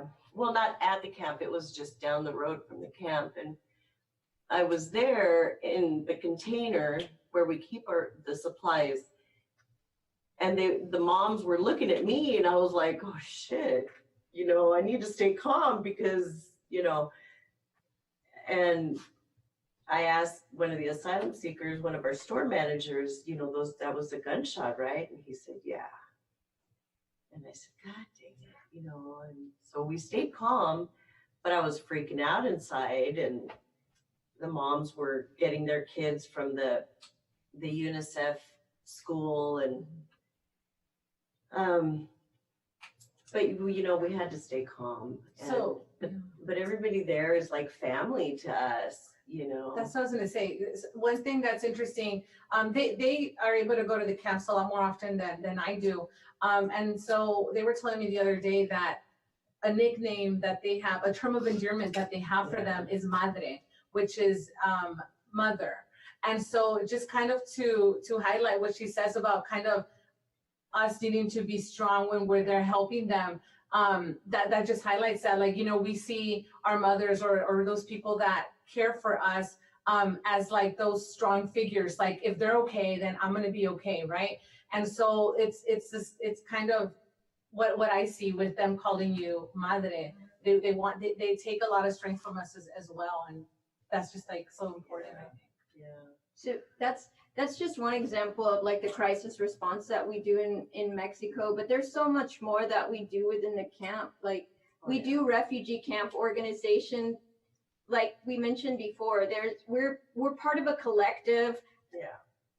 3 grassroots organizations that started right here in the Rio Grande Valley, not even 2 years ago, are really the backbone of the refugee camp. And we meet weekly with the INM, the Institute of Nacional Migración, to discuss the goings on in the camp, how we advocate for the immigrants at that meeting. We see how well or how poorly we're doing working within the parameters that have been set for us.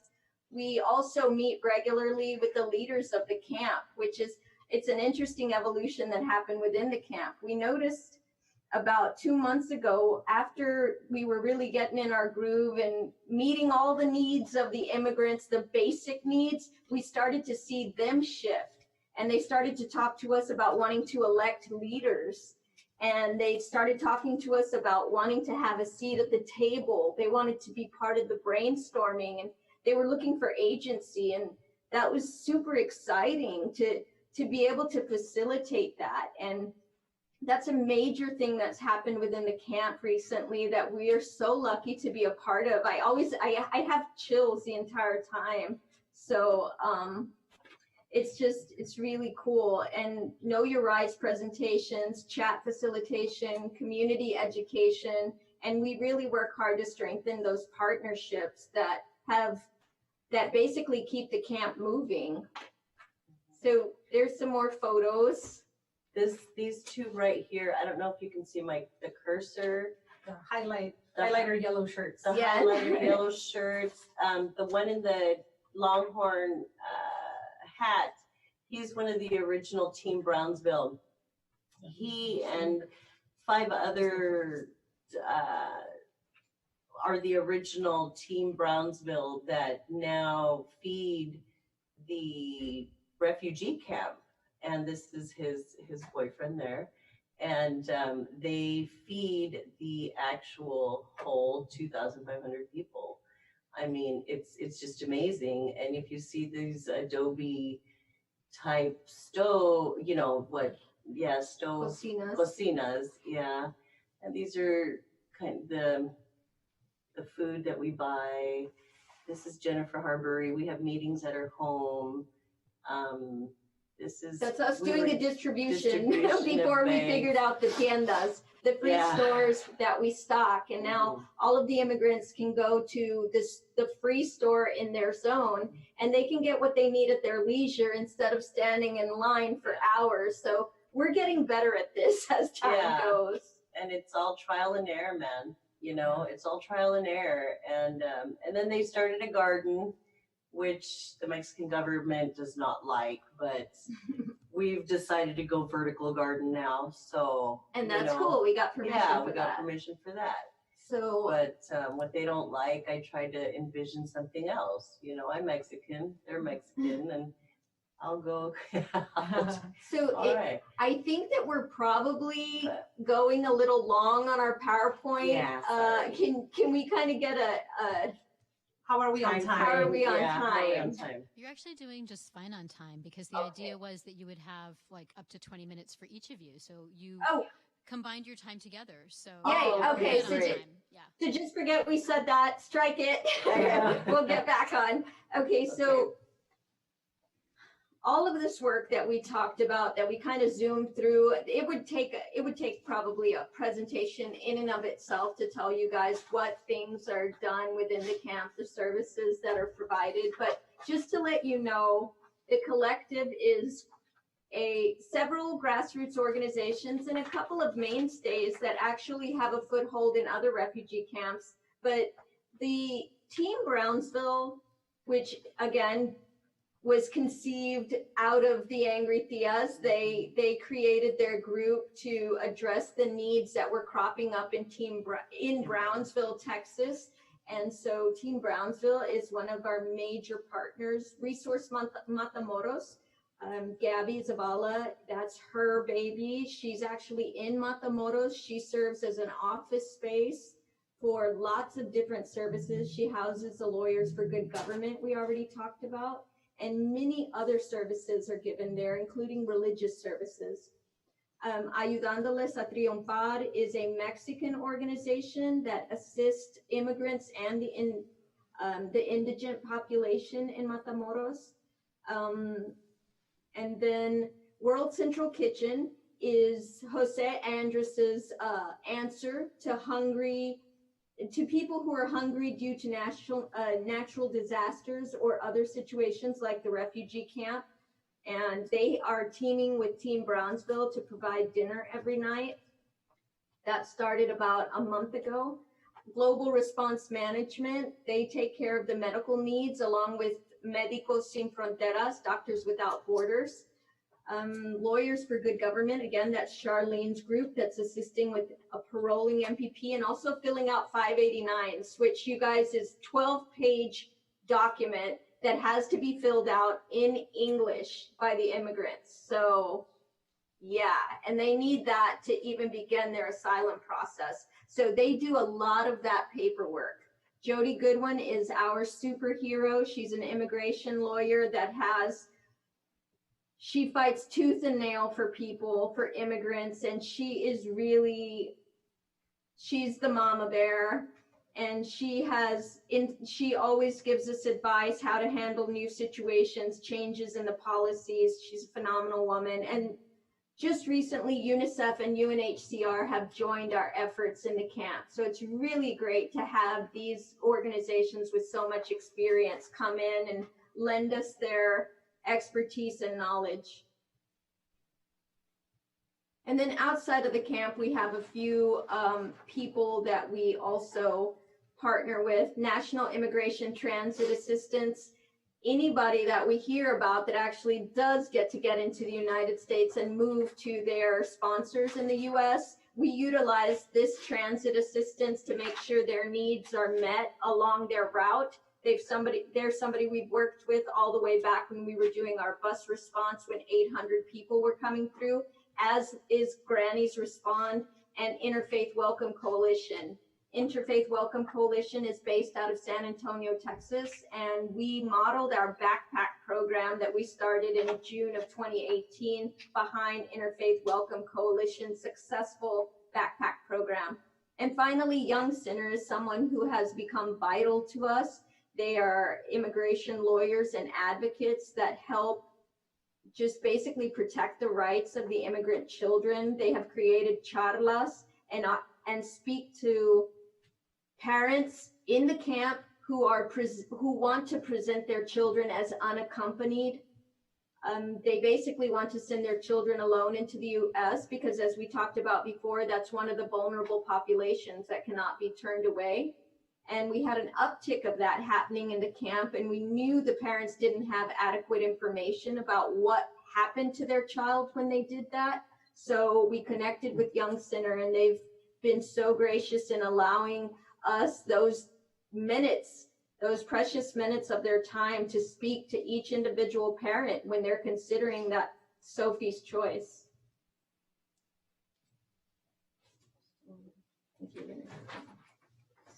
And the legal assistance, again, is we have the Lawyers for Good Government, which is Charlene, and she has a connection with different volunteers. That's all she has is, and she's a volunteer herself. She does all this pro bono. It's all pro bono. The attorneys come from around the world.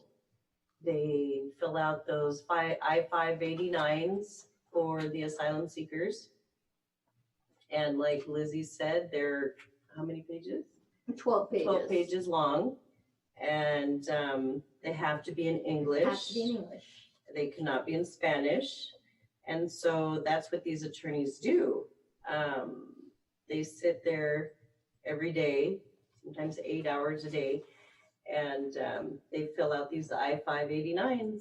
And Jody also does that, but she takes on a lot of the cases pro bono also.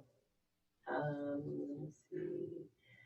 They provide we also provide a lot of financial assistance. We have a legal fund. Yeah, we have a legal fund with people that are in detention that have been there for years, that should not be in there for years. They have great cases. They need lawyers. Yeah, so we have had people call us that have needed legal assistance, and so we have funded that their attorneys. Yeah. So the last two things we need to make the mission work: volunteers. So where they come from, they might hear about us in an interview on TV, online, and so they look for us, send us an email, word of mouth. What else we got on here? Other organizations. Seeing us, a lot of people just see us at the bus station and say, "What are y'all doing?" And they'd be interested in helping.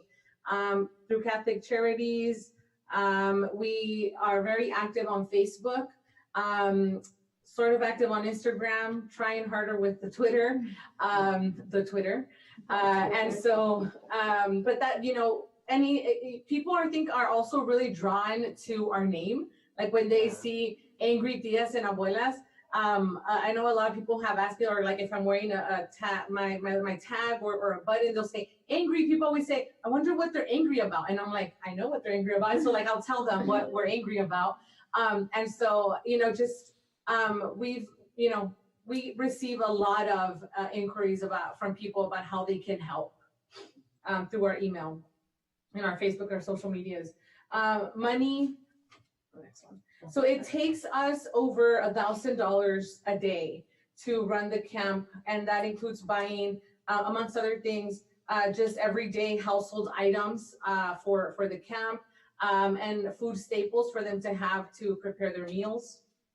And that doesn't include the quarterly payments that we make to GRM, who handle the medical trailer there, or any of the funds that we provide to the shelters on both sides of the border.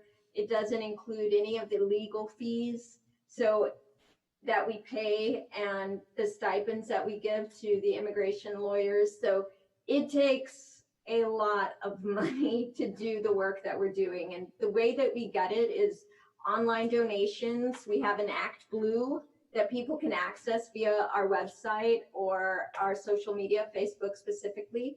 And then often people will bring in-kind donations. They show up with like tons of toilet paper. And then of course it's always fun trying to get it across the border. That's a whole other problem. Yeah. But also grants and organization donations and just cash. So yeah, it's easy. It's a lot easier for me to buy in Matamoros. That's what I do. I take the credit card and buy it at the Sam's Club over there. It's so much easier. That's, I'll go and buy like $12,000 worth of supplies. Hours worth of shopping. Hours worth of shopping, Ah. and that's about a month's worth, maybe It's- 2.5 weeks. It's complicated to take things over with Yes. customs, even when we've had permits, and then some issue will come up when we're there, in the moment. And so we decided, it's so much easier and faster, efficient to just purchase everything in Mexico and take it right to the Yes. account. One of the photographs we pointed out with the long line of people waiting for the distributions was one of the big debacles we had, trying to pass out bags. 500 duffel 500 duffel bags. Is it like third or fourth trip? It took us like 4 times Yeah. to finally do it. Yeah. And these people knew they were coming. They all had their little ticket, and it was like, please, we're trying our best to get them across, but they would turn us away, or they wouldn't let us bring all of them. It was just a nightmare. So we tried to do most of our purchasing from Matamoros now, and hopefully that's also building some goodwill with Matamoros as a thank you, gratitude for allowing us to come into the country and do the work that we do, and giving that space to the refugees. So what's next? Metering continues. There's still lots of Mexicans that are sleeping in the refugee camp because they are waiting their number to come across. They don't fall under MPP, but metering is really, it's considered refoulement. It's making them stay in the country that they're fleeing. It should not be happening, but yet it continues. We're seeing MPP dwindling because it's getting replaced by worse policies, PACER and HARP, which basically what's happening is these people are being apprehended. They're being taken into a facility. They're given half an hour to either call an attorney or family, and then their whole entire process is adjudicated within that facility, and they are not giving an opportunity to get any evidence, anything that they need to prove their case. They are made to answer their credible fear question with either a yes or a no, and not allowed to elaborate. Basically, it's just setting these people up to be refused asylum. And this is why we're seeing planefuls of people being deported to countries that are not their own. So they are very vulnerable as they are shipped off to Guatemala. It's not the answer. So people often ask us, what do you want? You want MPP to end? We want racist immigration policies to end, because look, we've been asking for an end to MPP, and it's ending, but look what we're getting in exchange. We need humanity to be introduced into the immigration, system again. So, and we just are really unclear about who gets put into what program, when, and why. I think that the system's designed that way so that we can't really get a clear understanding of what's happening, and that really reduces our ability to problem solve and create solutions. And again, I think it's designed that way. So this is how the TIAs see what's happening on the border. Who'd like to?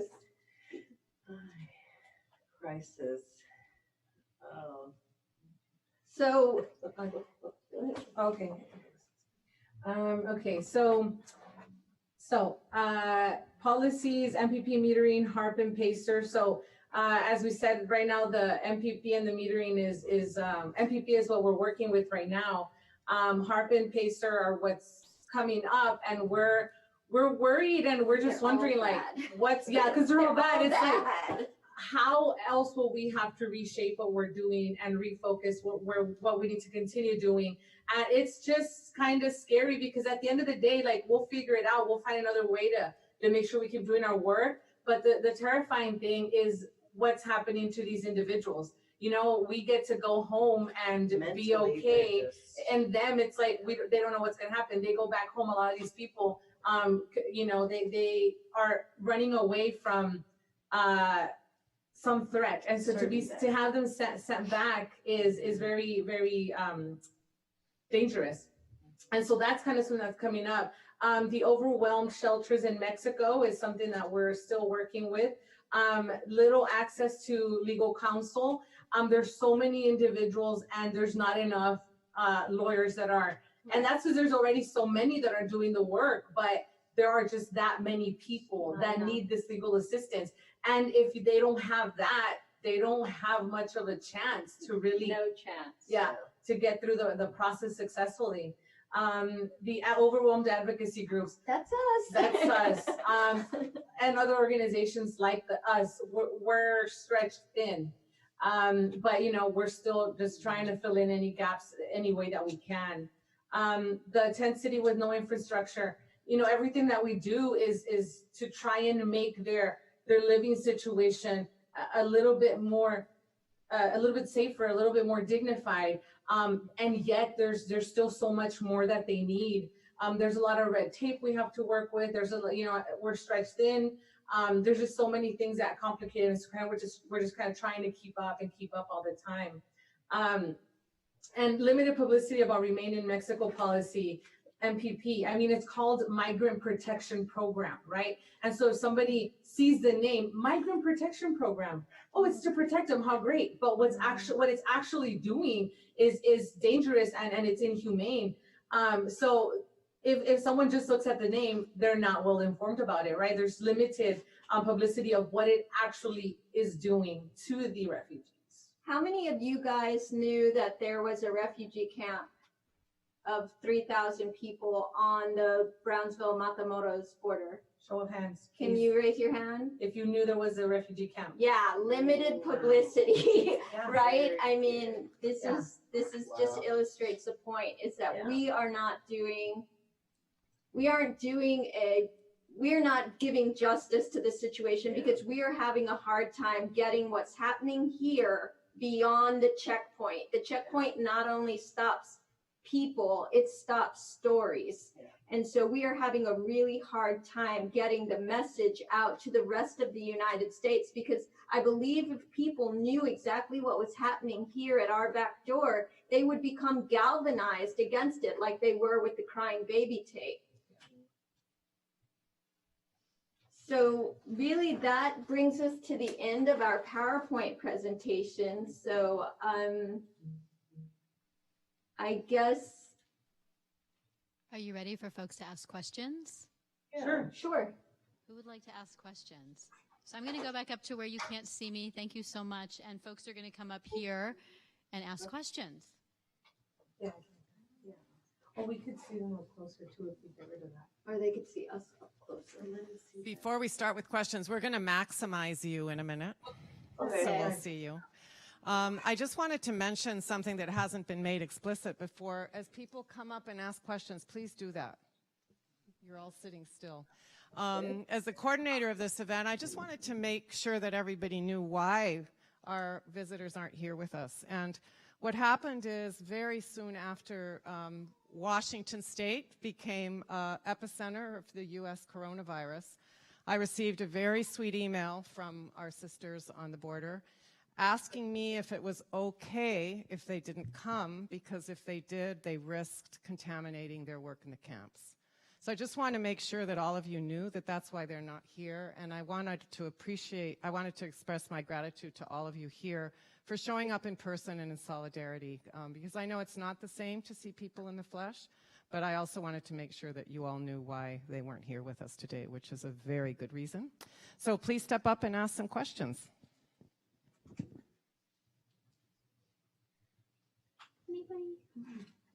Don't be shy.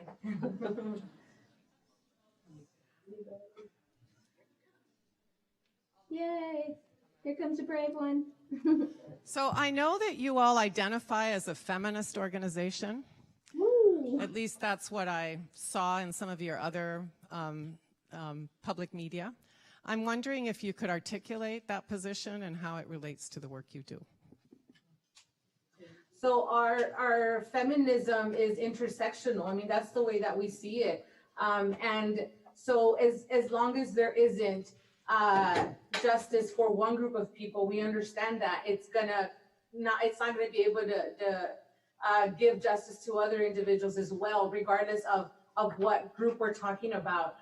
It all works together. I mean, when we're helping individuals who are at the camp, the refugees, there are individuals there with disabilities, there are individuals there who are LGBTQ, there are just so many different types of individuals in that population. And the same thing, the RGB activist community, the people that have joined forces to help out the refugees, whether it's through helping us or helping the refugees directly, are individuals who are activists for many different types of groups, you know, whether it's environmental activists, LGBTQ activists, and then obviously the immigrant activists, and just so many people come together. Something great that I've noticed is whenever we go to like a protest or a rally or any kind of activist event, you'll see the same individuals there, even though the events will be different, right? So like at Pride, I saw a lot of the people that I see at the immigrant rights rallies, and it's a lot of the same people that I know from like the environmental. So I go to like an environmental No Border Wall March, and it's a lot of the same people that are over at Pride. And, you know, so it's clearly like obviously very intersectional. And so that's the way we understand it. And that informs our work, this intersectionality. Thank you. Somebody else want to reply? Are you ready for the next question? That was really good. Great, thank you. It was. What happens to the unaccompanied children when they get on the other side? So I've been privy to the charla by Young Sinner a couple of times in the beginning when we had parents come to us to say, will you take my kid across? So when we identified that connection with Young Sinner and their ability to talk with the families, we said, well, let's listen to what they say. And basically this is it. Hey, you present your child as unaccompanied in the midway point of the bridge. And that means that you allow your child to walk to the midway point. You can't show up with your kid. So they allow their child to walk to the midway point of the bridge. The child is then taken into a general population facility where they're with other adults. At that point, the child has to be taken out of that environment, I believe within 2 to 3 days. And they are moved to a different facility, an ORR facility. And that doesn't mean that you'll be anywhere in the valley. Usually these people, the children are transported far away from the border region. In fact, the last 3 kids that I know about that were presented as unaccompanied are in casa hogares, which are like shelters in New York. And so at that point, you're placed in that facility and you wait. And if there is a sponsor out in the United States that's willing to take the child, then that sponsor has to go through the gauntlet. They have to be fingerprinted, they have to be interviewed, obviously all for the protection of the child. And so there's a whole stream of things that need to happen so that the sponsor can be deemed responsible and able, credentialed to take the child. And then at that point, the child will be placed with that person. That process can take a month, it can take months. So, and no 2 cases are the same, which was unfortunately the story that was being spread in the camp. Oh, 9 days, you give your kid and your kid will be with your mom or with your husband or whoever is in the US. And that's just not true. Very often sponsors are not deemed eligible to take the child, and then the child is left in ORR for maybe ever until they come of age. So is the goal to reunite them with somebody that's here for them, a family member or a friend that's already here? So that is what the parents want. The parents want the child to have a chance, and they see the United States as the country of chance and opportunity. And so they hope by sending their child unaccompanied that will give that child a chance. But again, it doesn't always happen that way.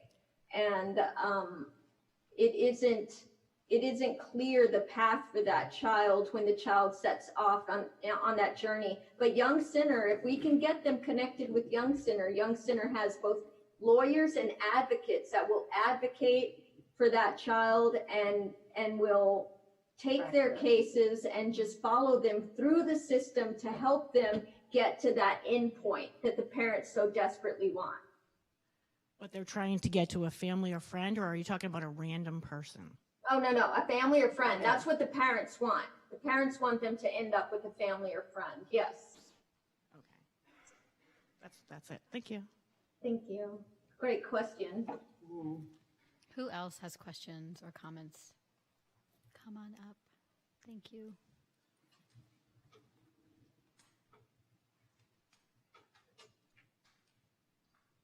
What is the order of magnitude of the daily cost in dollars for what you do at the camp? I know you've talked about where you get your donations. I don't have any sense of what that scope is like. So when I, like, for supplies, for the food and stuff, I spend about $12,000 a month. 12 to 15,000. Yeah. Thank you. 40,000. Oh, okay. Well, that's a little more than that. She means 12,000 per shopping Per trip. shopping Per trip. They shopping keep me trip. under control. Sorry. That's like every 2 weeks. We're using about 30 to 40. Yeah, we're using over $1,000 a day to sustain the camp with food staples and household items.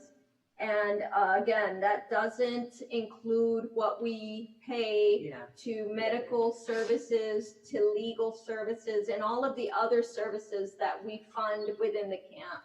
But the vast majority of our money goes to sustaining the camp with household items and food staples. I think you guys were able to see a photo of those river clay cocinas that the kitchens that the immigrants made themselves. These are things that just popped up and we were like, wow, that is super ingenious and you guys are amazing. And then they're like, okay, well, we need food to cook, you know? And so that's where most of our money goes. And what is the primary source or the major primary sources of that funding? Private donors. The people of the United States and of the world have been funding this refugee camp, and it's so unfair, but it is what it is. You know, we'll often talk amongst ourselves and say, what happens when people say, I can't do it anymore, I can't send any more money, I don't know what we'll do then. Because this is really running on the dollar of the private donor. So while we're waiting for the next person to come up, I have a related question to that, which is about, you mentioned that UNICEF and UNHCR have recently shown up, and I'm wondering what they're doing and if they are part of the answer to this question about what will you do if people stop making these donations, or is their role more limited? So their role has been pretty limited up until now. They would come, you know, a few times a month just to assess the camp, to give us recommendations and to talk to us about standards, you know, how many baños, how many porta potties per each person, or how far should they be from the living spaces, how far apart the tents should be. And that's kind of the relationship we had with UNHCR and UNICEF until very recently, where they've actually now have a daily presence within the camp. UNICEF works in the camp 6 days a week, starting at about 10 a.m. to 3 p.m., doing psychosocial support for the children, playtime, sharing, interaction, art, things like that, things that weren't being addressed systematically on a daily basis with the kids. So they are playing a critical role there, and it's very much needed. ACNUR has, you know, again, they've come into the camp recently, and I think that they're figuring out exactly what their daily role will be, but we've already seen them do a couple of really big initiatives that are exciting for us, and we hope that they continue to kind of lead the way for us, since again, these two organizations have the most experience with refugee camps. Thank you. Hello. First, I would just like to thank you for talking with us and for the amazing and necessary work that you're doing. And then you all kind of got at the importance of staying strong for the people that you're working with, but also how emotionally tolling that this work can be. What do you do to keep strong? I like alcohol. Axel's and Alcohol, my dogs, no. For me, I have to laugh because I say I'm a robot now.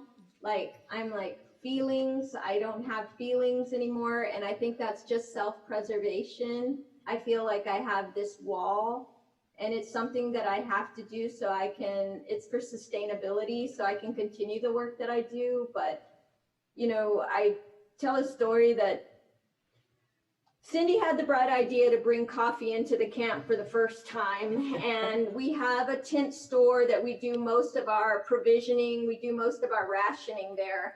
And one of the women there, Doña Dores, she opened the can of coffee and she was sitting up in her chair, you know, with the can of coffee. It was a big can of coffee, and she pops it open and she pulls the foil back, and then she just falls back in her chair. And her eyes start welling up with tears, and I'm like, what's going on?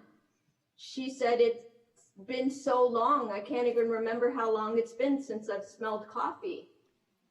And now, every time I open a can of coffee, I'm like just down on the ground in my kitchen, you know? So now coffee is screwed for me for the rest of my life, probably. But so I do still have feelings, and that is one of the times now that it all comes rushing towards me, and probably at the most inopportune time, right? But I haven't figured out, like, people are talking about self-care.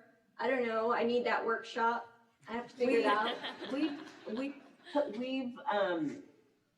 I've had acupuncturists come down, and they actually do acupuncture on the asylum seekers, but it was feasible when we only had like 100 people. Now there's like 2,500, almost 3,000 people.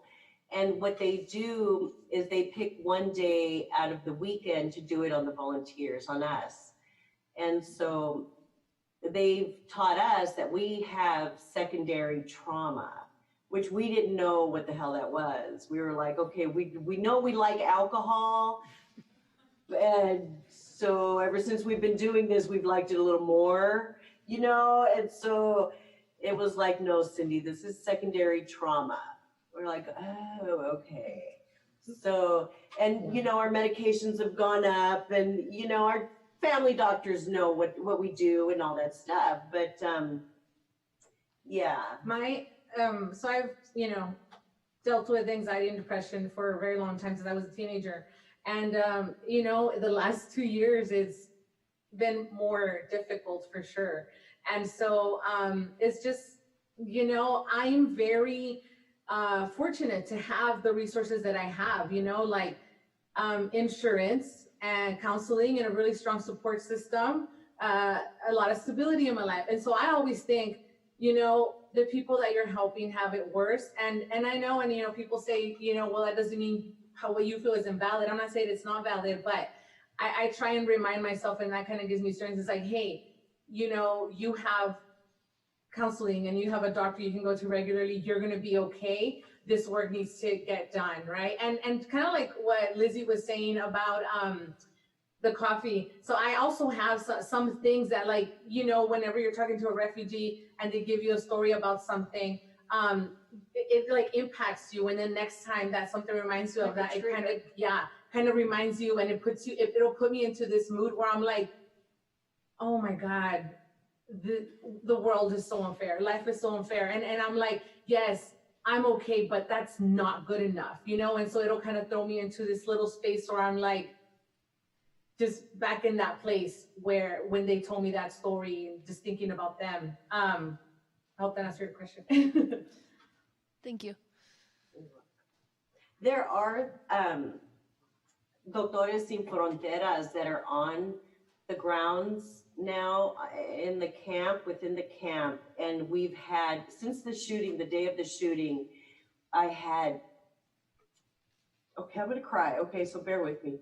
I had two moms that wanted suitcases. They wanted mochilas because they wanted to go back to, one back to El Salvador and the other one back to Honduras, because they had their little ones, you know, little toddlers. And, you know, toddlers are just running all over the damn place. And, you know, the parents are tired, you know, the brains are just tired.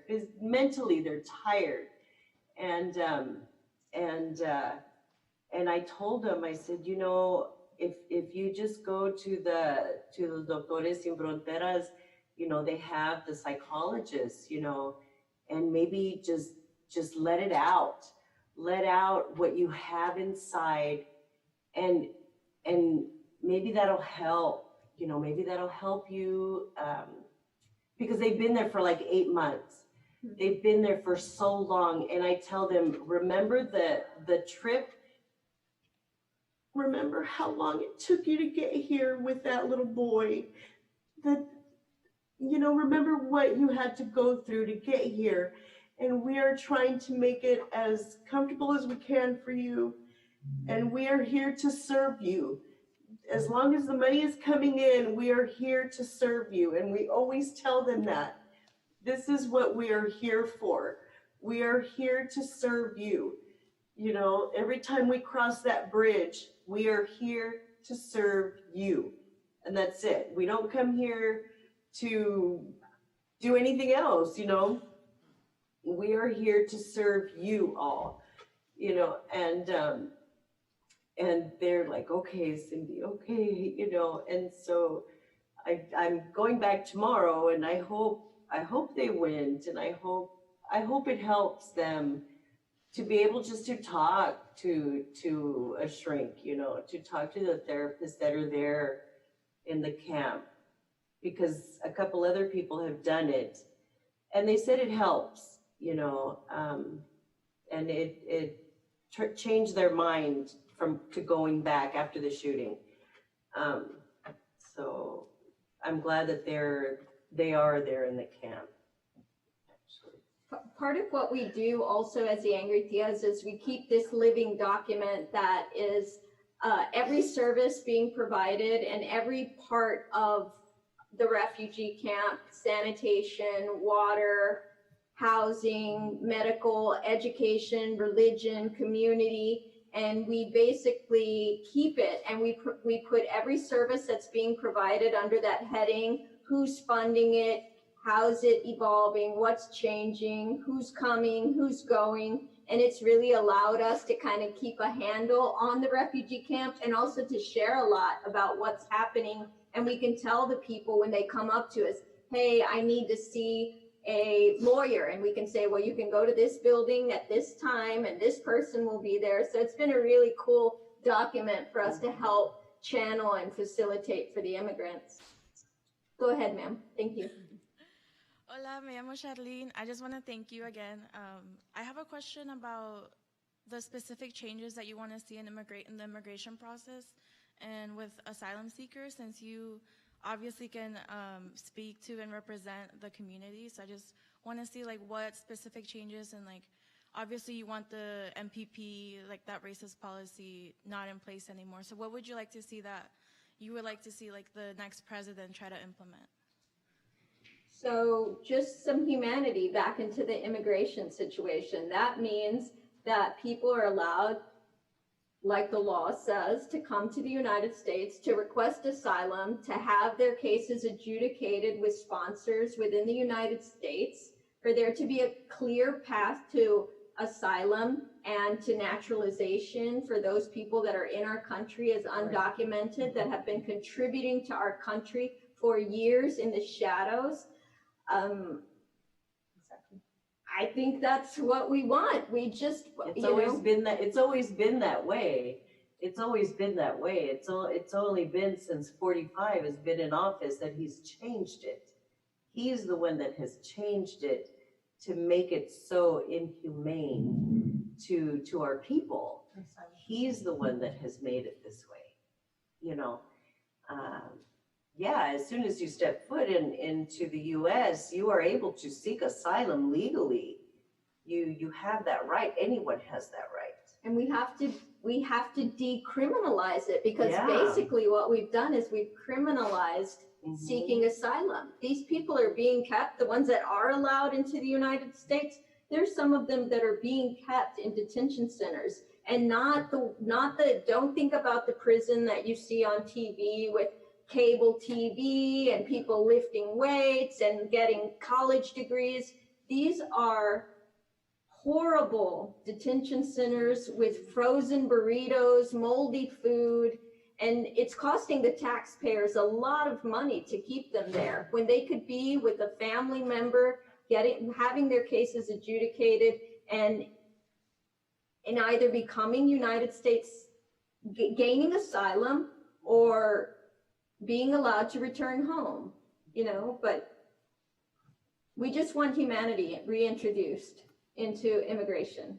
I used to work, I'm an ex-correctional officer from Skagit County, and I used to work in detention. And what they are putting our people through down here is just bullshit. It's ridiculous. They're not criminals. They are not criminals. And 45 has got them as criminals. If you look on our Facebook page, we have witnesses down here that are witnessing every day. People being shackled, getting put onto the airplanes, getting deported to Guatemala. Sent back to their death. Yeah. You know, they're calling these the boxcars in the sky, because that's what it is, and they're being shackled. And they've done nothing wrong. They've just come to our country to ask for help, to ask for asylum, and that's what we're doing. Yeah. Thank you. No, like, no good news from us, you guys. Sorry, guys. Sorry. Downers. Hi there. So I just had the question of, for those of us who may not be able to financially support your organization, what's the best way that we can assist you and assist these immigrants that are coming into the country? Share everything that you see on our Facebook page, on our Twitter, on our Instagram. Share everything. And also look up our partners and share what they're doing. Yeah. The really hard part, the thing we cannot crack, is amplifying our voice. And we need your help to need your amplify help. it. We need a bigger megaphone. I want to add also another thing that people can do is inform yourselves about what the situation is. Like, what is MPP really? What is happening with these refugees really? And just kind of like reading up on that, learning about that. And then whenever you hear somebody say something that's incorrect, whatever misconception they might have, to like encourage them to read up on it, to maybe inform them. I mean, if you want to take on that responsibility, but at least to tell them, you know what, like what you're thinking about MPP or about these refugees is wrong. Maybe read up on it, right? Because there's so many misconceptions floating around. Right. And one of the easy things is like free things, right? Informing yourself, just like Googling it. And that's like a huge thing for people to be aware of what's actually happening. And be willing to have those hard conversations. And I'm still figuring that part out for myself, how to have the hard conversations. But part of that is being informed, like Nayeli says, and feeling kind of being able to be steadfast. And part of that is having the information to back up your ideas. So thank you. That's a great question. Yes, thanks. All of these questions are really awesome. Thank you, guys. Hi.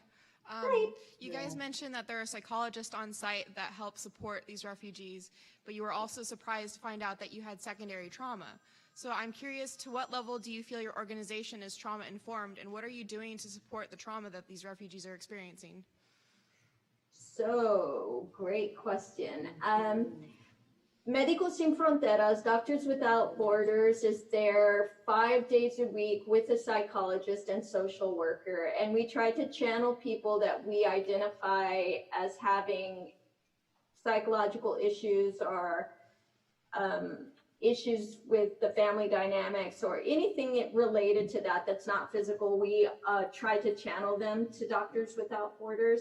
I don't necessarily think, I think when you're working with a population like we have, you don't spend a lot of time looking inward or trying to figure out why your behavior is changing or why your needs are changing or why the people around you are saying you're a little more irritable now, right? Or something. I think you don't allow yourself that time because you're so busy thinking about the refugees. Like part of us being here doing this, you know, this is time away you're spending from the camp and you have to weigh it.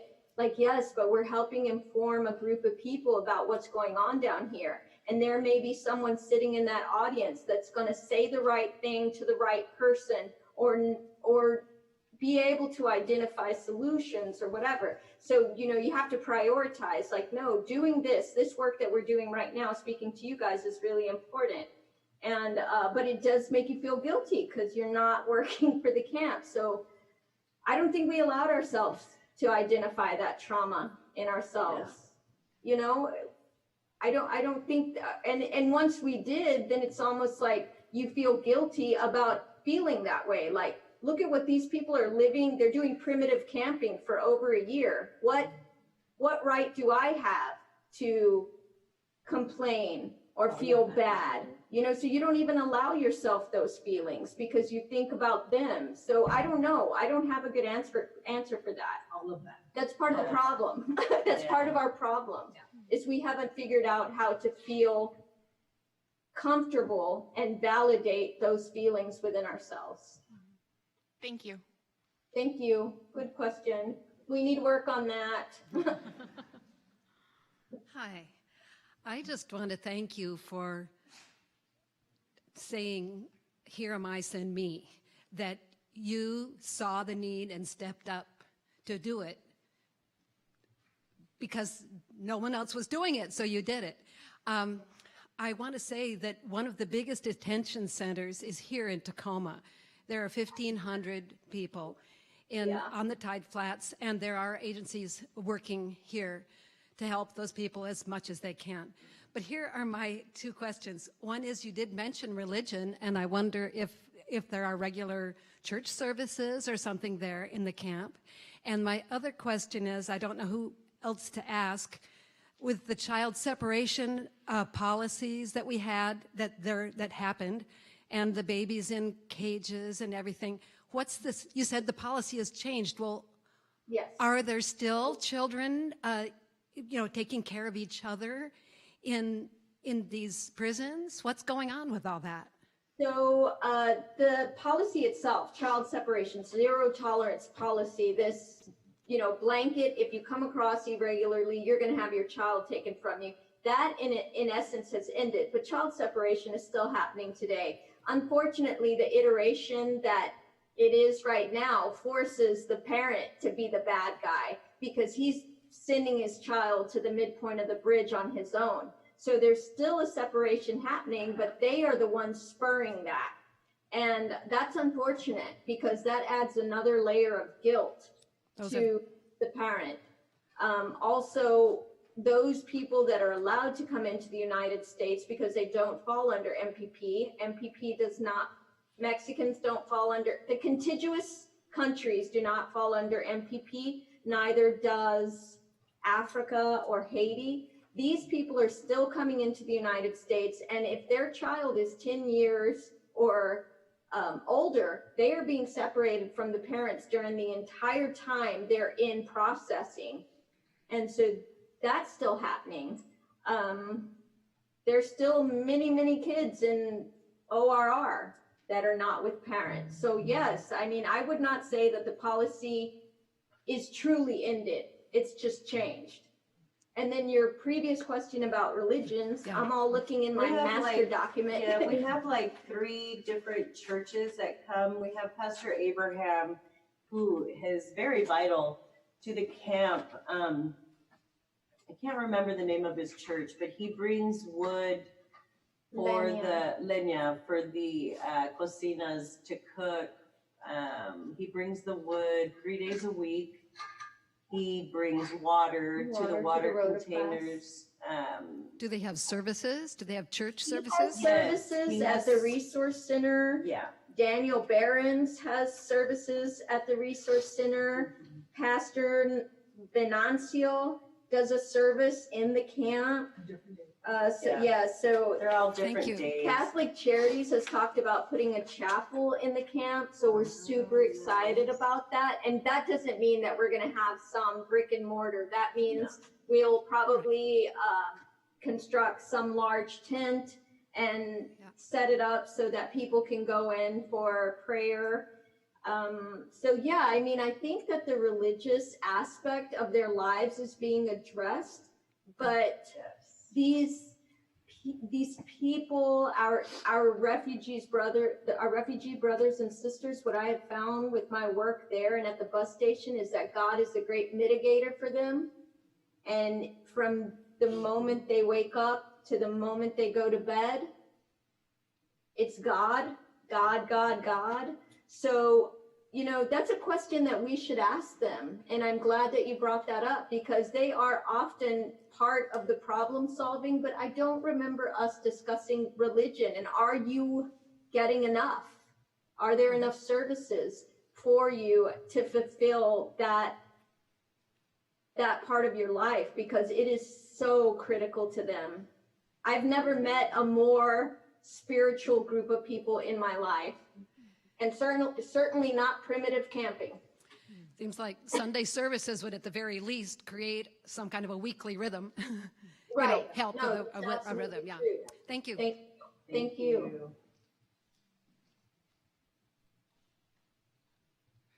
Hi there. Hi. I just want to thank you all so much for the work that you're doing. During your talk, I was really interested to hear about this idea of self-organization, and I wonder what kind of self-organization exists in the camp among migrants and folks who are living there. I know you've brought up this idea of the cocinas, also this idea of wanting to have representation and wanting to have say in their daily lives, and so I'm wondering if you guys could speak a little bit more to what that looks like. And the leaders. Yeah, or the idea of agency. Yeah, so they just, I mean, this happened, like I said, less than 2 months ago. I think that their basic needs were being met and they didn't have to worry about where's my next meal coming from, where am I sleeping, and that kind of freed up that energy, that mental energy to be able to consider the community itself. And that's when all that self-organization started happening. We have a volunteer who's actually an organizer. She worked for the United Farm Workers, and so that she's super interested, like in your question, she's like all about how they're self-organizing and the types of questions that they're trying to develop agency. For me, my upbringing, don't rock the boat, you should just be happy to be here. It was very frightening to me initially when they started to say they wanted to elect leaders and start to be part of the conversation. I thought, wow, this might not go over well with the Mexican authorities.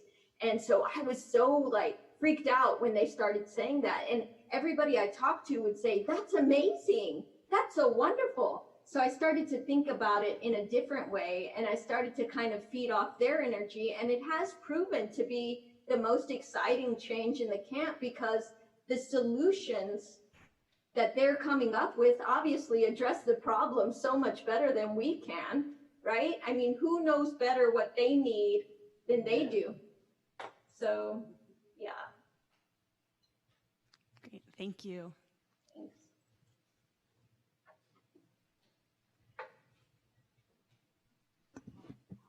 Hi. I just wanted to express my gratitude for you giving us this information. The first time I ever learned about this crisis and detention centers is when I attended the Tacoma Film Festival, yes, with my Hispanic Studies group last semester, and we watched a film called The Infiltrators, and that was just really eye-opening to know what the conditions of that specific detention center was like, and also figuring out how I can take that knowledge that I learned into my community and learning about the Tacoma detention centers. But my question for you is, can you describe in a little more detail or elaborate what the conditions of the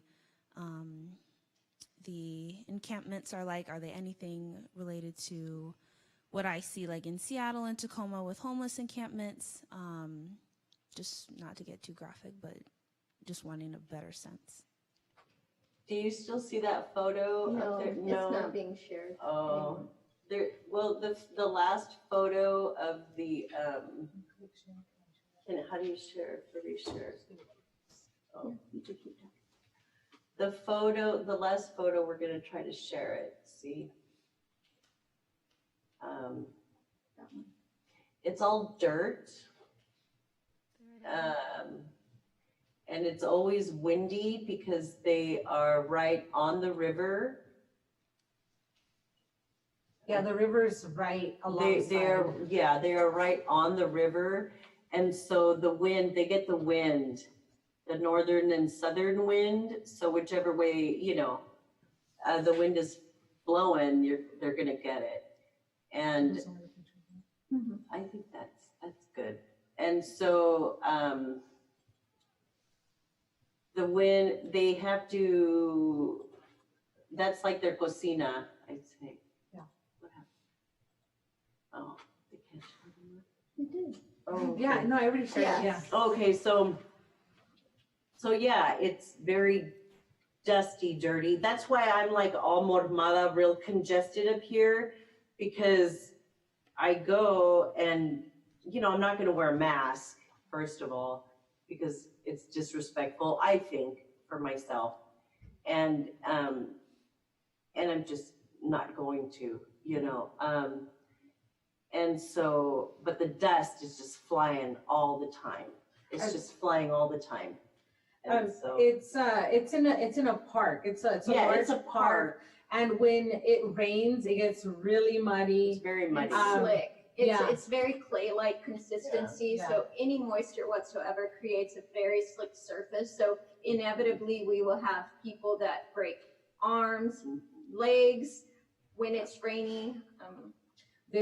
I'm just trying to think like different details that stand out for my trip. There's about, say, 1,000 tents, all squished in together. It's about 2 football fields long. And there's porta potties at both ends now. We advocated for there to be porta potties on the opposite end of the encampment, the west side. There's 10 showers. There were only 50 porta potties at first. Now there's 50 at one end and now 30 at the other end. There's a block shower that has 10 stalls for 2,500 to 3,000 people. And the Mexican government just came through and tore down all the homemade showers that each tent had. They had made their own kind of, makeshift shower with their little canal, for the water to drain towards the river. So they tore those all down. And they also created latrines, so there was a lot of latrines being used communally within the camp. Those were also destroyed recently. They have the cocina that we just showed the picture of. There's a little over 100 of those people are using to cook communally as well. There's, the last count was 700 children. I'm not sure now that ACNUR is going to do a censo. I don't know where that number will go, if it will go up or down, but there is lots of kids running around, lots of kids. And we're trying to get a playground. We're trying to get playgrounds Yeah, playgrounds put in. There's different sections, like zones. Yeah, there's like a whole area where they wash their clothes. Washing clothes is by those like the olden days, man. Yeah, the washing boards. The washing boards. There's an area where they hang everything. It's just walking through, you just see so many different components of like everyday life and how they're trying to replicate like all those basic needs. You know, there's no washing machines, but we've got the washing area, the washing boards, and everyone just kind of comes together there, and it gets really muddy in that area. There's, you know, where the kids play, they're just trying to find some normalcy in this most abnormal situation. I mean, these people are primitive camping. There's no running water, there's no electricity, and they are living there months on end. We've bought solar lights, we've bought solar generators, we've bought, I mean, anything solar you can think of, we bought it. You know, we've tried to make it as humane as possible. But it's not. And it's not. It's never good enough. It's no way for anyone to live. And we are literally making this up as we go along in the camp. None of us have had experience running a refugee camp. So we are trying to figure out what we can do to give them back some dignity and try to make up for what we have done we've done to them. So you have to see it for yourself. And in fact, we've done a lot of describing of the situation, and then we get volunteers come down because we try to prepare volunteers, and then they get there and they're like, oh man, they just start freak crying. out. And we're like, wait a minute, no. And that's what, and then, you know, when we were speaking earlier and I said I was a robot, that's when I started to think I was a robot, because when I would walk into the camp and my volunteers would just kind of crawl up into a ball, and I'm like, why am I not reacting that way? But it's just because I can't, you know. So it's not an easy sight to see, though. And the kids come up to us.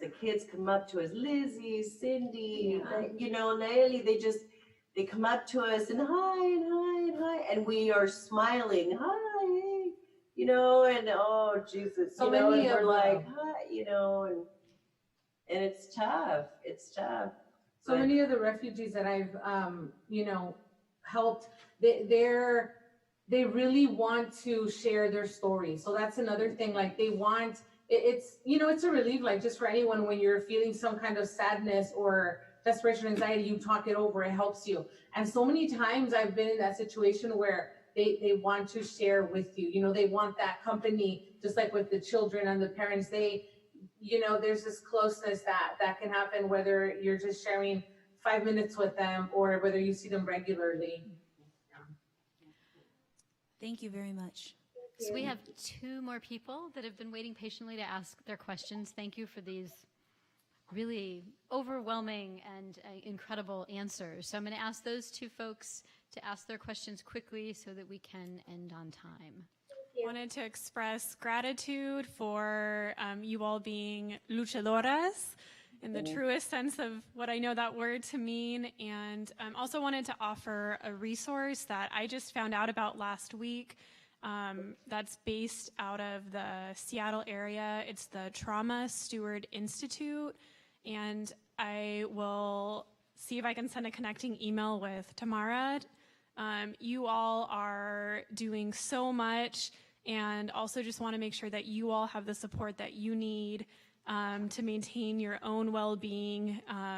We need you, we value you, and also something I'm thinking about in my own work is this idea of shared leadership. And so, you know, I'm going to have to step back at some point and take a breather. Who am I bringing along with me so that kind of like in that, when you pass the baton, you can tap in and tap out. And so I offer that as something for you all, so you all can stay strong and keep offering that dignity back to people. So thank you. Thank you. Thank you. So, do you have a question or comment? I never got your long answer. So If it requires a long answer, I wonder if we should offer our appreciation to these folks, and then you could ask the question, because I know some folks need to move on with their day. But first, I just want to say thank you so much to the three of you for really just an incredible, incredible presentation. We are deeply honored and grateful, and let's thank our guests.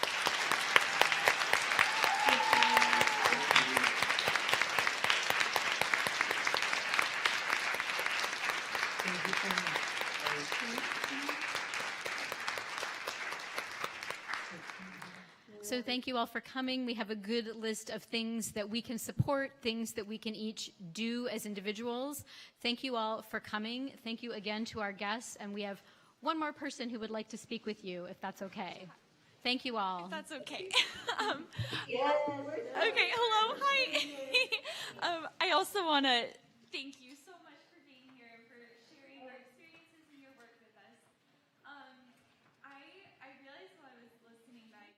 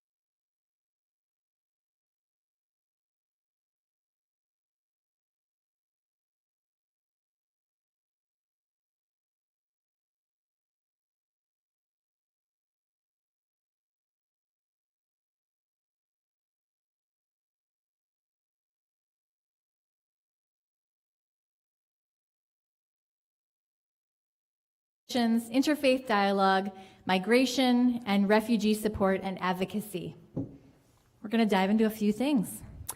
Our panelists are going to talk about some of the challenges and opportunities in collaborating across difference in ways that advance dialogue and understanding and lay groundwork for addressing these pressing issues.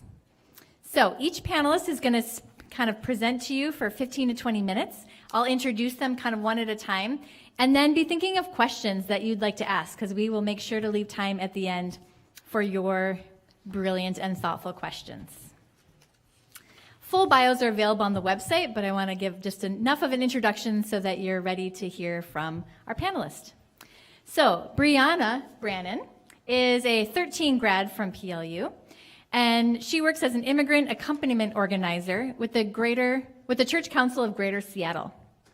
In her role, she is co-creating networks and programs, circles for convivencia, coexistence, accompaniment, sanctuary, and hospitality with faith and immigrant communities in the Puget Sound region. Brianna was raised and spent time with several different Christian denominations and finds resonance within many religious and spiritual traditions. She grew up in Colorado and then came to the Pacific Northwest to attend PLU. She studied in Mexico and Central America while completing her degree here in global studies and political science. And her favorite places to find rest and renewal are on the trails, near water, on her bike, or in her garden. Or all at the same time. Awesome. And Brianna speaks Spanish and English. So welcome, Brianna. Thank you, Pastor Jen, and thank you for the invitation to Mara and the Wang Center. I remember working as a Sojourner advocate when I was here, and so it's really nice to be on a panel and not have to plan anything that goes into it. As Jen said, I study global studies and political science, and I'd really like to give a shout out also to the Hispanic Studies department, where I feel like so much of my formation happened, and would like to recognize the places that I had the opportunities to study in Oaxaca, Mexico, where I was able to spend time at a migrant shelter where Central Americans were passing through. And that shelter, the albergue, said, "El migrante no es una estadística, pero tiene dignidad y un rostro." The migrant is not a statistic. Each migrant has worth, dignity, and a human face.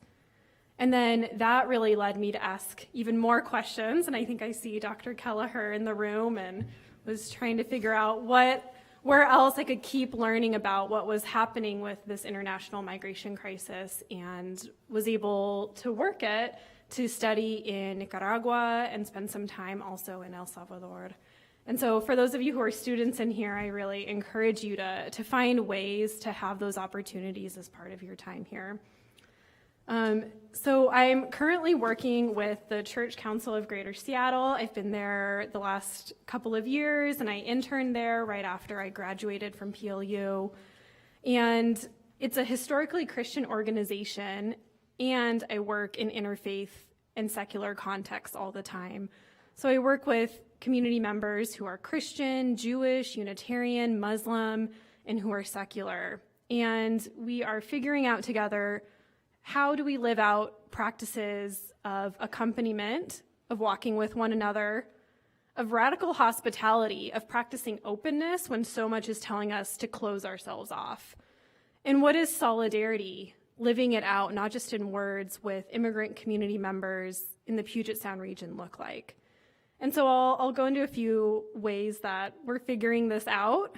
One is through sanctuary congregations, where there have been 3 individuals and their families in the last couple of years take the courageous action to say, no, we're going to keep fighting, and we need the support of the faith network to fight with us, to keep pursuing our cases so we can stay together.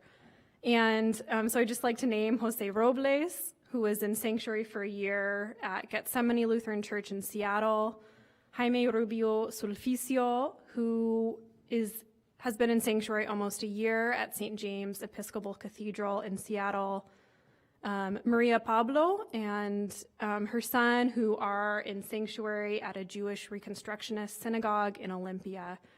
And our brother Jose has been in the detention center in Tacoma since July. And I'll get into that a little bit more later. Another space is with grassroots groups. So how do we take all of the response work that we're trying to do and build networks and relationships that will foster resilience over time? And, through this experience, for me, I've really come to think of resilience as how do we prepare ourselves for times of crisis? How do we respond in those times? And then how do we recover from those crises and become stronger as we recover? And so one such group is the Grupo de Solidaridad, which is made up of Central American human rights leaders and interfaith people of different races, ages, and we practice convivencia through monthly potlucks. And so I'll talk a little bit about that too. And then the third area that I want to share with you is an accompaniment initiative that another Lute and I helped get off the ground. Shout out to Wendy Martinez Hurtado. I was just saying there are Lutes in unlikely and great places. And so Wendy and I were both finding ourselves in the nonprofit world, and, we're just meeting up for lunch to check in. And Wendy was sharing how in her role as DACA program manager at 21 Progress, she would get requests from families all the time to go with them for their fingerprint appointments as they were applying for DACA. And Wendy said she was happy to go with them. A lot of parents would be nervous to go in the building themselves because of their status and would be hesitant to send their youth or young adult in the building alone. However, this took a lot of Wendy's staff time. And so I said, Wendy, I work with so many people who are retired, so many people who have time on their hands, have been committed for a while, and are looking for ways to continue to support. Is there something we could do together? And so Wendy and I started creating accompaniment training for faith community members and beyond. And in just a year, we were able to connect with the statewide solidarity network, WISN, the Washington Immigrant Solidarity Network, and learned that there were people doing the same thing on the other side of the mountains in Washington state in very different circumstances, but similar intent. How do we walk with people that are going into these hostile, inhumane spaces? And how do we leverage the power of our communities to walk with them so people don't have to go alone? And so that has been really incredible to see these efforts and this collaboration go statewide. And we are currently hoping that there is a bill happening in the legislature, courts open to all, that might take down some of the pressures that people are facing going in and out of courtrooms. So those are three areas. That's a lot. I connect with a lot of people to do this work. I see myself in my role kind of as a spider, making sure that the webs are connected. For people who ask, what on earth does a community organizer do? You're also much like a bumblebee. You don't want to stay in one place too long. You want to make sure that things are connecting between the community, that it's not on you to do all the work, but that you really want to find ways to strengthen that community resilience. So what brought me to this work and what compels me to do it? And I was thinking about this in context of the theme for the symposium about polarization. And I often forget that the work I do is polarizing because I do really try to spend time with people that are willing to work for positive outcomes and try to create as much of a buffer as possible from all that we have coming at us. But I realized that I've lived and experienced firsthand at a personal level the impact of religious and political polarization in my life. And I've experienced that through estranged family relationships and having to live at a distance.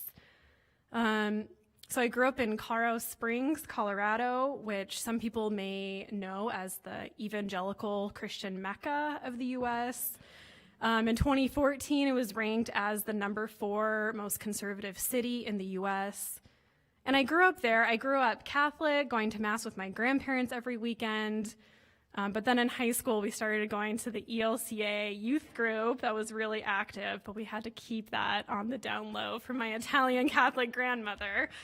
And so that was where I was really active. I was confirmed in the Lutheran Church, and that's how I ultimately found out about PLU.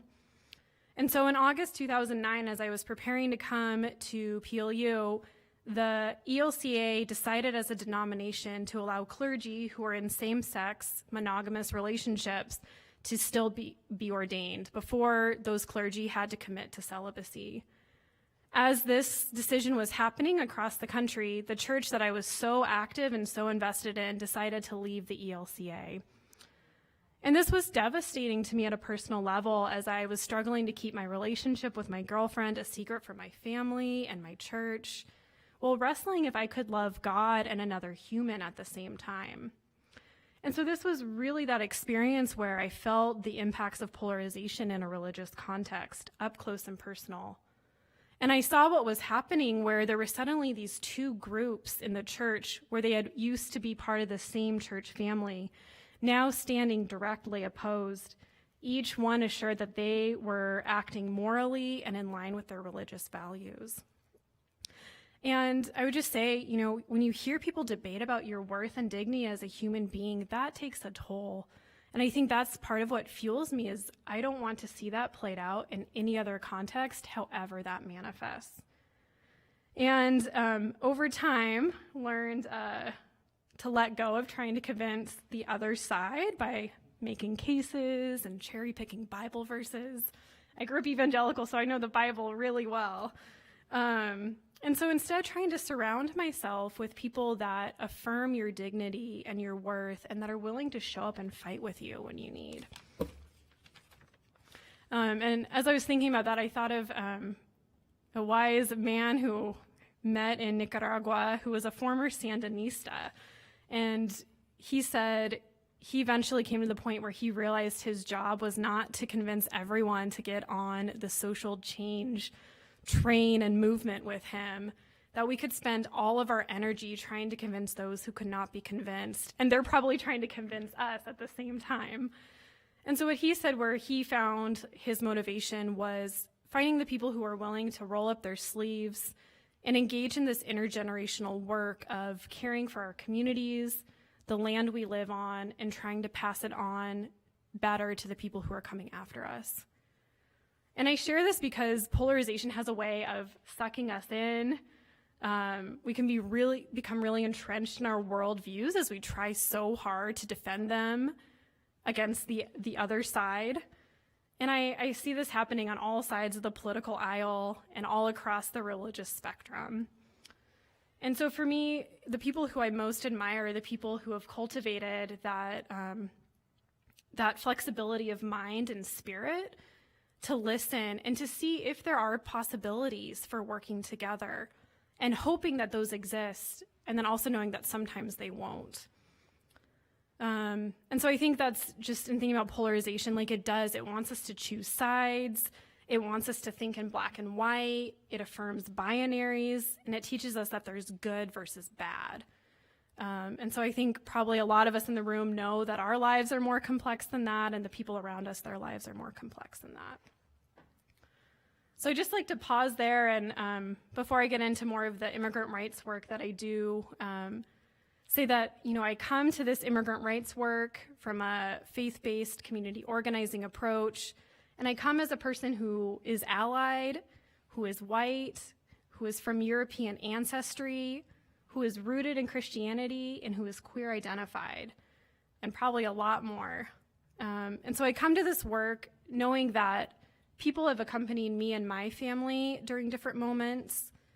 I come to this work knowing that I want safe places to belong and for my family to exist. And I'm also deeply compelled by what I learned about the early followers of Jesus, who, according to the book of Acts, they sold what they had and they shared it among them so all would have enough. That's my paraphrase.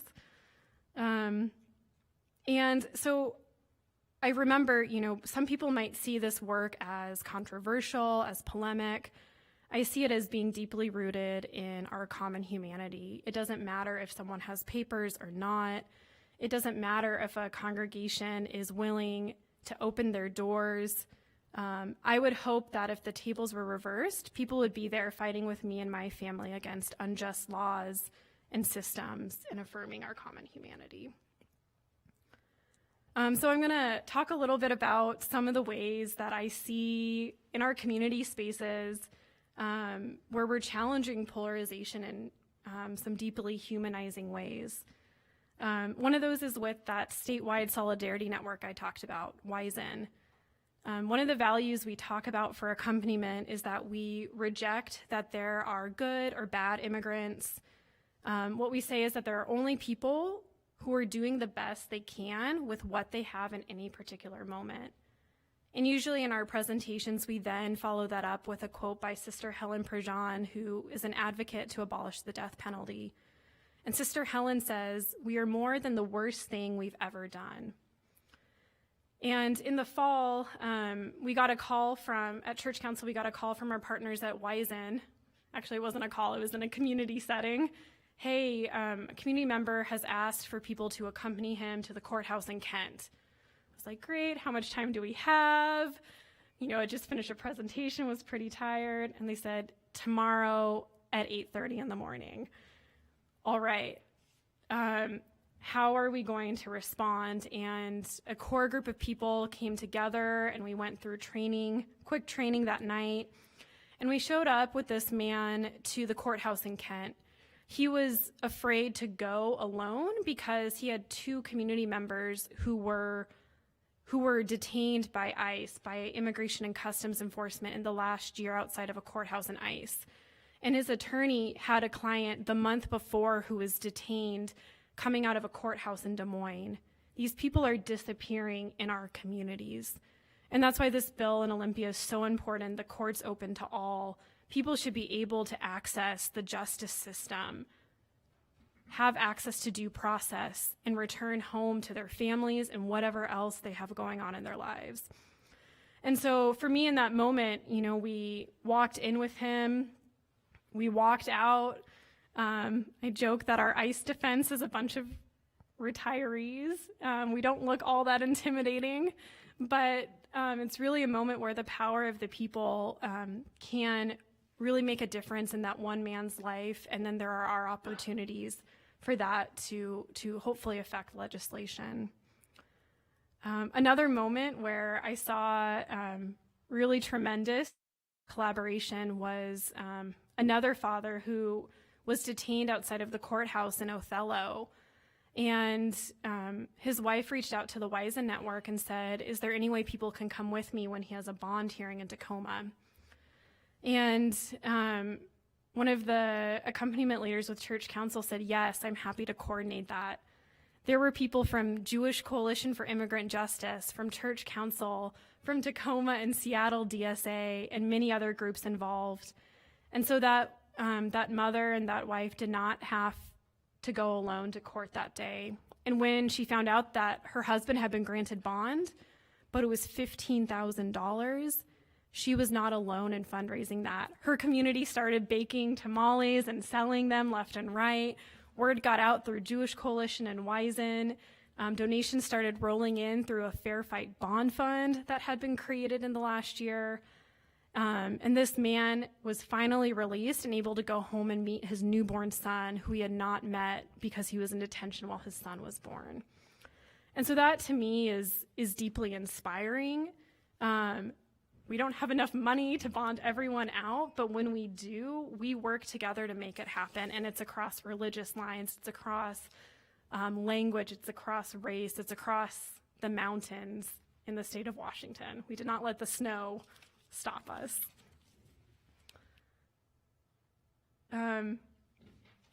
Another thing that I wanted to wrap up with, where I'm seeing a lot of collaboration across cultural difference, is particularly at Gethsemane Lutheran Church, where Jose Robles and his family lived in sanctuary for over a year. You can find out more at Sanctuary Downtown Seattle that tells a little bit more of their story. Really, this was an unlikely pairing. Here you have a semi-traditional Mexican family living at a Lutheran church of Scandinavian heritage, predominantly white. And over time, actually probably not too long into it, Jose's youngest daughter started calling the two white queer female pastors Grandma 1 and Grandma 2. And so it was just these unlikely bonds of kinship that developed. And the community and I were saying, how does this happen? There's not really like a how to make this happen. Like, it was coming from a really deeply traumatic experience, really from the pain of the immigration system. And it took the courage of the congregation to say, we're going to open our doors and step into the unknown and the uncertain with you. But what I'd really want to highlight is it took the courage of the family to say, we can't do this alone, and to be public about what they were going through, and to practice this really gracious openness to this Lutheran congregation and said, yes, please come join us in the lucha, in the struggle.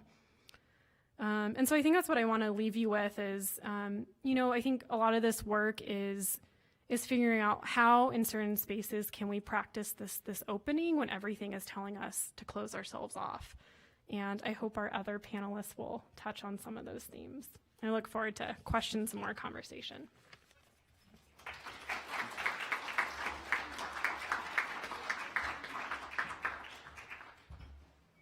Thank you, Brianna.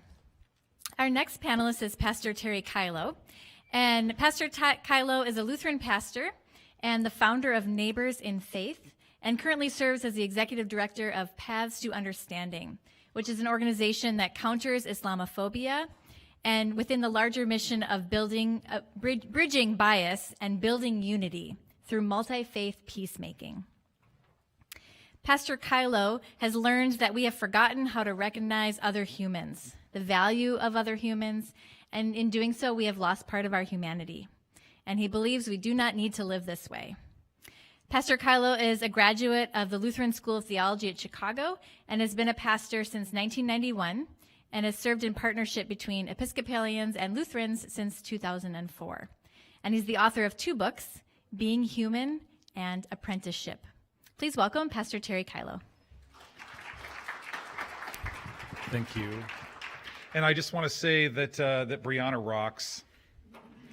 So, and not just her presentation, but her work and the work of the Church Council and many of the other organizations around the state that help faith communities begin to cast a vision larger than just their in-group. So I just want to state from the beginning, I was raised in a small town in eastern Washington State, in La Crosse, Washington. It's about 50 miles short of Pullman if you head over to Wazoo. And I just want to state very clearly that I was raised in white supremacy. I was raised in white supremacy, including at a Lutheran church where we sang as children, Jesus loves the little children, all the children of the world, red and yellow, black and white, they are precious in his sight. And then when I got to be 11 years old, I went out and stood with the men in the parking lot. And the men in the parking lot would talk about the weather and the crops and the price of wheat. And then pretty soon, maybe once a month, out would come a racial slur. And once they started, they came down more than the rain did. And so I went away and I felt icky about it at the time, right? Because my family had gone through a series of difficulties when I was a kid in the 1960s. My parents didn't inherit the farm they'd hoped to inherit. They went bankrupt in a grocery store. And my mom was diagnosed with MS. And so our community withdrew from us. And it was encapsulated in one woman standing to me near the entrance to the church. She stood over me as a 7-year-old, saying, if your family were better Christians, your mother would not be ill. So I became a theologian at the age of 7. And because I knew there was something not quite right about that. And I knew as a kid that was bullied in school, even though I was the biggest kid, that that there are social forces at work in the world, right? And they don't do a lot of people good. And so when I came back, of course, after coming to PLU, hanging out with Bob Stivers and with Paul Ingram, getting to go out and hang out with Ron Vignac and his incredible work in this community, things began to open up for me. I went to college, went to seminary in Chicago, began to interact with some black theologians, began to meet people in greater Chicago, and began to really get kind of cracked open a little bit. I came back from my mother's funeral, and after we had buried her on that hill, a hill that was, of course, once the property of the Palouse Indians, I stood around in the circle with the men. And the men said some things about the crops and the weather and the price of wheat, and then out came the racial slurs. And so I don't know where it came from, but deep within me out came a sentence. I would appreciate it if we didn't speak about other human beings that way. And that's all I said. So I've been a pastor for 28 years. I have helped congregations recover from a lot of sexual misconduct. I didn't intend to do that. That's just what happened. And I had been I'd been doing some interfaith dialogue between a Muslim and a Buddhist and I, and we were having a great time, and was invited to go and do a presentation in Oak Harbor, Washington, a relatively conservative military town on Whidbey Island, and 90 people showed up. And my Muslim friend and I engaged them. He knew what he was doing. I didn't know what I was doing. But what I could see from sitting up front was the depth of the fear and the hatred that people had for my Muslim friend. I mean, it was real. It was palpable. It was scary. We did 4 more of those, and what I began to realize is that everybody was asking the same questions in almost the same phraseology in every single town. Like, is there a conspiracy? And the answer is yes. That there are actually groups of people spending $40 million a year doing intentional campaigns of dehumanization against our Muslim neighbors.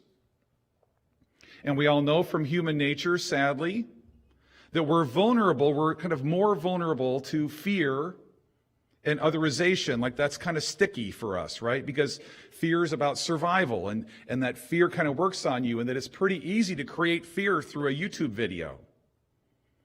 But it's not so easy to create love through one. And that these folk were not only, it's not that they were intentionally hateful, but they were being captivated by something very powerful. And what I've learned, of course, since then is that kind of dehumanization that's happening toward our Muslim neighbors typically follows a pattern. And the pattern is that there's an us and a them. The them is a threat. The fear about the them becomes real, even if the threat is not. Then there is collective blame applied, that if one person of that group does it, they're all to blame and they will all do it. And then here's the trick with dehumanization, is that eventually it turns to this, that violence against this other group is not only justified, it's morally right.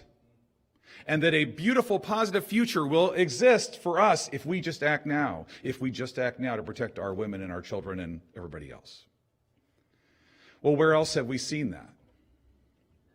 So in seminary, we sat around the cafeteria table after classes where we learned of Lutheran complicity, of Lutheran action and positive support of the Nazis in Germany in the 1930s and 40s, of the statements of Luther that helped support that. And we all sat around the table afterward and said, if that ever happens in our day, what are we going to do? And we all said, well, we would do something. Of course, I was raised in white supremacy, so it was more difficult for me to see that same thing was happening to my African American sisters and brothers, my LGBTQ Latin sisters and brothers, my Hispanic sisters and brothers, right? So it was harder for me to see that, right? But again, it takes a long time to recover and repent of white supremacy, right? It takes a long time. But when I saw that kind of dehumanization happening toward my Muslim neighbors, like it just really, really bothered me. And until finally during Holy Week, I was talking to some Muslims on the phone in the middle of doing a whole bunch of events around Washington State.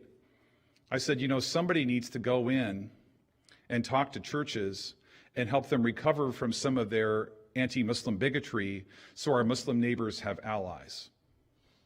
Because here's the thing, Japanese internment, Japanese concentration camps didn't happen in the same way in Hawaii as they did here. You know why that is? It's because people were willing to stand up to the government and military officials and say, you're not going to do that here. We don't care what the executive order says, you're not going to do that here. You do not get to buy that land. You do not get away with dehumanizing our Japanese American sisters and brothers. I've only heard of 2 churches in all the Pacific Northwest that said anything about Japanese internment. And so if we can get out there and help create more allies, then maybe we can interrupt a process that leads to actual violence. And if Lutherans are not able to learn from our history 70 years ago, 80 years ago, and behave differently now, then I don't know why we're here. Because part of being a tradition is not only lifting up ideals and telling stories and having rituals that ground us in our common humanity, but it's also about the responsibility to learn from times when people in your tradition have made mistakes and doing a course correction. And so what happened is I heard my voice say in the kitchen there as I'm looking out the window, talking to my Muslim friends on the phone, is I think I need to do that.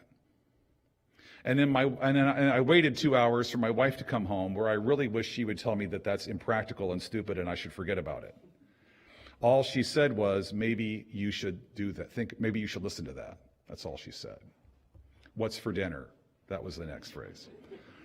So what I've been trying to do since then is to use my white male cisgender pastor in a collar privilege to create space for Muslim voices around Washington State. We have done lots of layers of this. Now, remember that many Muslims in this country are geographically, in pretty close proximity to each other. So there are lots of the congressional districts, the 538 congressional districts, that have no Muslims in them or hardly any. And so the fact of the matter is that all they know about Muslims is what they hear on the news. Even the New York Times speaks about Muslims worse than cancer or cocaine. And so how can we deal with this? Well, one of the ways to deal with this is to recognize that there are leaders in every wisdom community, in almost every neighborhood in this country, in almost every small town, that have learned the lessons of how wisdom communities, faith traditions, including their own, have participated in the dehumanization of other people and committed similarly around a table in their own, cafeteria at seminary that they weren't going to be quiet themselves. But the problem is that responding to an onslaught of dehumanization is very complicated and that people need training. Because the fact of the matter is, after every single event that I do where I work with Muslim speakers, as a person raised in white supremacy, I always ask a question. And it's always this: how did I disadvantage you tonight? How did I disadvantage you tonight? And I have to say that when the answer is yes, you did, and here's how, that it hurts. That pain is not an additional piece of work to the work of being a practicing Lutheran Christian. That is the work of daily dying and rising in baptism. That's a part of the gig, is dying to the ways in which in my case, white male Christian supremacy has infected my soul and working on it. So a lot of our work has been to get out into smaller rural communities. I go in once, get 30, 40 people together. I come back in with a couple of other Muslim speakers. We get maybe 100 people. We come back a few months later with Anila Afzali, one of my main partners, and we get a couple hundred people. And we're trying to counteract this dehumanization, try to build allies for our Muslim neighbors. And that kind of work is precisely the kind of work that faith communities are there to do. So when I go to churches, what I have to do is remind them what is at the heart of the Abrahamic tradition. And I often get resistance from this. That the core of the Abrahamic traditions are to love God more than your tribe and tradition, and to love your neighbor as you love yourself. And that the purpose of monotheism is not mono-religionism, that we've got one view to God, and if we all had the same view to God, everyone would be at peace. The idea behind monotheism is that there is one creator of everyone, and so when the tribes are fighting, there's no longer two gods fighting up in heaven to see who's got the biggest God. There's one God in heaven saying, stop fighting, because you're third cousins. So the purpose behind monotheism was to help us recognize other human beings as human. And that what's happened fundamentally to a lot of traditions in this polarizing world is that we've decided that we really have it figured out, that we really own God, and that it's not the creator of all human beings, it's our God that we somehow own. And so we've re-tribalized monotheism. And of course, I think Abraham and Moses and Muhammad and Jesus and Mary and Miriam and Mary, with Jesus sitting on her lap, would be very upset to hear that we've done that. The other piece is passivity. So what I encountered in the Lutheran Church, I'm just going to talk about Lutherans because that's what I am, is that there's an intense passivity in our churches. And it's a theologically justified passivity. For those of you familiar with the Lutheran tradition, I've been asked by a lot of pastors if I believe I must be a big believer in works and works righteousness, right? And that's really sad that people mistake the baptismal calling that God offers them, and reduces it, to some kind of theologically justified passivity, as if when God called Abraham and Sarah, they didn't go. As if when God met Moses out at the burning bush, he just laid down flat and didn't move again. So what we're trying to do right now with Neighbors in Faith is, and the work of Neighbors in Faith now becoming part of Paths to Understanding, is our work's kind of changing a little bit. So we're continuing to try to build allies for Muslims. We're continuing to do training for faith leaders and also for individuals to learn how to be good allies with your Muslim neighbors. But we've also just recently launched a new social media campaign called Facts Over Fear. So I really encourage you to go to factsoverfear.org and to share the videos that are there using the hashtag #FactsOverFear. Because we've recognized that there has to be answers in social media and on YouTube to all of the false witness that is being borne against our Muslim neighbors. And of course, false witness is like, do not bear false witness is one of the commandments, right? And the reason why we don't bear false witness is because we know it destroys community and we know that it leads to violence. So how do you counteract false witness? Well, again, as a Lutheran, I want to think about Jesus. So what did Jesus do when he was with people who often bore false witness, say, against Samaritans? Is he told a positive story about Samaritans, not only how they should receive care, but how they had the very humanity to see someone laying beside the road and to go out of their way, put themselves at risk, and even pay for them to become well again and to recover from a beating. And so Jesus told positive stories. And so what we're attempting to do in this series is to help equip allies to learn how to tell those positive stories. Because what we found is that there's always 4 questions people have: Islam and women, Islam and peace, Islam and other religions, and what is Sharia, or what is Islam and democracy.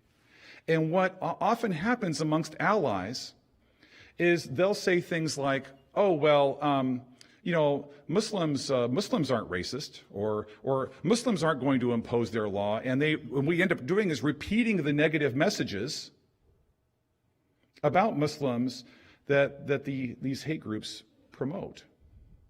And so we have to train people how to respond to those by telling a positive story, by building on shared values, and by taking people on a journey with them to learn more about Islam and Muslims, and to learn about Islam and Muslims from Muslims and not from people who hate them. So it's been a really kind of like weird, remarkable journey. We're getting ready to start an online learning course this year, in the next year, to be able to help train people to do be regional speakers in their own area.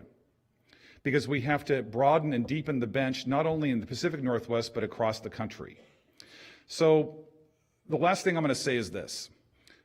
Sometimes when I'm in churches or after speaking engagements, people walk up to me and they'll say, Pastor, these people aren't Christian.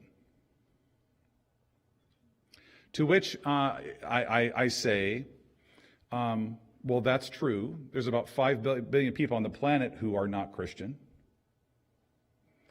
But the question really is this: are we? And so my pathway with people in religious traditions is not to back off from them, but to go deeper into them. And what we hope with our new organization, Paths to Understanding, is that we're going to help form faith communities that are willing to go deeper into their tradition, but also to come out and stand together for each other's humanity. Because we are being dismembered from one another as human beings right now. But I believe that God, or the divine, or whatever thing is out there that's bigger than us, is also moving us, is moving to help us remember ourselves as human beings. And that when people in wisdom communities and faith communities stand up for each other's common humanity, there's something really powerful that happens. And not just because we have a brighter, warmer, stronger, more loving community, but what happens inside that community is that they actually find their humanity, the same way that standing with my American Muslim sisters and brothers has helped me find mine. Thank you.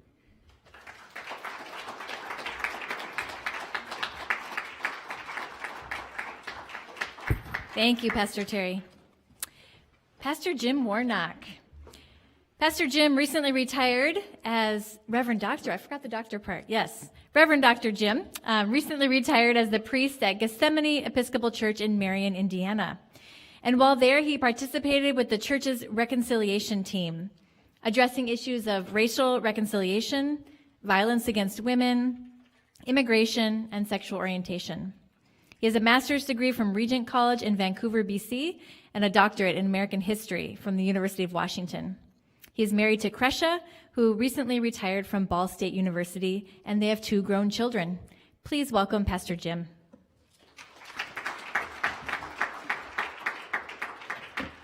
Thank you. There's a, yeah, there it is. That's me up there.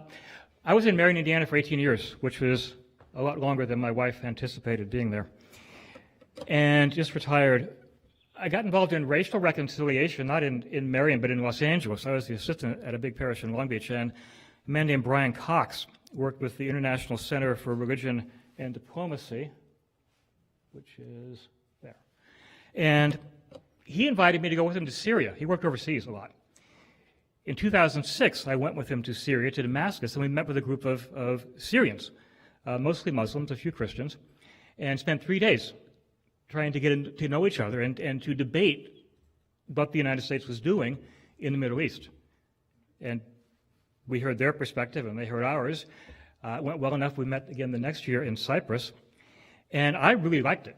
I thought this was great. So you'd sit down, have a talk, and you need a table discussion, another talk, table discussion, and you really did get to know each other, and we did make some headway in understanding each other.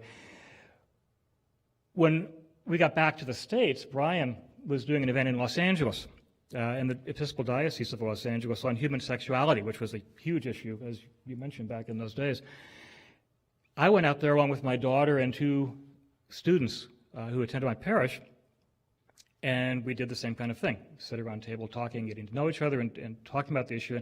And essentially, I looking for the common humanity in people with whom we radically disagreed, at least as a starting point for moving on. When we were finished, the 3 young people went with me got really interested in reconciliation, and we decided to do some stuff at our parish in Marion. So we've been doing seminars like that since 2008, and a seminar basically in Marion, it's a one-day seminar. You have speakers who will talk for 20 minutes, then you have table discussion, which is where the reconciliation work actually gets done, and the issues we've addressed, as you stated, included immigration and human sexuality, politics, violence against women, all sorts of things, and eventually racial reconciliation, which is a really key issue in Marion. It's a small town in the center of Indiana, about 90 miles north of Indianapolis, 30,000 people, more or less, 78% white, 15% African American, and it's known mostly for lynching that took place on August 7th, 1930, of 2 African American men. There were 3 of them, actually, who were arrested, charged with murder and rape of a white couple on the edge of town near the Mississippi River. It was never proven that they actually did this, but the charge was enough. And on the evening of Thursday, August 7th, a mob gathered and they broke into the jail, which is still there, and killed the 2 men, killed 2 of them, and then brought them and hanged them. And the 3rd man was alive. They were about to hang him when a voice said, "We don't need to hang him," and they let him go. He said it was God, maybe, I don't know. There's a picture of the lynching, which I'm going to show you, and I'm only going to put up there for a second. It's really brutal, but this is the picture that's kind of defined lynching in America. That's actually the town hall this is the town hall of Marion today. The lynching took place right about here, and that's what it looked like.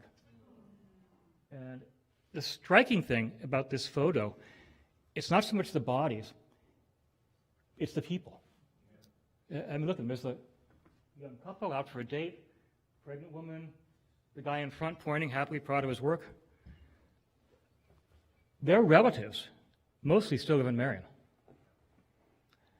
And that's why one of the reasons this issue is so hot. They attended church. Most of these people during the lynching would be in church on Sunday. There's absolutely no evidence that any church in Marion said anything about the lynching. And we looked, we researched, we couldn't find anything. Even my own parish, Gethsemane, not a word. No one was ever prosecuted. Churches never condemned it. This picture was taken by a man who was the uncle of my church treasurer, who by the time I got there was in her 80s. That was her uncle, took the picture. And he made a lot of money off it. He made it into postcards, and they were distributed, sold as souvenirs. So there are postcards of this in attics all over Marion, souvenir postcards. So enough of that. That picture defines the town. And it works in the background of everything that happens in the town. The white people in Marion, for the most part, they had relatives at the lynching maybe, and what they'll say is, there's plenty of racial harmony in Marion. Black people here are happy. It's unfair for the town to be known by that one event. That doesn't define Marion, except it does. African Americans have, as you might imagine, a slightly different view. I remember talking to a young African American woman who talked about how, as a child, her mother would never walk by the courthouse because of the lynching that took place there. And as an adult, she would get scared every time she walked by the courthouse, just because of what that event meant in the African American community. It's a massive historical wound, something that happened in the past that still impacts us today. and no one wants to talk about it. The song Strange Fruit by Billie Holiday, that was about this event. Okay, that said, several years ago, as a parish, we got involved with the Cross of Nails community. It's an international reconciliation group founded at Coventry Cathedral after World War II.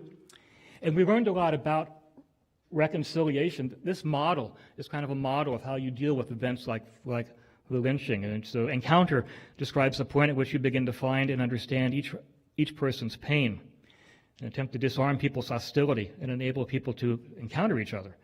Spaces describes how we all live in our own spaces where we mostly encounter people who share similar views. In Marion, white people talk to white people, black people talk to black people. There's very little interchange. The unseen is an attempt to give people a sense of what could be as opposed to what is. What does the future look like if we do things right? And then the lament occurs when we feel the pain of the oppressed. The idea is at the bottom there, the moan of the lament is a birthing sound which leads to a creative response to oppression. When we did reconciliation, we saw the need for racial reconciliation. One of the first things we thought about, and I met with an African-American pastor for a couple of months talking about it. He met with our team. We met about 10 people who do this stuff. And he basically told me after that time, I don't want to work with you. You're not serious about this. You just want to make yourself feel better. You don't care about us. Okay. We kept going with reconciliation. We did a lot of work in other areas. We did have some contacts in Marion's African-American community. And we tried to participate as a church when things happened, in an attempt to get out of our space. So we took part in several Black Lives Matter rallies that took place in the church in the last 5 years.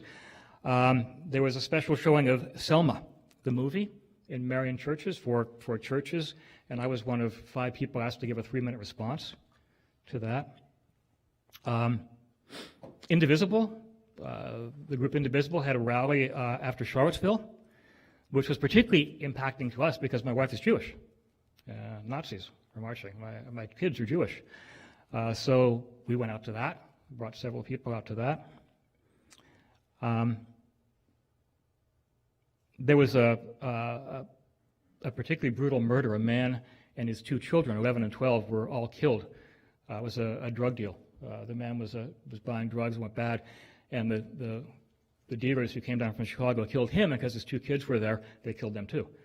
And this was, as you can imagine, just a deep shock in the African-American community. And about a half dozen of us from Yosemite went to the funeral as a way of showing concern and solidarity. And we were about the only white people who went. Which led us again to eventually focus on racial reconciliation. We decided we needed to talk to ourselves as a largely white parish about how we viewed racism. So we did a seminar. We had about 75 people, mostly students. There are 2 evangelical colleges, Indiana Wesleyan and Taylor. And we had about 75, as I said, students who came out. And we talked about this. What does it mean for us as white people to deal with racism? It featured a lament based on prayers in the Episcopal Prayer Book, which we said during the course of the seminar. And what we wanted to do was get people to talk about our own implicit bias, to ask the question, are we responsible for the sins of the past? Do we bear responsibility for that lynching? Because the standard answer is no, I wasn't born then. It's not my problem. But in fact, it is a community problem. We are, as white people, the majority community, the ones who need to act to reconcile this. We invited an African-American woman to come and kind of watch us, a pastor in the local community. And out of this meeting, we started meeting with her church in an attempt to get out of our space. We had Wednesday night dinners with her church, an AME church, African Methodist Episcopal, for about 6 months. And I would love to tell you that it ended well. It didn't. There was 1 week at the end of 6 months where the cooks, these are all just home-cooked meals, basically. The people who cooked for our parish were all gone. They were away. It was spring break. They were people at the colleges. They were gone. And so I called her and I said, we can't host it this week. I have no cooks. But you've come Sunday night. We're doing a Passover. You can come to our Passover. She told me that was racist, that it was racist, that we couldn't bring our cooks to this and ask them to move. And that caught me totally off guard. I had no idea that she would feel that way. So I apologized There's not much else I could do. But it ended the dinners, and she left. She moved to Indianapolis, got another church. But we went on after that. In May of 2018, a video surfaced in Marion showing an arrest by 4 Marion police officers of a naked African-American man. And the video shows the 4 police officers on top of him, and they're trying to hold him down. Another police officer comes in from the side and punches him twice in the side. And then the guy with the police dog shows up, and you got the police dog snapping at him, at his head. And that was, when the video came out, it's about a minute video, it was a huge uproar. The town officials had to meet with the man's family. He was mentally ill, as it turned out. His issue was that he was mentally ill, and he couldn't stand wearing clothes or being touched, which is why he was naked. And when the police tried to arrest him, put the cuffs on him, he just freaked and ran. And it just encapsulates the issues between police and the African-American community in the sense the police thought this was great. They did everything right. They took him down. The guy punching him in the side, that was an attempt to get his attention. You punch in a way where you don't hurt them, just cause a little pain. And the police dog was a little excessive, but they felt they'd done everything right because the guy was basically taken off the streets and he wasn't badly injured. The African-American community saw 400 years of oppression and racism and slavery all embodied in that one event. And the two sides were just totally apart. There was a meeting between the town officials and the family of the man who ended up in a care facility to talk about this, and I got invited. A friend of ours was a friend of the family. When I got to the meeting, the family had asked only clergy and immediate family at the meeting. I'm clergy. I almost left, but someone encouraged me to stay, and I stayed. And I sat through the whole meeting. I didn't say anything, but there were 10 African-American pastors there, and I was the only white guy. And they noticed that. The meeting was really inflammatory. The family was very upset.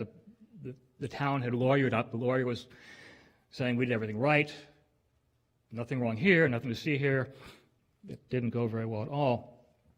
But one of the consequences of that was a kind of renewed trust between the African-American pastors, the Black Ministerial Association, and me, and by me, my parish. I'm talking about me. I was there because I was the clergy, but none of this happens if it's not for my parish. I had a dozen people in the parish who were very deeply involved in reconciliation work, and the rest of the church was entirely on board with this. So it's not just me.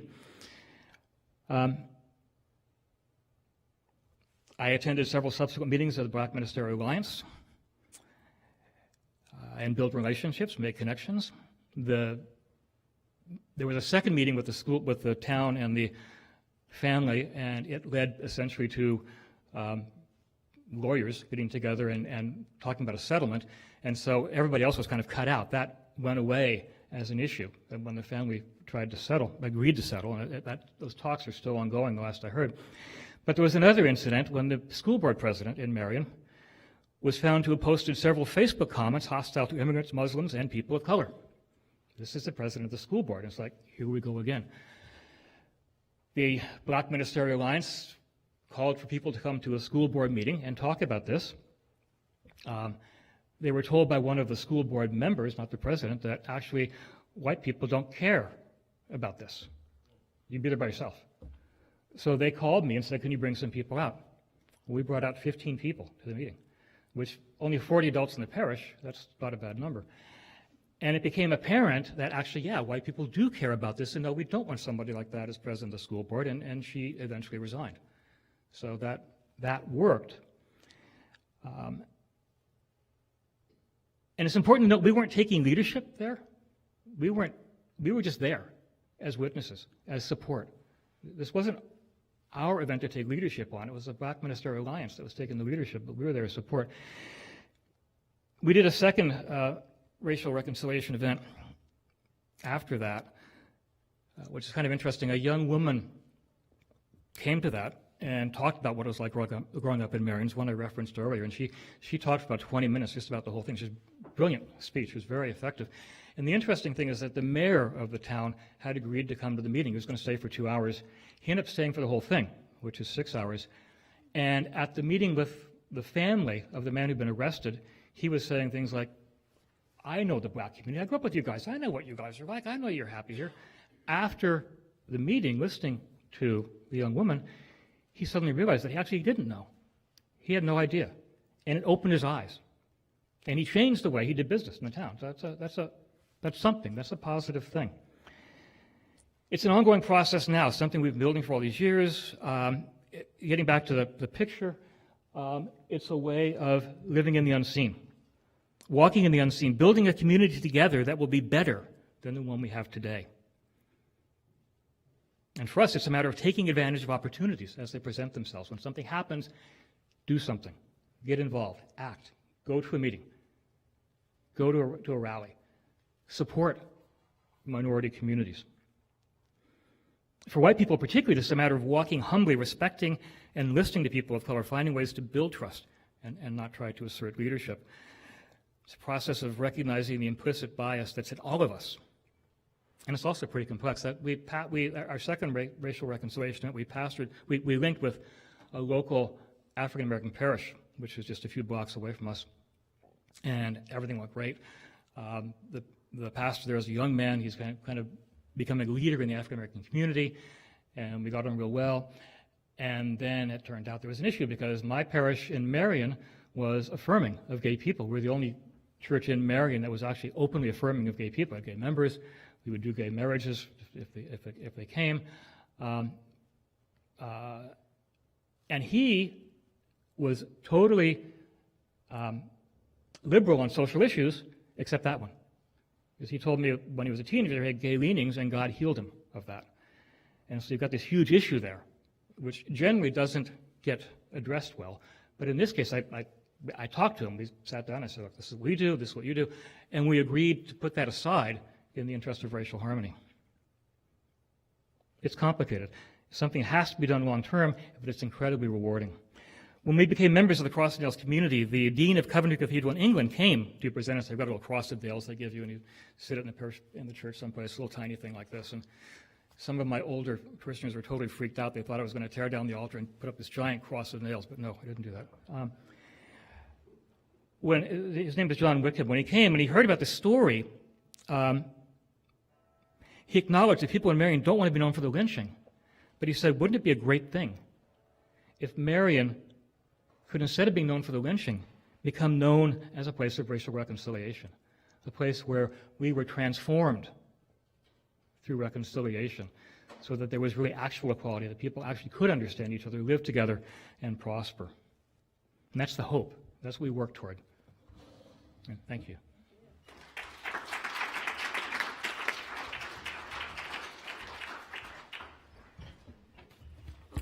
Thank you, Pastor Jim. Jared Wright graduated from PLU in 2014 with majors in political science and global studies and a minor in Hispanic studies. After graduating from PLU, he became a summer fellow for the Washington Bus in Seattle, helping advance their mission to bring more young people into the political process. Soon afterwards, he joined AmeriCorps and began working for Graduate Tacoma and the Foundation for Tacoma Students, organizing community efforts to improve summer and out-of-school learning, college advancement, and third grade level reading.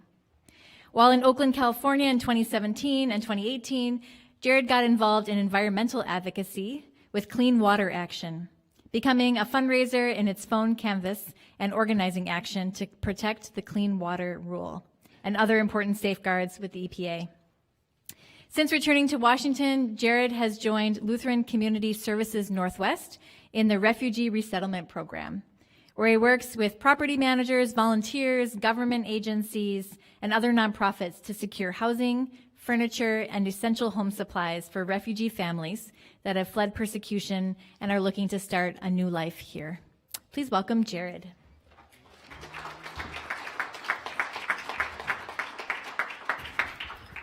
Hello. So yeah, I just want to say, first of all, thank you to the Wang Center for the invite to come here. It's really good to be back at PLU in the middle of, this is the Lute family. This is my home for 4 years. This is where I became the person that I am today. I'm really grateful for these spaces. Thank you to Tamara Williams. The reason I'm here today is because I saw her in July for a reunion of the Oaxaca Study Abroad program, and she invited me to come speak here. And is truly one of the most impactful people that I had the pleasure and privilege to meet here at PLU. So I just want to start a little bit by talking about the work of refugee resettlement, some of the challenges, what goes into this, and then connect this to polarization. One thing that Brianna talked about earlier that kind of resonated with me is that, in truth, like in my day-to-day activities, I'm not really you know, fighting against the current of, like, say, Islamophobia, or like people that that are skeptical of immigrants, or, you know, have, you know, xenophobic views. I'm more identifying the people who are already with us, so to speak, the, you know, the kind of more progressive Lutheran traditions. But, you know, looking at this from a more zoomed out perspective, I'll get to this in a little bit, but polarization definitely plays a part. So, and this also connects to something Pastor Terry was talking about with the Lutheran Church, or Lutherans at large. There was complicity, of course, in terms of, you know, Hitler and the Nazis, and then not standing up against the Japanese-American internment during World War II. But at the same time, Lutherans also have an extensive history of welcoming immigrants and new Americans into the country. So, you know, it's a complex story. I mean, that goes back as to Vietnam. After Vietnam, we LIRS, which is Lutheran Immigration and Refugee Services, helped resettle thousands of people from that, you know, the war zone that was there. And today we're welcoming a lot of people from the Middle East, from Afghanistan and Iran. So what we do is that, so essentially my job, I get about 2 to 3 weeks of preparation time. So I get this notification that a new family is coming to SeaTac Airport. They'll usually come at 10:30 at night. And I have a couple weeks to secure housing for them. There's a lot of challenges here. So one advantage is that any refugee, or most of the refugees that come, are being supported in some ways, not just by our agency, but what we call a U.S. tie. So this is someone who has a few years in the United States. Most often they were a refugee themselves, so they are familiar with the refugee resettlement process, and can sort of walk hand in hand with the new refugee as our agency supports them. So I make contact with the U.S. tie, and I tell them, I explain to them like what the next 3 months are going to look like for this refugee family.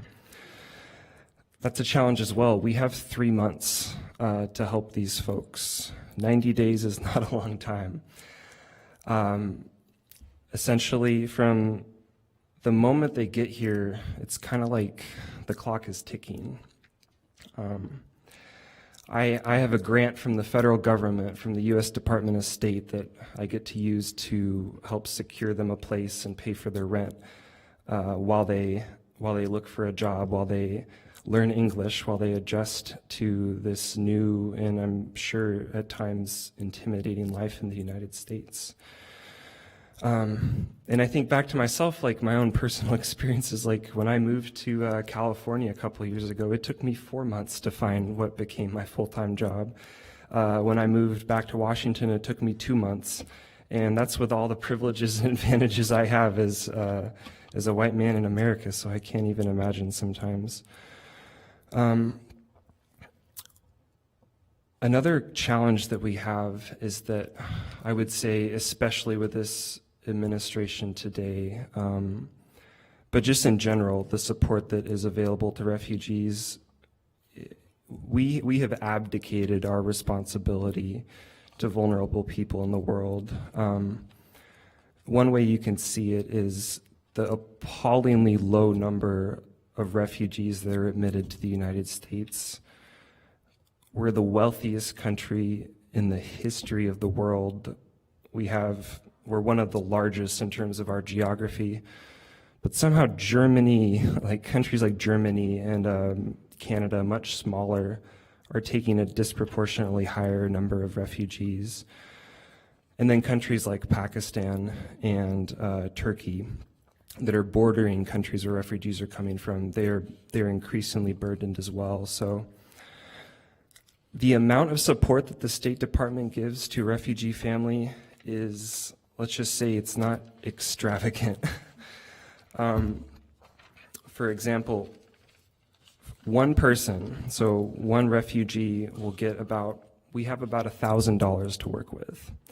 So if I have a family of 5, I got about $5,000, and with this, we need to secure them housing. And there's a lot of misconceptions about refugees. So when I talk to landlords, when I talk to property managers, some are coming from a place of, they're quite skeptical.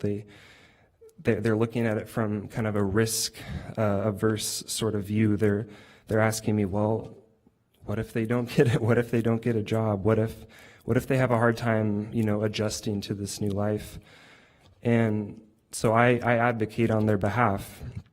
And that is a challenge as well, because this work happens before the refugee family even comes. So, I'm advocating for someone that I've never met or seen before, but I know I need to help.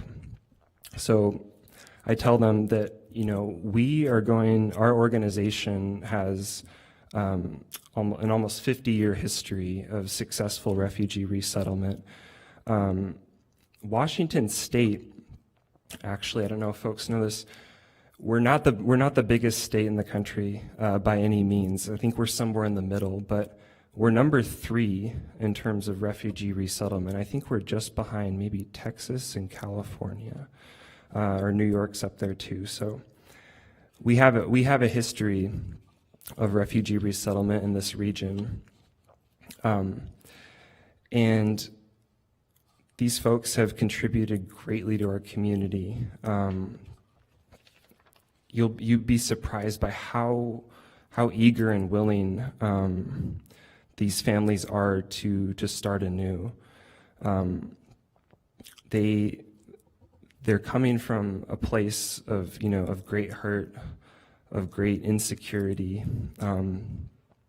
The average refugee actually waits something like 20 to 25 years in a migrant camp, so to speak, while they wait to go to their final destination. So these are folks who've been waiting far too long. The refugee pipeline is incredibly clogged up. A couple other things that have happened with this administration is that they've added to the barriers in terms of being able to be approved as a refugee. You have to provide 10 years worth of addresses, phone numbers, emails, contact information for all of your family and relatives, so that our federal agencies can comb through that and determine if there's any risk to admitting you into the country. 8 federal agencies are involved in this process. So refugees are, I would say, the most vetted, scrutinized, heavily screened people that will ever step foot in this country, more so than any of us, than you or me. And that's kind of sometimes I think about that issue and it kind of gives me pause. In some ways I'm working with the lucky ones, actually. They're more, they have the stamp of approval, so to speak. They're not as vulnerable as the populations perhaps that Brianna works with, asylum seekers, or if you went to the panel just before this with the Angry Tias, the work that they're doing down at the border, but they still face immense challenges. There's opportunity, however. So as as we, as a country, we've, like I said, we've abdicated this responsibility. We're doing less and less for refugees than ever before. More of our churches are stepping up, though. I do see that there's this sense of galvanizing amongst progressive faith communities, the Lutheran Church. Now, of course, I could be cherry picking because I only come across the ones that have stepped up to the plate and are ready to play. But as the state does less and less, I am seeing that groups from churches are coming together more and more to help families resettle. 3 months is simply, it's not enough time. That's the constraints that we're working under, but frankly, it's not enough time. So we have a program called the Circle of Welcome. Any group can join. It's so far been mainly Lutheran churches, but it doesn't necessarily have to be a Lutheran church. It could be just a faith community or a community of interest that wants to come together and walk hand in hand with a refugee family for a period of 12 months. 12 months might not seem like a long time either, but it's a heck of a lot better than 3. I remember when I was starting this position and learning about the refugee resettlement process, there was this really interesting graph that was presented to me. It was kind of like a cultural adjustment curve, so to speak. And at the beginning, there's this sense of excitement, of newness, for the family. They're getting all these services, they're meeting new people, they're finally in safety. A couple months later, though, there's a bit of a dip. Sometime the family starts to realize that there are barriers, that there are obstacles in the United States to their successful integration. And usually that dip happens around the 3-month mark when we have to say goodbye. So the Circle of Welcome program is immensely meaningful and impactful. They walk hand in hand with the family. They provide companionship, sharing meals, taking them to really essential appointments that are crucial for them, refugee health screenings, going to DSHS, the Social Security office, helping the kids enroll in school. But it's not just that, it's material. So to be part of the program, they have to raise, I think it's somewhere between $5,000 and $10,000. And that money goes straight to housing costs, goes straight to paying the rent, which just gives you can't even imagine how much breathing room, that gives us in helping a family start a new life here while they hopefully save up some money of their own. Another opportunity that I see, though, is we have a refugee youth mentoring program. So the kids, a lot of times there are children, and like many refugees are children, they're part of families. We help them get into school, and I think of that as an opportunity a lot to bridge divides. I think of all like the refugee children in schools, especially in the Kent area. The Kent area is where we have a really significant Afghani population. And so I think about all the kind of cross-cultural moments that happen. They're probably not all good, but they're meaningful. And this refugee youth mentoring program connects interested high school students who are from America to come together and do English learning and conversation and companionship with these refugee children. And that has been, it's still getting on its feet, but it's an opportunity that we're really proud to have. Let me see here. 5 minutes, thank you. So I got to this, I came to PLU not really knowing what I wanted to do. I didn't really have a good idea, but a couple key things helped me get on this path. For one, I'm sure it's still here today, but the International Honors Program. Small classes, Socratic seminar style, really challenging students to consider different worldviews that they hadn't before. And I connect with what Brianna and Pastor Terry said about, coming from a background that was, that was mostly white, that was evangelical, that frankly did have a lot of Islamophobia present. One of the first books that I read in the IHON class was by Karen Armstrong, and I can't remember the title, but it was about the life of Muhammad, about the Quran, and yeah, thank you. Okay.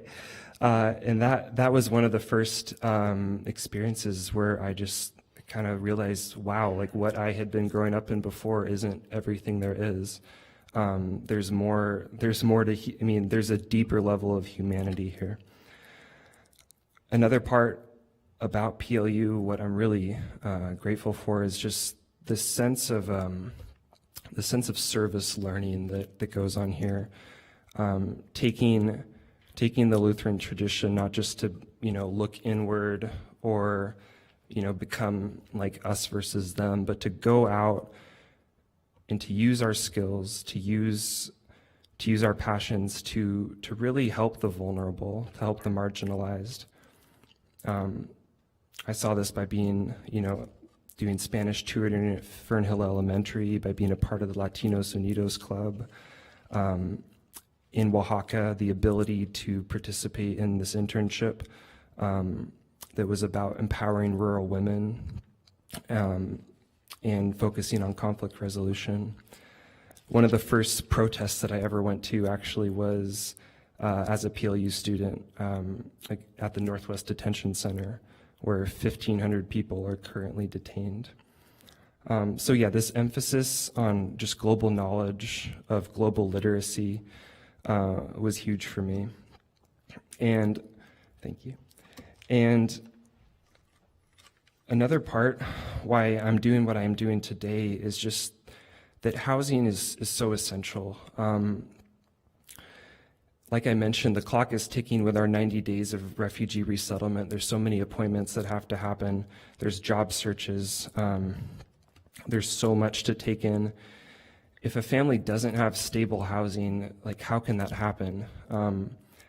So I think to the families where, we even have to wait like a week or two after their arrival to get them in a permanent place, that sets the clock back a little bit and kind of just increases the pressure on us.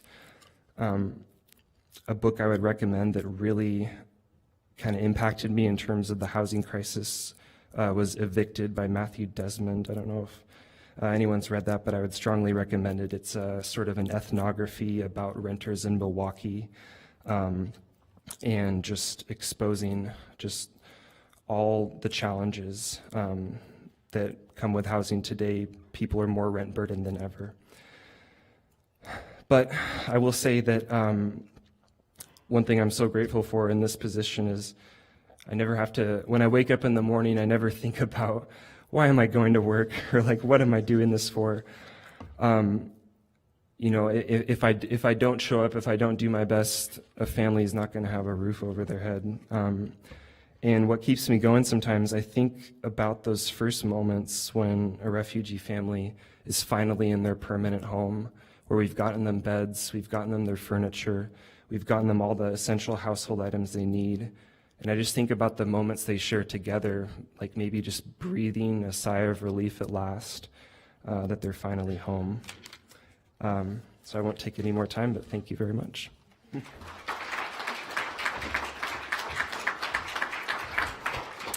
Thank you, Jared.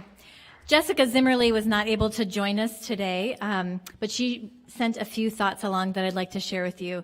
Jessica is the Program and Outreach Director of Earth Ministry / Washington Interfaith Power and Light, which is a statewide nonprofit that seeks to build bridges with a faith-based approach to environmental justice. So here's what Jessica says. Earth Ministry is a statewide nonprofit with nearly 30 years of engaging the faith community in environmental stewardship and advocacy. Their mission is to transform faith into action for the well-being of communities and the environment. And they envision a just and sustainable future in which people of all spiritual traditions fully embrace their faith's call to environmental stewardship. Earth Ministry builds capacity for civic engagement on environmental justice through faith-based outreach, education, and action. Their Greening Congregations program was the first in the country to help houses of worship implement sustainable practices. And their Faithful Advocacy program empowers clergy and lay leaders to speak out on public policy issues to successfully enact systemic change. Currently, Earth Ministry and their members are supporting 5 environmental justice bills still moving through the state legislature. They're standing with the Puyallup tribe to halt a fracked gas facility in Tacoma, and are mobilizing faith leaders to participate in public hearings for salmon recovery in eastern Washington. Earth Ministry does this work in partnership with religious communities and institutions across the state, and also in coalition with secular organizations. Jessica is also a graduate from PLU in 2013. She has a deep passion for creating change through existing value systems, in large part stemming from a semester away experience in Madagascar. She found Earth Ministry as a local organization working within this framework, and the rest is history. Now, as the program and outreach director, she supports religious leaders and communities in putting their faith into action to care for creation and communities, much of which includes building bridges. Earth's ministry approach is centered around values. They help people name their values, connect these values to Earth care, and then share their values in the public sphere. Doing so offers a different entry point than secular environmental pathways, providing an opportunity for connection with those who may not identify as environmentalists, but do hold values like care for others, stewardship, and justice. One example of this values-based framework is a series called Loaves and Fishes. These are events that Earth Ministry has hosted across eastern Washington. These gatherings hold space for dialogue about a contentious topic: restoration of salmon and the future of the 4 Lower Snake River dams, including potential removal of these dams. At these events, Earth Ministry coordinated a panel with a Native leader, farmer, fisherman, and faith leader to share their perspective and the needs of their community. Participants shared their hopes for the region and discussed potential challenges. Mirroring the biblical story it's named after, Loaves and Fishes events help people from various walks of life see that we can come together to create solutions of abundance rather than remain pitted against one another due to a fear of scarcity. Building bridges is no small task, and there are certainly challenges in communicating and working for faith-based climate justice. It takes time to build trust and authentic relationships, to practice and clearly name values, and courage to enter these conversations. Earth Ministry truly believes in this heart-centered approach. When we are clear that investing in clean energy and stopping the worst effects of climate change are vital to living out our faith, that safeguarding our neighbor's health is a moral issue, and that it is fully American to celebrate diversity, we gain strength to speak truth to power in support of all we hold dear. Lifting up shared values and a moral compass in decision-making at all levels has great resonance for the future of the earth and justice for all its inhabitants. Jessica sends her regrets and is disappointed not to be here today. She's also happy to follow up if people are particularly interested in Earth Ministry, and I have her contact information. We have 10 minutes now, though. I would love to turn to your questions. I believe we have microphone carriers. Yes, I see them. Please raise your hand and they'll come find you. Keep your questions brief so that we can have as many questions as possible. Thank you.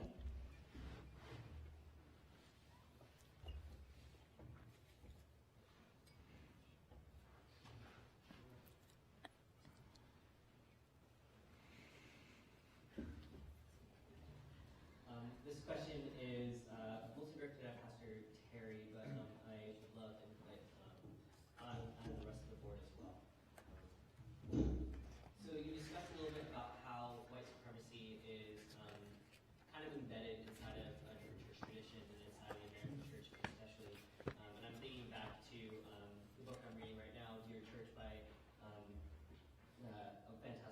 Lenny Duncan. Gotcha.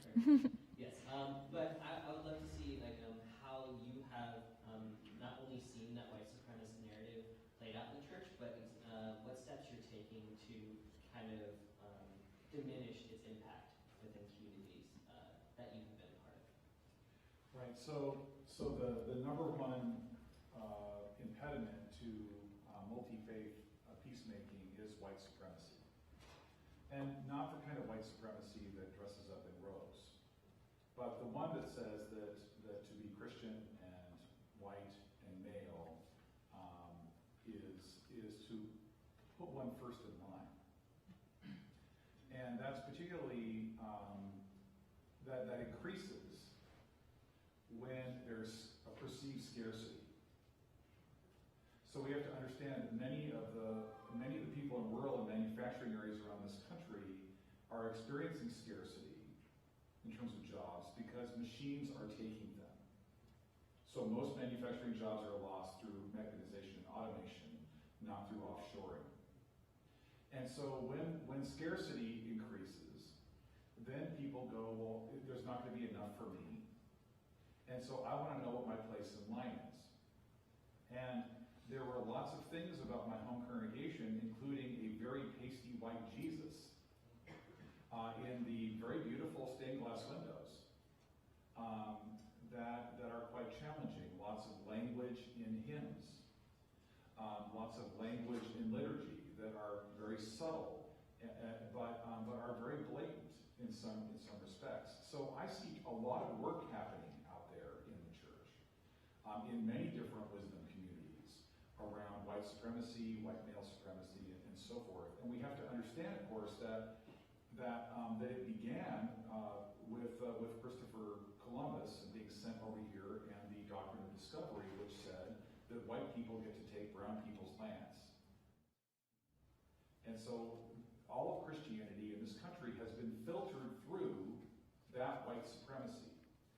So there is literally nothing that we do not have to actually take apart, sift apart, and try to allow the spirit and conversation and community with others to reconfigure.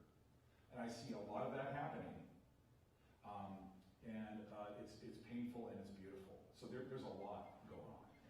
Thank you. Other questions?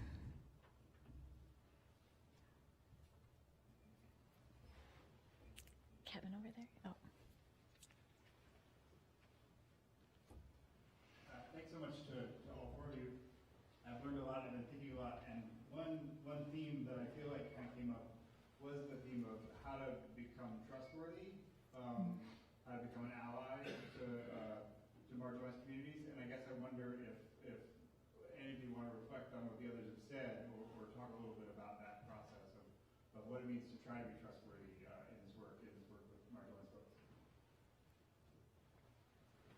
And share just a little bit. I think a lot is the vulnerableness to have that self-reflection, and also to know that I'm going to mess up. I look at so many times when that has happened, and I was oblivious to it. And there's so many ways where I continue to be oblivious to it. And so trying to find where are spaces where I can mess up that's not going to impact people of color or my siblings of other identities as directly, but knowing that to do this work, it's messy. I really appreciate reading James Baldwin's The Fire Next Time. And so I think, again, that's what I actually say that's a really core part of the work that I do, is actually inviting other white folks into that cultural humility with me and together with each other, so that we can offer each other that accountability. And it's going to be messy, but also the challenges and crises that we face, it requires that courage of us. There's one. Yeah, I would echo Brianna in terms of James Baldwin, The Fire. That book is incredible and really moving. I would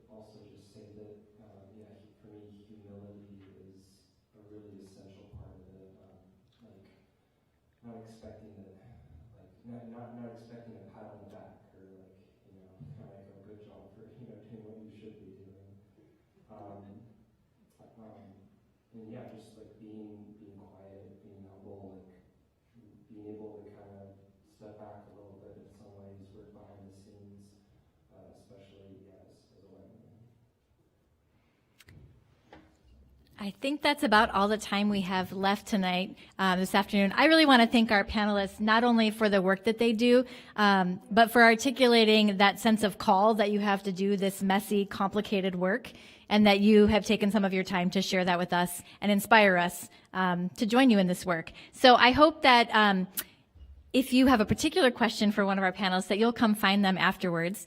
It's now time for dinner break, and we invite you back into this room for a 7 o'clock talk, interreligious dialogue, and 3 cups of tea. Listen, respect, connect, with Imam Jamal Rahman. So I invite you to come back at 7 o'clock. Enjoy your break. Thanks once again to our panelists.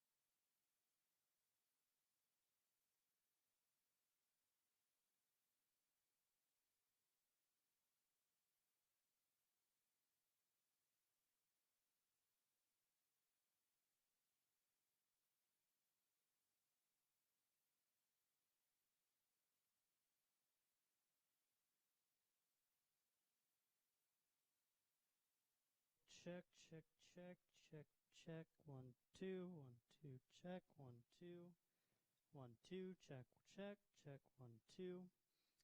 Testing, check, there we go. Testing, check, check. 1, 2, check, 1, 2. Testing, check, check, check, check. 1, 2, check, check. 1, 2. Check, check, check. 1, 2, check. 1, 2. That was wireless 1. We're on wireless 2, check wireless 2, check wireless 2, testing, this is wireless 2, check 1, I can hear you in here, yep, sweet, check 1, 2, and I'm going to the podium microphone.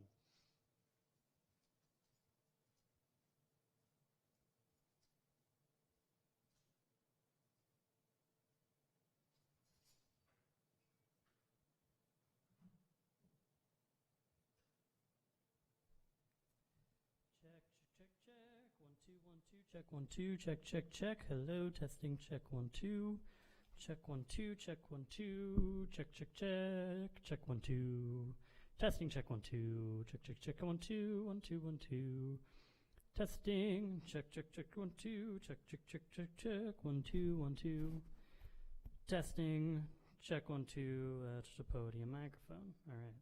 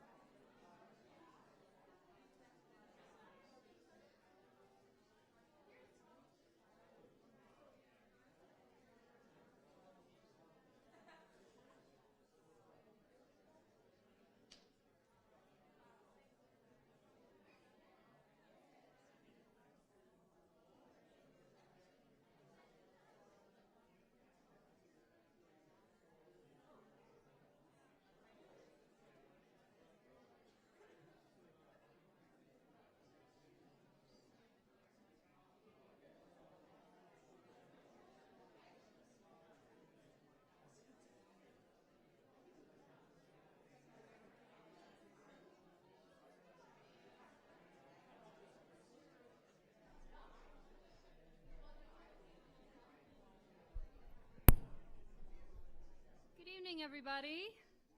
Good evening. Welcome. How's that? All right. Welcome. Thank you for coming. Could I ask you to please take a moment and turn off your cell phones? You'll be glad you did when they ring in a few minutes.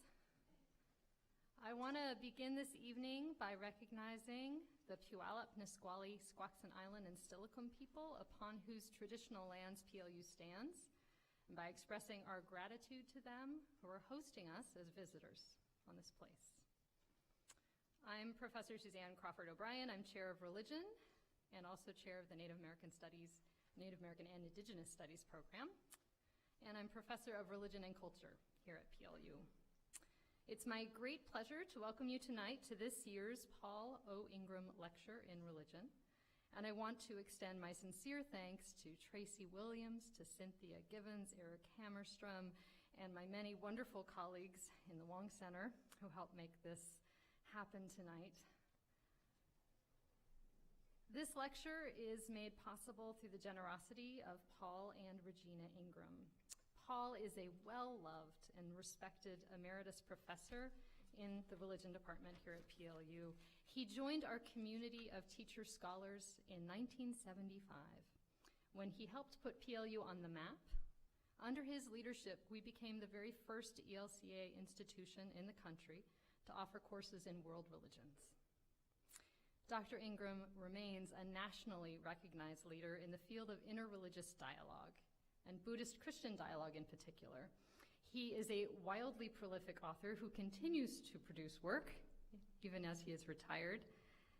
These works include, and I'm going to name some titles so you can write them down and find these on Amazon later, Wrestling with the Ox, A Theology of Religious Experience, Buddhist-Christian Dialogue in the Age of Science, Buddhist-Christian Dialogue, Mutual Renewal and Transformation, The Process of Buddhist-Christian Dialogue, you can see there's a theme, Living Without a Why, Mysticism, Pluralism, and the Way of Grace.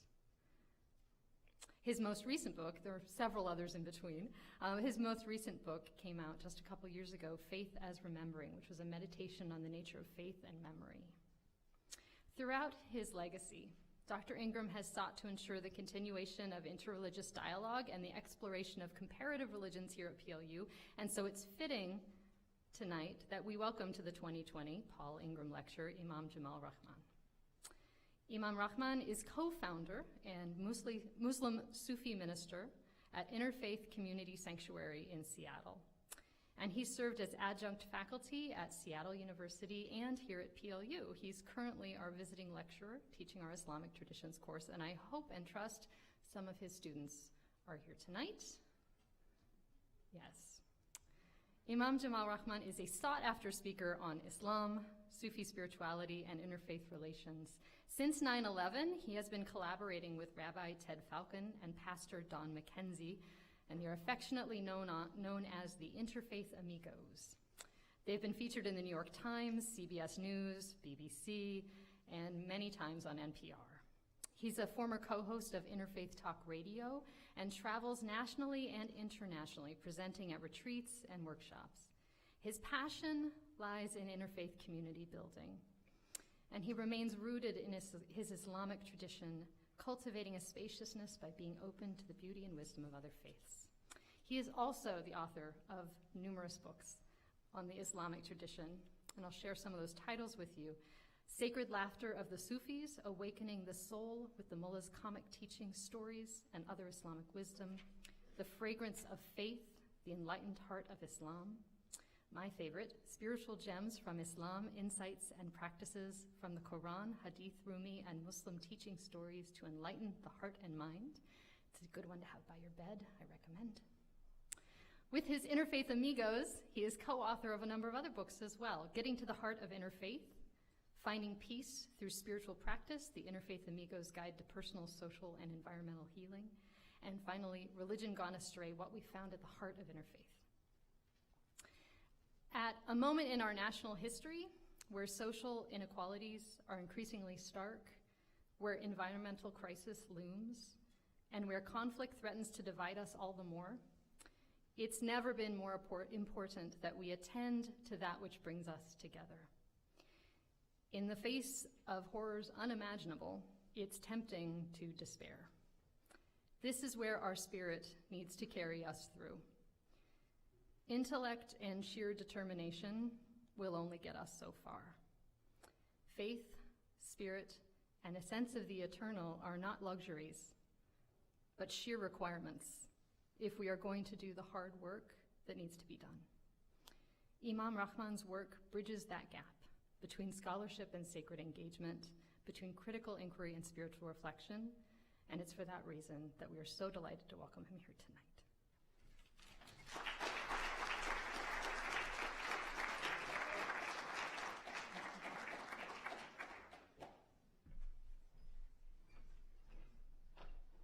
Professor Suzanne, thank you so much for that gracious introduction. And I'm so delighted to be here. And I'm so particularly happy to see all of you in this, shall I say, semi-circle, because it gives me an opportunity to quote my very favorite sage, that 13th century Islamic philosopher named Rumi, who never wrote, who would just go into a trance and utter. And one of his very famous utterances is, "Oh, please, come out of the circle of time and enter the circle of love." So I'll modify that. Please come out of the circle of time and enter the semicircle of love. And if you understand that, we can really just meditate on that and go home, actually. Deeply grateful that Professor Suzanne and her colleagues have invited me to speak on a topic that's very critical, very dear to my heart, and I'm sure to your hearts also. You know, there's a very famous Swiss theologian, Hans Kuhn, who said that if you really want peace between nations, there has to be peace between religions. And if you want peace between religions, there has to be dialogue between religions. So I and my colleagues and my circle of friends say that interfaith is not just about hospitality. It's really a matter of our survival. As Suzanne was saying, I work with a rabbi and a pastor, and also a local pastor here in Seattle. And we travel all over the country sharing a message of inclusivity. And from conversation with young students and very elderly people who have so much wisdom, experience in their lives, we believe that this process of interfaith dialogue has several stages, several steps to it. And I'd like to just talk about that. It's the focus of our 3 books, actually. So the first step, and I think a very critical step, is can we really connect with the other on a personal level? There's a wonderful verse in the Quran that really has become like a mantra in the world of interfaith. The verse in the Quran says that God has created diversity, nations and tribes, men and women, different religions, for one primary reason: that you might come to get to know the other on a human level. It sounds very simple, but actually it's very, very difficult. There's another beautiful Quranic verse, a tongue-in-cheek verse. The Quran says, "And we have created some of you to be a trial for others." It was not meant to be easy, but absolutely essential. You know, in Asia we say, can you share 3 cups of tea? Listen, respect, and connect. So, Jamal, that's my name, Jamal. Are you really listening? Or are you, as you're listening, already formulating your answer? What is listening? I'm a great student of that great sage, 13th century sage, Rumi, who said, In a trance, he said that listening is metaphorically putting your head on the person's chest and just sinking into the answer. Putting your head on the person's chest and sinking into the answer. As Rumi might say, please allow that to perfume your heart. Or the famous saying, an adversary, an enemy, is someone whose story I have not listened to. Second thing was respect. In my work, I deal with people who are very opposed to my thinking, very much against Islam or interfaith. And that's okay. We want to create that connection. And with somebody who's very adversarial, sometimes quite difficult actually, I remind myself, Jamal, I am fighting this person's behavior, not this person's being or essence, which is Christ nature, Buddha nature, Elohim nature, Allah nature. So in my heart and mind, I want to make a differentiation, a distinction between behavior and being. There's a wonderful 16th century mystic from India, Kabir, who says, in dealing with somebody who is adversarial, do what is right. Protect yourself. Don't allow yourself to be abused. But as you take the right action, I beg you, please, do not keep this person's essence, this person's divine spark out of your heart. And just this discernment, as you take the right action, it is said, has the power to shift heaven and earth.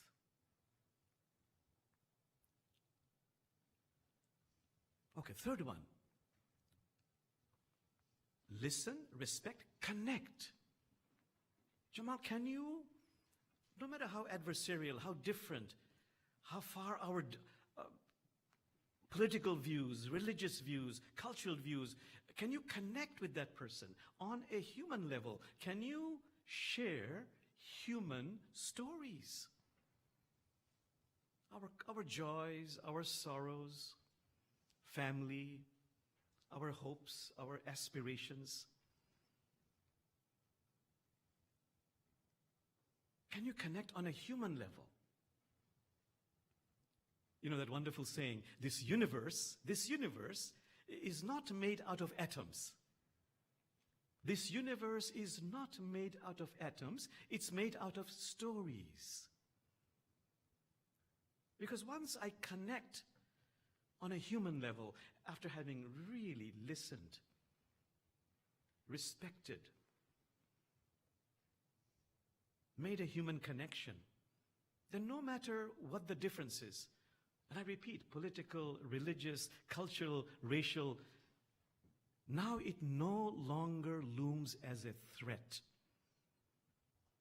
I can no longer really dehumanize or demean the other.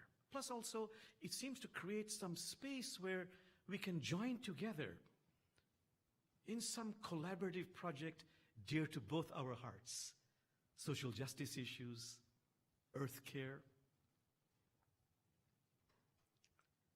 So I'm thinking there are two examples I want to give you about doing that, how I did this work. It was very difficult because it requires humility, sincerity, no agenda, and a lot of persistence.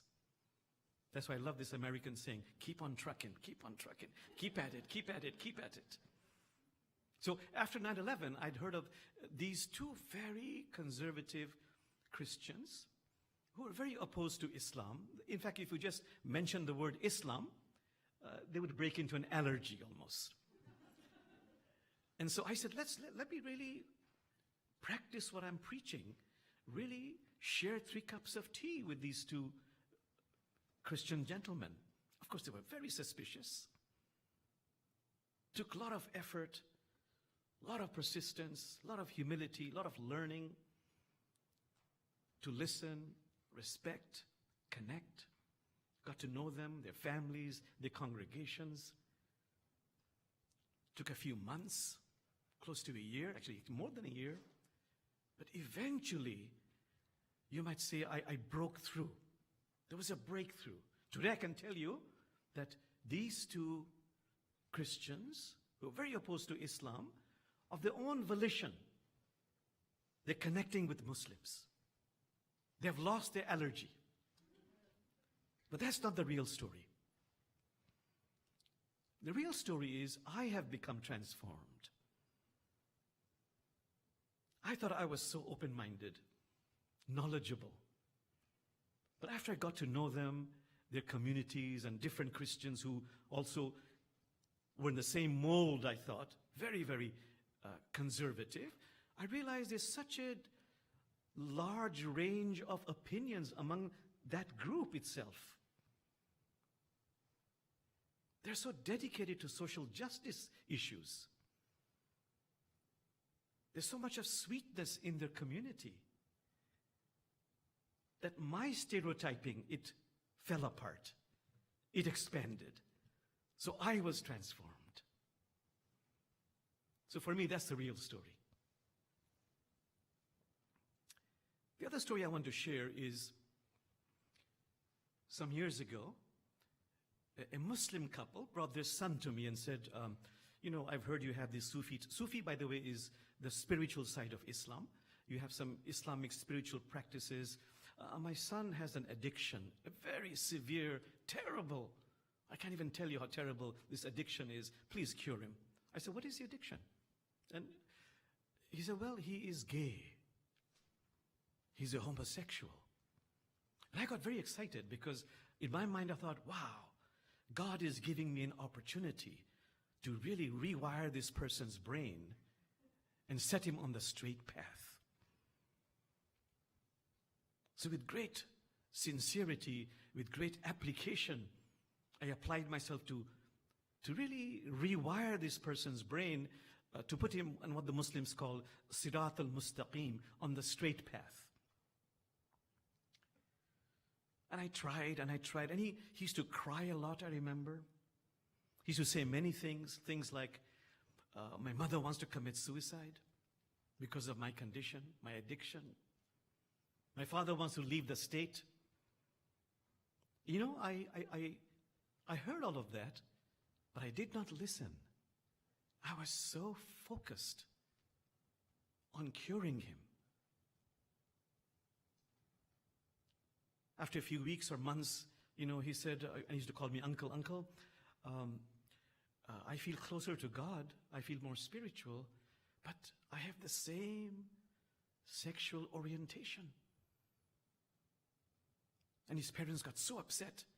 They had lots of money, they took him away, and they took him to other very famous therapists all over the world, but then after a few months they came back. So Jamal, you please deal with him. We have become transformed. I said, what happened? He said, my son tried to commit suicide. And that's when we realized, really, he cannot help himself. This is how he is born. I said, what about those verses in the Quran? And there's just a few verses in the Quran. He said, you know,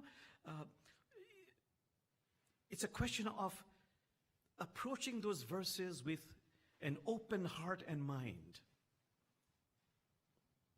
with a sense of everything having to evolve. And he gave me lots of examples. And he says, my thinking has evolved, therefore my understanding of those Quranic verses has deepened and evolved. And I really believe this is just the way he is. And I felt a big shift within me. And I reached out to some homosexuals, lesbians in my own community who are actually Caucasians, American, and I began to befriend them and learn from them. And they gave me a book called American Grace. I learned a lot from that particular book because that book is, one of the chapters is about how in America, all the Gallup poll and the polling shows that over the last 40 years, there has been a fundamental shift in the thinking of conservative Christians. They have softened their attitude about the gay issue, even about gay marriage. And I was wondering, how is this possible? And so the book gave the explanation that there were these conservative Christians who liked some people who were in the neighborhood and some co-workers. They were fond of them, but they didn't know that they were gay until it became safe for them to disclose that they are gay. And so the bridge had already been built. And they called it the bridge model. They could no longer dehumanize, demonize those co-workers and neighborhood friends. Then I read an article in the New York Times that was commenting on this book. And the article ended with this paragraph that said that, the words in the scripture have not changed. The words in the scripture, in the Christian scripture, have not changed, but attitudes have shifted. And I like the last line, which, again, quoting Rumi, that splashed in my heart. The last line was, the meaning of scripture is shaped by social relations. The meaning of scripture is shaped by social relations. So this work of really connecting with the other, of sharing 3 cups of tea, I've realized, I and my colleagues, is so very critical. Okay, so that was the first stage, but the most important stage, I feel. And even the last stage is very important. The second stage is about, besides connecting in the area of religion or other subject matters, one must have an idea of the other person's religion. I'm sure you know Mahatma Gandhi, don't you? Mahatma Gandhi from India, who did a lot of thinking about what does it take to create peace and harmony in a multi-religious society. And his first insight was, it is the sacred duty of every individual to have an appreciative understanding of the other person's religion. I'd like you to think about this a little bit. If you really want peace in a pluralistic society, multi-religious society, it is my sacred duty, it is your sacred duty to have an appreciative understanding of the other person's religion. You don't have to become an expert. An appreciative understanding. If someone said, I am non-prejudiced, I'm open-minded, he would say, what are you non-prejudiced about? What are you open-minded about? So for me as a Muslim living in this country, majority Christian country, it is my sacred duty to have an appreciative understanding of Christianity, Judaism, if my neighbor is a Hindu or Buddhism, Hinduism. And I know from my own experience, if you don't, when terrible things happen like extremism, a terrorist act, that person who just says, I'm open-minded, cannot think clearly and becomes swayed by some news reports he or she hears and begins to judge the entire religion by the behavior of some people. And I saw that happening in some of my friends even, who were liberal, open-minded, non-prejudiced. When 9/11 happened, I saw these same people, if I may say so, become a little bloodthirsty, easily swayed.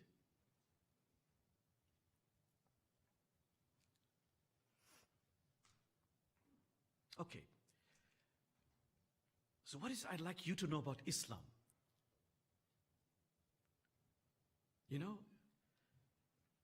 I see some young people here.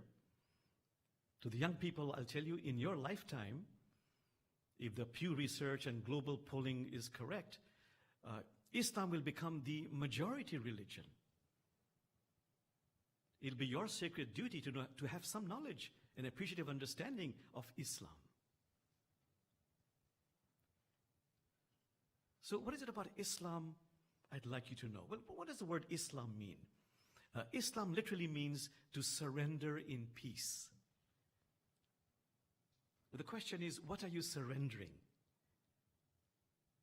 So the Quran suggests you're surrendering your attachment to your ego. You're surrendering in peace your attachment to your ego so you can bring divinity in the center of your life. So that you can bring a heart, the Quran says, turned in devotion to God. I'd like you to know that, the meaning of Islam. I'd like you to know that there are two main denominations in Islam, like in Christianity, Catholics, and Protestants. Do some of you know? That's right, thank you. Shia and Sunni. 85% are Sunnis, 15% are Shia. And the difference between them is really based on a historical dispute. The choice of a community leader after Prophet Muhammad died. It's based on, in retrospect, we can now say, on an absurd historical dispute, not religious. Who can tell me a couple of Shia majority countries?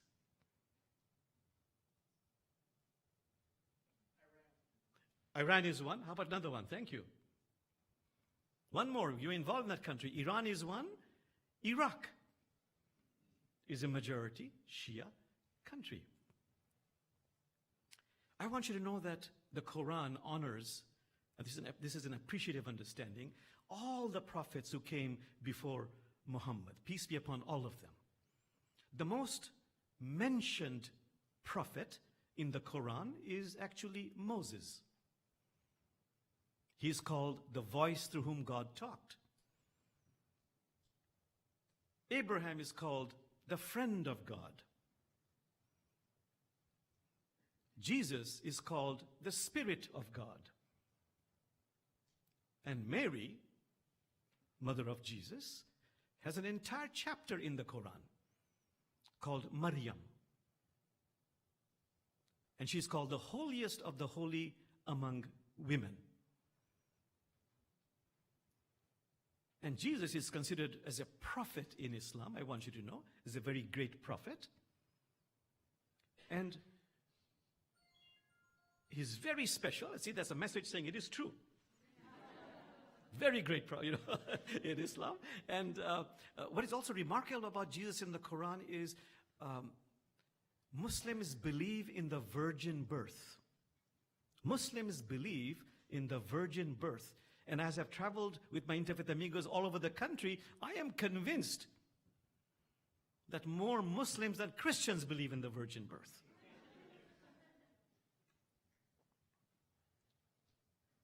And Prophet Muhammad said, every single human being has the slinking whisperer in the heart, because it's a world of opposites. It is through the angelic spirit and the devilish spirit that we can really forge and build our spiritual muscles of sincerity, compassion, awareness, higher knowledge. But Prophet Muhammad said there were two beings who never had the slinking whisperer in their heart. Who are they? Who are these two people? And Prophet Muhammad said, Jesus and Mary. And the community got very concerned. But what about you, Muhammad? Do you have the slinking whisperer in your heart? He said, yes, but don't worry, because I made the devil a Muslim. And Muslim just means one who is surrendered to God. And I want to tell you last thing about Islam. In my spiritual studies, my teachers made me meditate so many times on this particular verses about Mary in the Quran, so I can understand the meaning of life. And what were those verses? The Quran says, Mary suffered birth pangs. Mary suffered birth pangs.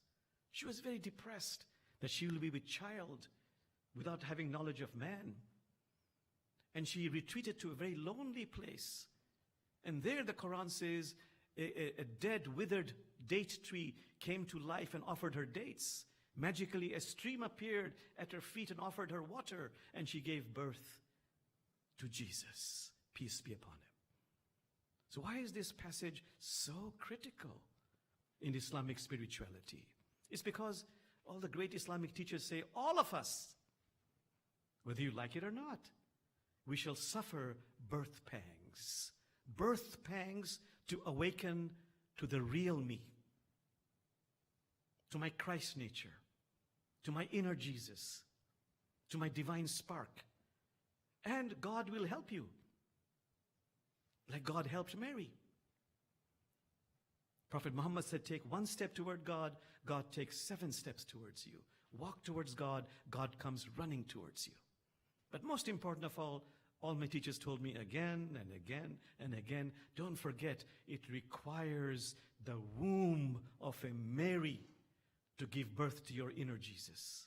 These are the divine feminine qualities of patience, forbearance, compassion. This was drilled into me repeatedly. Okay, that's all I really want you to know about Islam. And if you know that, you probably know more than a fraction of the fraction of one. You are part of the fraction of 1% in America. You're the elite right now.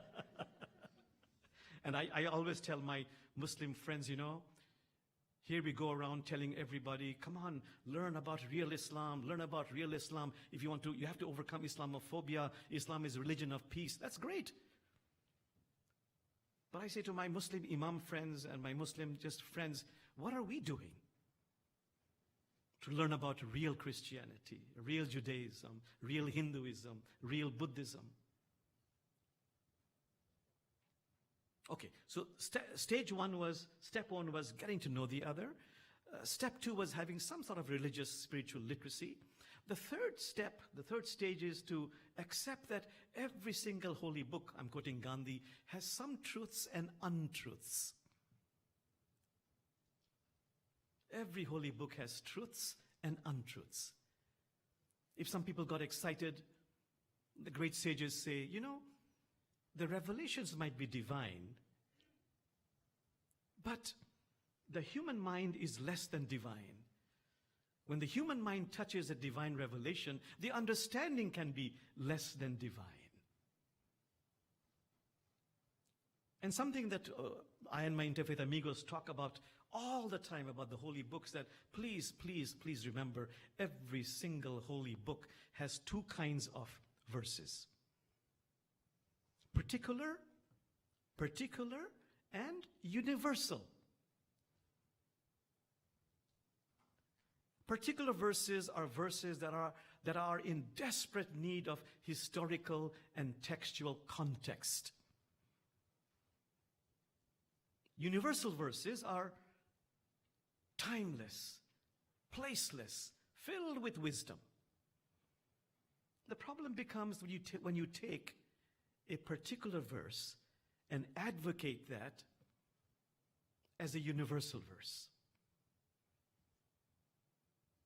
Or if you start comparing, as is happening these days, you take a particular verse from Islam and compare that to a universal verse from the Christian scriptures.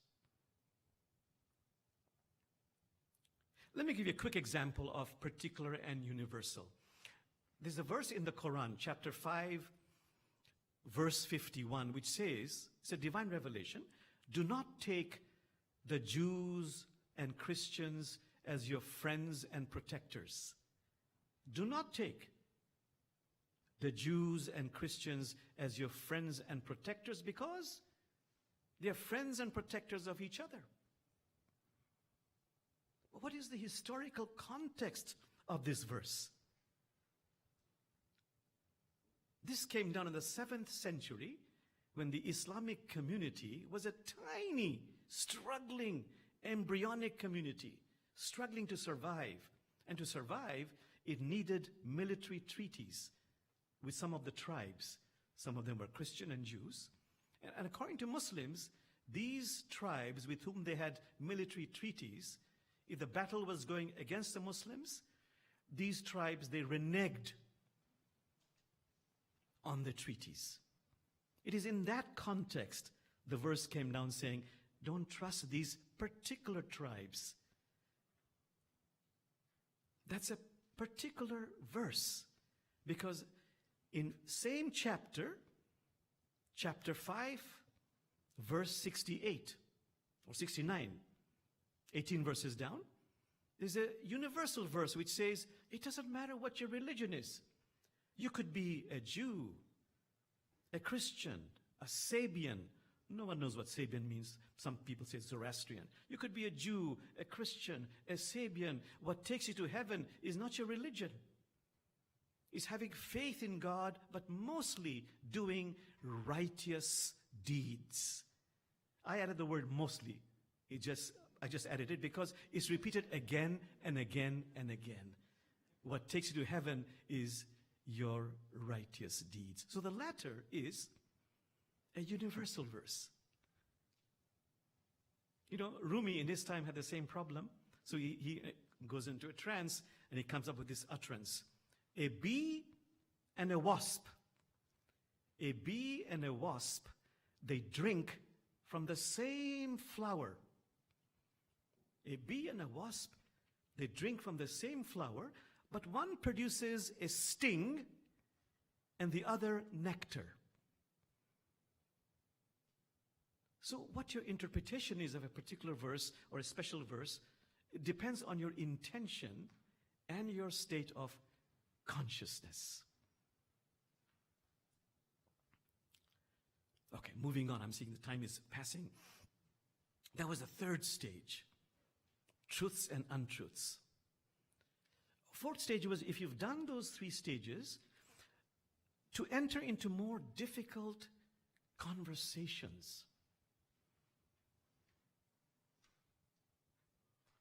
You know, the problem with interfaith gatherings, the common complaint is it's so infrequent. And there's usually lovely food, beautiful music, and that's very critical.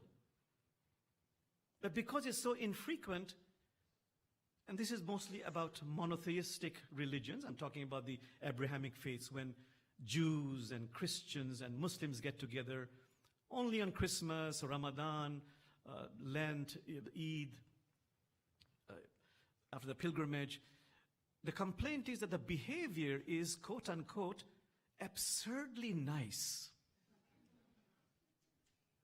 But once the party is over, they go home, Muslims become terrorists, Jews become occupiers, and Christians become liars. Unless, and this is a key word, unless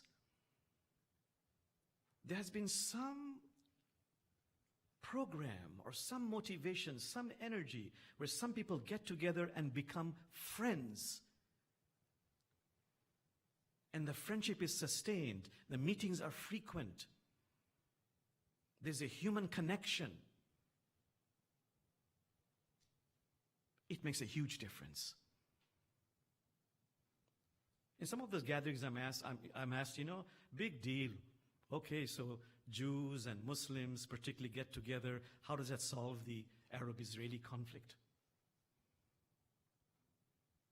I'm told that after 9/11, there were groups of Muslims and Jews who continued getting together, and from that has evolved some very powerful lobbying groups called J Street Lobby, Jewish Voices for Peace, which is really having an effect on public policy.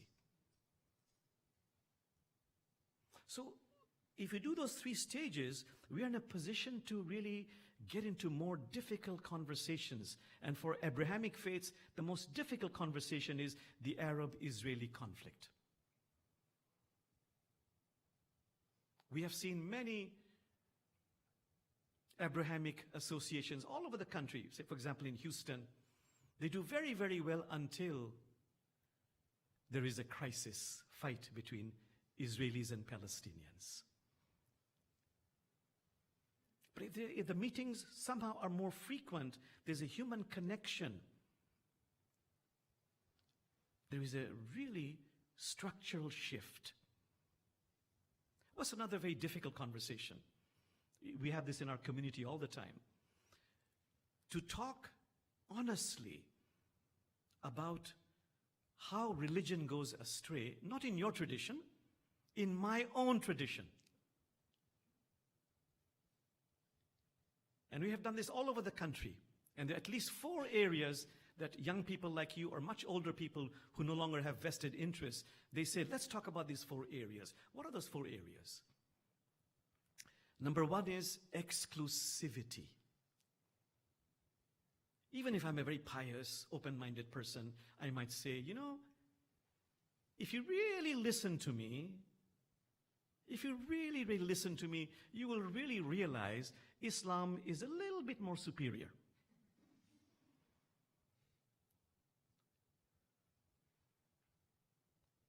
That's a major problem. Exclusivity. By the way, there's a wonderful joke that the young people told me, which exists in all the monotheistic tradition, that God comes down and reveals certain basic truths to some people. But then the devil comes along and says, let me organize that for you. And that becomes religion. Okay, so exclusivity is a big problem. Second one, they said, a big problem is, why is there, and I don't care what religion it is, so much violence in each of your holy books? Third area was unequal status of men and women. And the fourth one was homophobia. There are more, but these are 4 main ones. And you know, when we've had these conferences and people really talking honestly about that, it's not so much to criticize, it's to find ways to overcome them. So for example, exclusivity. I've had lots of friends who said, let me just meditate on this particular metaphor. Now, what is a metaphor? All the rivers, they flow into the ocean. Jamal, you might be following one river, but please do not mistake the river for the ocean. Just to meditate on that. Rumi has this wonderful story. He says, let's all meditate on this story. There's a very kind mother. She bakes cookies for the children in her neighborhood. Dough and sugar. But she puts them in different shapes. Camel, lion, tiger, giraffe. And the children fight bitterly over those cookies. This is better. This is superior. This is the best one. And the mother just sits back in a very kind way, doesn't say a word, watches those children eat those cookies, because once they put them in the mouth, they turn into the same sweetness. Okay, violence. And all the participants say, no, the real violence is within oneself. The wars outside of us are really a reflection of the wars within myself. I've got to heal that. Unequal status of women. Yes, it's all conditioning of our patriarchal biases. Let's do some work in gender reconciliation. So we've gotten hold of these wonderful groups. There's one group called Satyana that goes all over the world just to share over a 4 or 5 day period the work of gender reconciliation. Homophobia, you've got to get to know the other on a human level. Let me quickly move on. The 5th stage.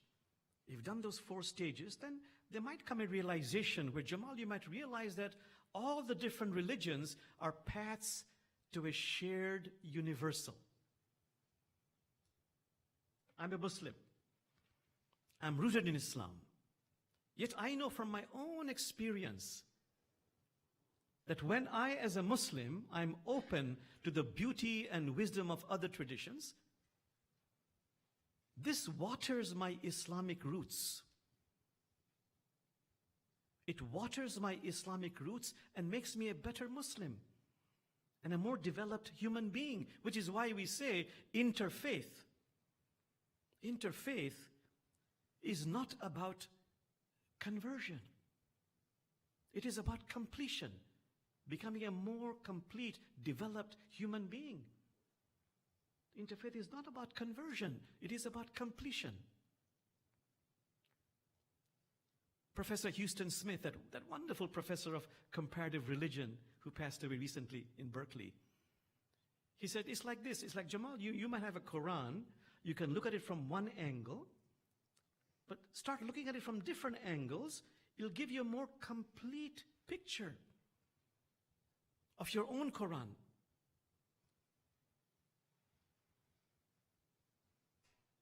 And by the way, let's be open to the new kind of congregants evolving in America. There are people like me. There are people, like we have a congregant who used to be the minister, the priest at St. Mark's Episcopalian Church. Very popular priest there, Dr. Ann Holmes Redding, a Christian, but she also became a Muslim without giving up her Christian tradition. This is called multiple belonging. And then, of course, you have the most popular one, none of the above. Or as Ramakrishna says, bees collecting nectar from different flowers, spiritual but not religious. You have atheists, agnostics, secular humanists. We have some atheists in our community, and I tell them, you're the best Muslims I know. And I love that story about an atheist father who tells his son, son, there is no God. And the son, who is trained to question, says, Father, how do you know? And the father says, son, you've got to take it on faith. So, atheists, I say, you believe in God, you just call God by different name. Justice, compassion, beauty. Okay, I wouldn't have time for questions. The last one, probably equally critical as the first one. Spiritual practices. Do we have just a few minutes to finish? Yeah, okay. Spiritual practices, whether you have a religion or not, it is absolutely critical to do this, what is called the inner inconvenient work of becoming more Christ-like, Buddha-like, Elohim-like, Krishna-like, Allah-like. Otherwise, if I'm fighting injustice, I myself might become unjust. If I'm fighting extremism, I myself might become extreme. Let me quickly tell you just two examples. I was on a panel for racism, and this professor from University of Washington said, every 28 hours, an African American is being killed by state-sponsored violence. We said, are you sure? Every 28 hours? He said, yeah, I'll show you the statistics from the government. We said, that's not the real problem. We said, what's the real problem? This is a huge problem. The real problem is the African American is being murdered 1 billion, with a B, billion times a day by all those biased thoughts we have about them. They're a drain on the economy, they're violent, they're this, they're that. That is the real problem.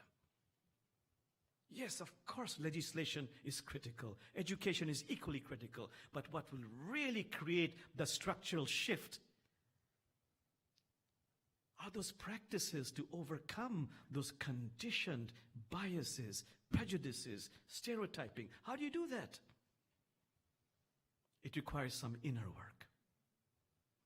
Okay, another example. This wonderful scientist in the time of President Carter, environmental scientist, I forget his name. He said, the biggest environmental problems are loss of biodiversity, climate change, ecosystem collapse. And I've always thought with decades of good science, we'd be able to overcome all those problems. He said, now I've realized the biggest environmental problems are selfishness, greed, and apathy. And scientists cannot solve that. We need practices, spiritual practices. So I want to end by, let's say, by saying that, in the Sufi tradition, you usually end these kind of talks by saying that there's always hope, particularly in humor.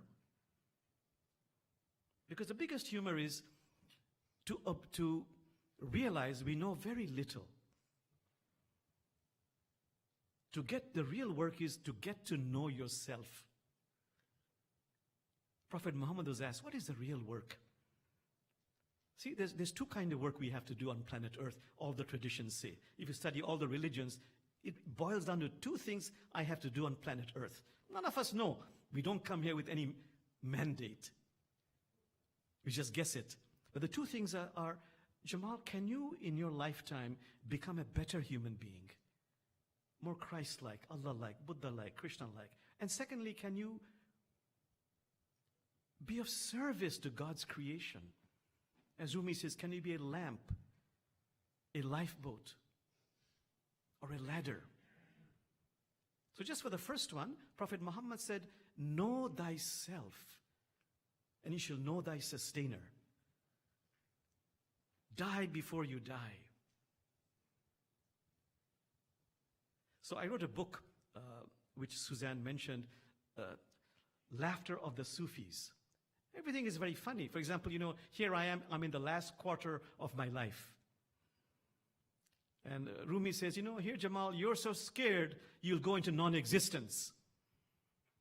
If the truth be known, non-existence is trembling in fear it might be given human shape. And Jamal, when you do go over to the other side, you look back at your life, all your dramas and melodramas, you will laugh and laugh and laugh and laugh. So the Sufi says, why wait? Why not laugh right now? So, okay, looking at the time, I'll just tell you two mullah stories. I have learned the most in my life about theology, about life, through mullah stories. The mullah is a fictional character in Islam. He is like a village idiot and a sage rolled into one, who just laughs at himself. So for example, one of our stories, favorite stories of Interfaith Amigos is about the mullah who goes to work and at lunchtime opens his lunch pail box, and what does he find? A cheese sandwich. Second day, third day, fourth day, it's always a lousy cheese sandwich. On the 10th day, I'm getting sick and tired of this lousy cheese sandwich. So his puzzled co-workers say, Mullah, why don't you ask your wife to make you a different kind of sandwich? Be persuasive. I'm not married. Who makes them? I do.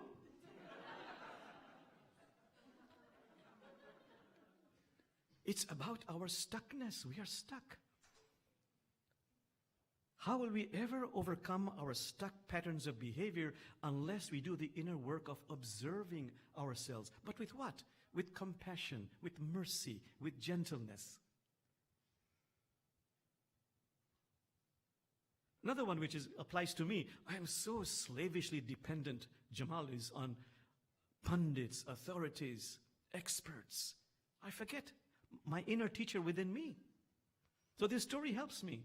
The mullah is deathly ill. Everybody's crying, weeping, lamenting, and his wife is really, really crying. But now comes the expert. Who's the expert? Who's the authority? The allopathic doctor, who examines the mullah at length, then turns to the mullah's wife and says, "Oh, honorable wife of the mullah, your husband is no more. His soul has flown to the bosom of God. He's dead." But the mullah is not dead. He's quietly saying, I'm alive, I'm alive, I'm alive, I'm alive. What does the wife say? Quiet, don't argue with the doctor. Okay, last one. I'm seeing the time is really slipping by. So the last one is, this is about the mullah who is in London Museum. And there's a very learned professor who says, this is 50,000 years old. Mullah says, excuse me, it's 50,004 years old. The guide is pretty annoyed. Happens again, this is about 70,000 years old. Excuse me, it's 70,004 years old. Very annoyed. Happens a third time. This is about 100,000 years old. Excuse me, it's 100,004 years old. Now he's really upset. The guy says, sir, you have a turban, you have a beard, which tells me you're from the mysterious East. But how can you be so laser precise about those dates? Mullah says, simple. I was here 4 years ago. At that time, you mentioned those dates. This has many levels of meaning, like every story does. One level of meaning is, it applies right now, literally and metaphorically. It's later than you think. So with that, my friends, I open you up to questions.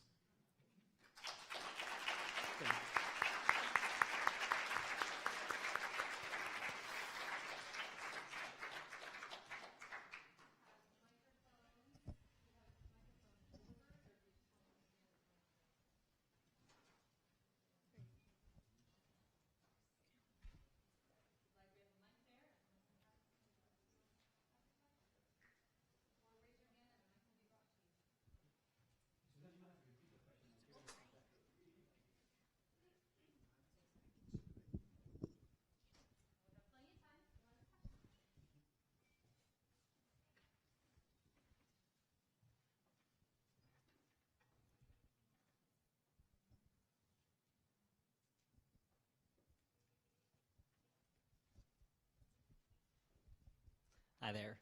First, I just want to say thank you for the lovely presentation and how you made me laugh through about half of your presentation.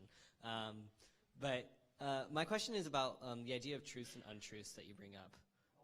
The idea of truths and untruths within Scripture that you bring up. How do you create a conversation with other faiths or other dialogues about this truths and untruths without negating the fact that they think that their Scripture is also completely true? How do you bridge that conversation? Thank you for the question. My goal with that person is not to change that person's mind. The 3 cups of tea: listen. The other one was respect and connect. My goal is to really connect with the person and a human being and respect what that person is thinking.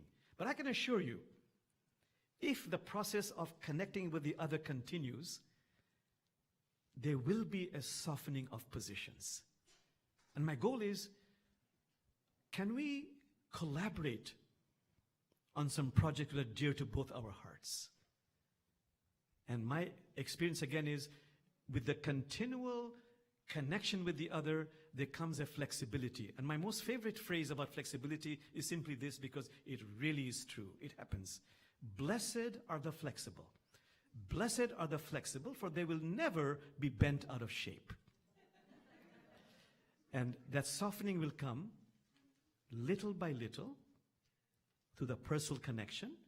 And when you do it little by little, my experience also is it eventually leads to a big jump. Change of attitude. Thank you.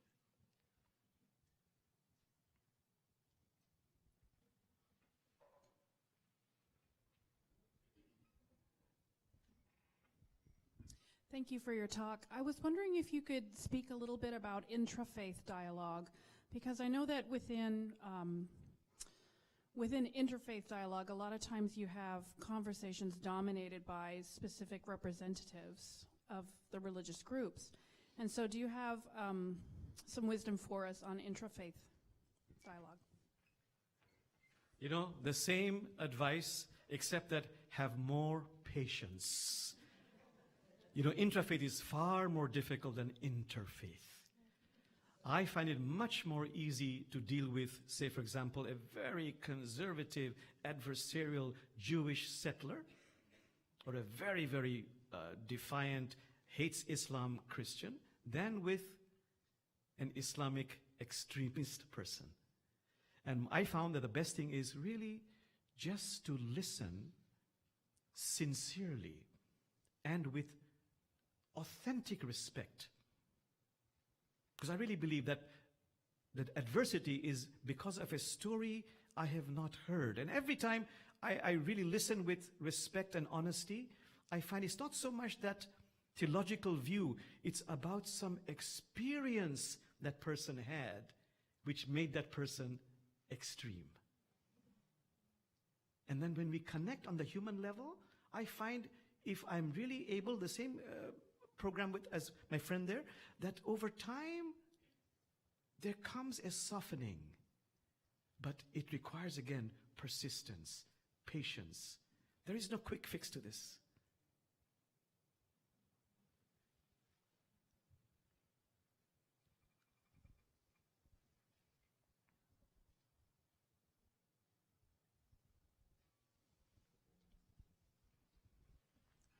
Hello, just want to thank you for the talk again. And I had a question more, like I'm in like an interfaith relationship, and talking to my parents is something that they don't even want to listen. And I'm just wondering, like, because how do we get past the step from listening to respect to connect if they won't even do the first step? Like, just wondering what's practical ways to talk to them about that.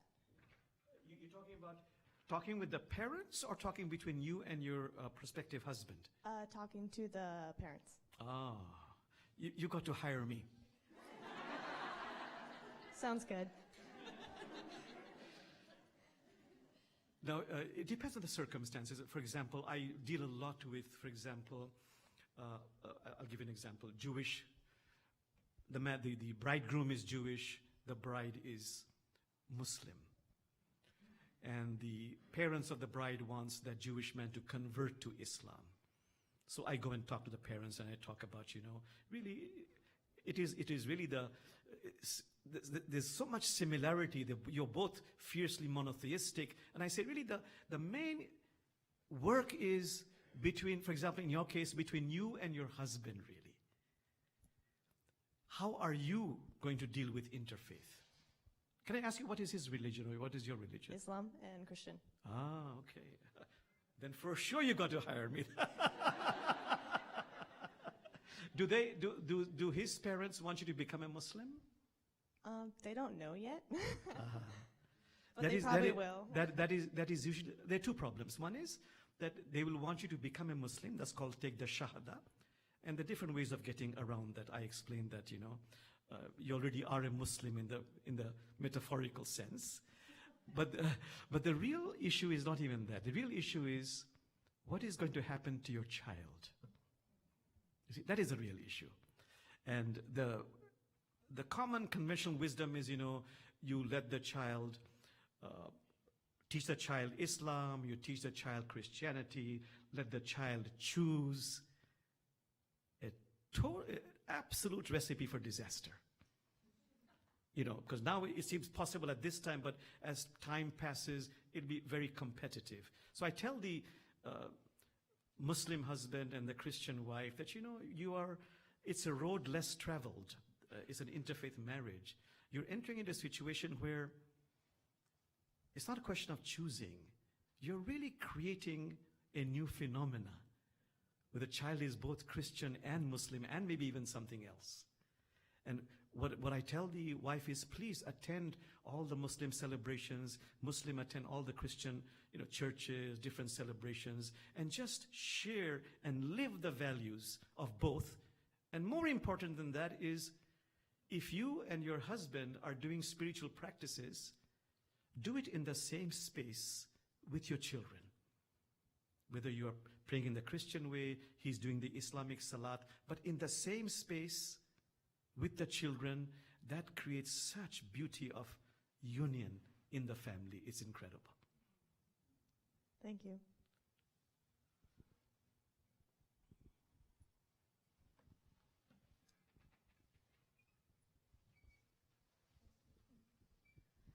Hello, thank you so much for talking. I just wanted to ask if you could talk to us a little bit about how we continue to encourage knowledge coming from interfaith dialogue in spaces that can increasingly continue to encourage us to avoid conversations on faith and religion and promote full reliance on experts and spaces that are against conversations about this interfaith dialogue. Oh, I'm sorry.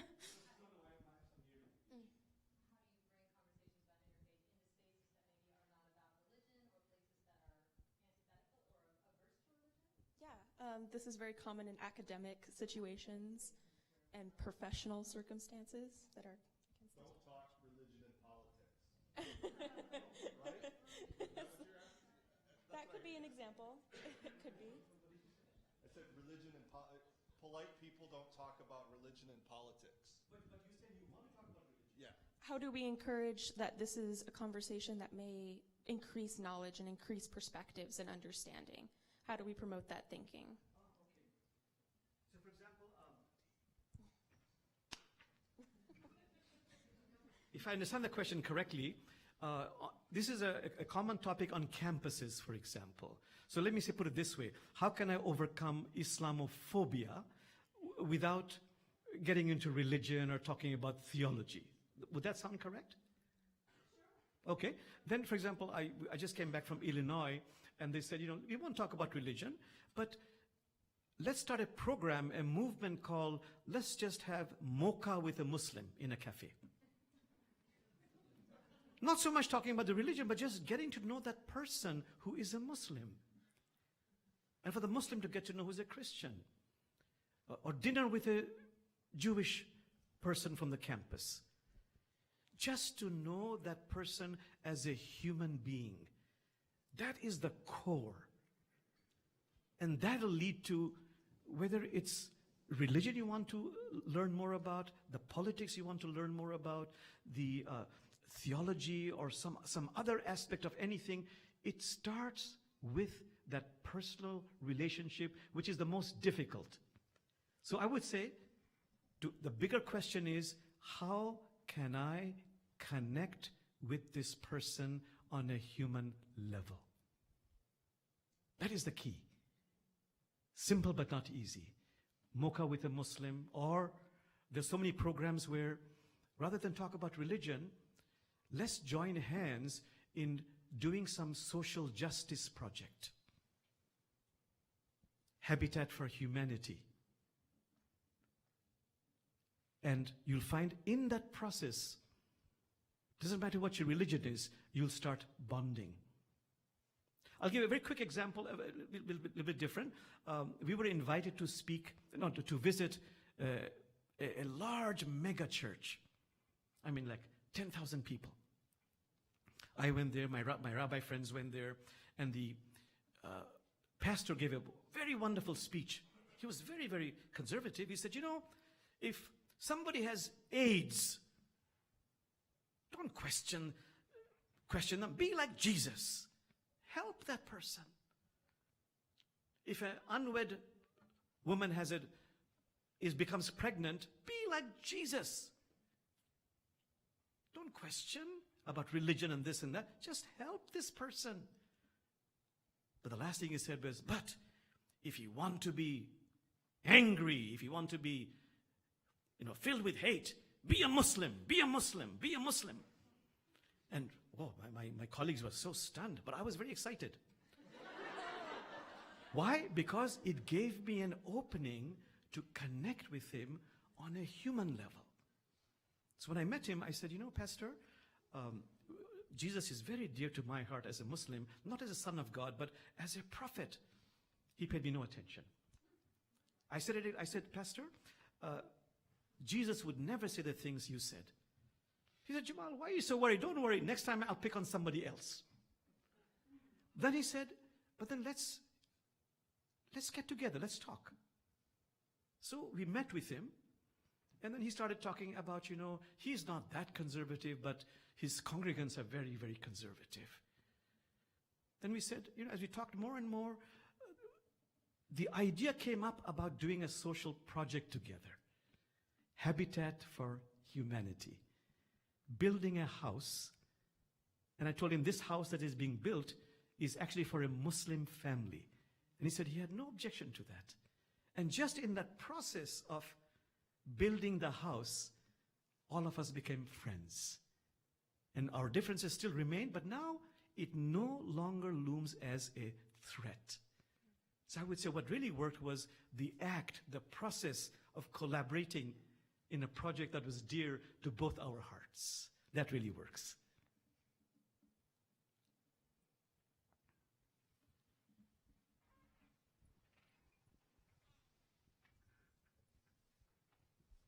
Hello, thank you for your time. Thank you for coming. My question is, so with monotheistic religions, do you believe that individuals are believing in the same entity, or are they choosing to believe in different ways in the same entity, or is the entity of different religions completely different, if that makes sense? Yeah. I believe it's the same God.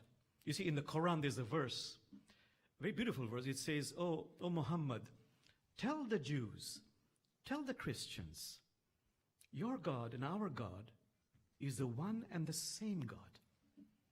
It says it very, very clearly.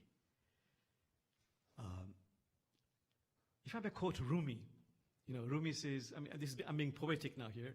Rumi says, all these different religions, all these different songs, it's really just one song.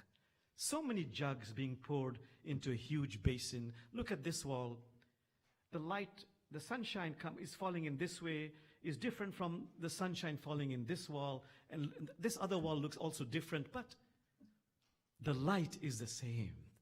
And in his last sentence, you might not want to believe it, but it really goes deep into me. He says, and all these differences are just illusion and vanity.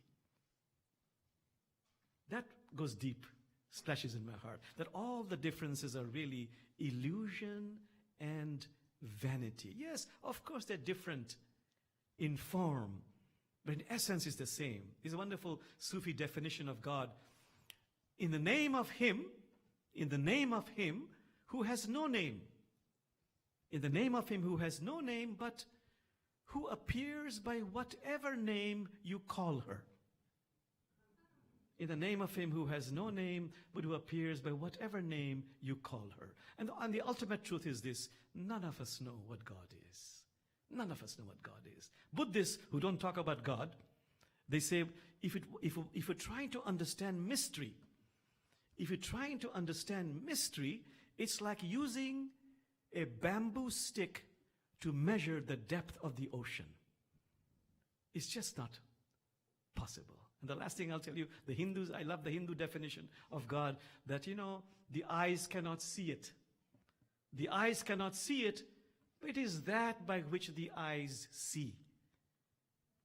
The tongue cannot utter it, but it is that by which the tongue utters. The mind cannot think it, but it is that by which the mind thinks. So I really don't know what God is, but I believe it's one and the same for everybody. Thank you, I appreciate it. Thank you.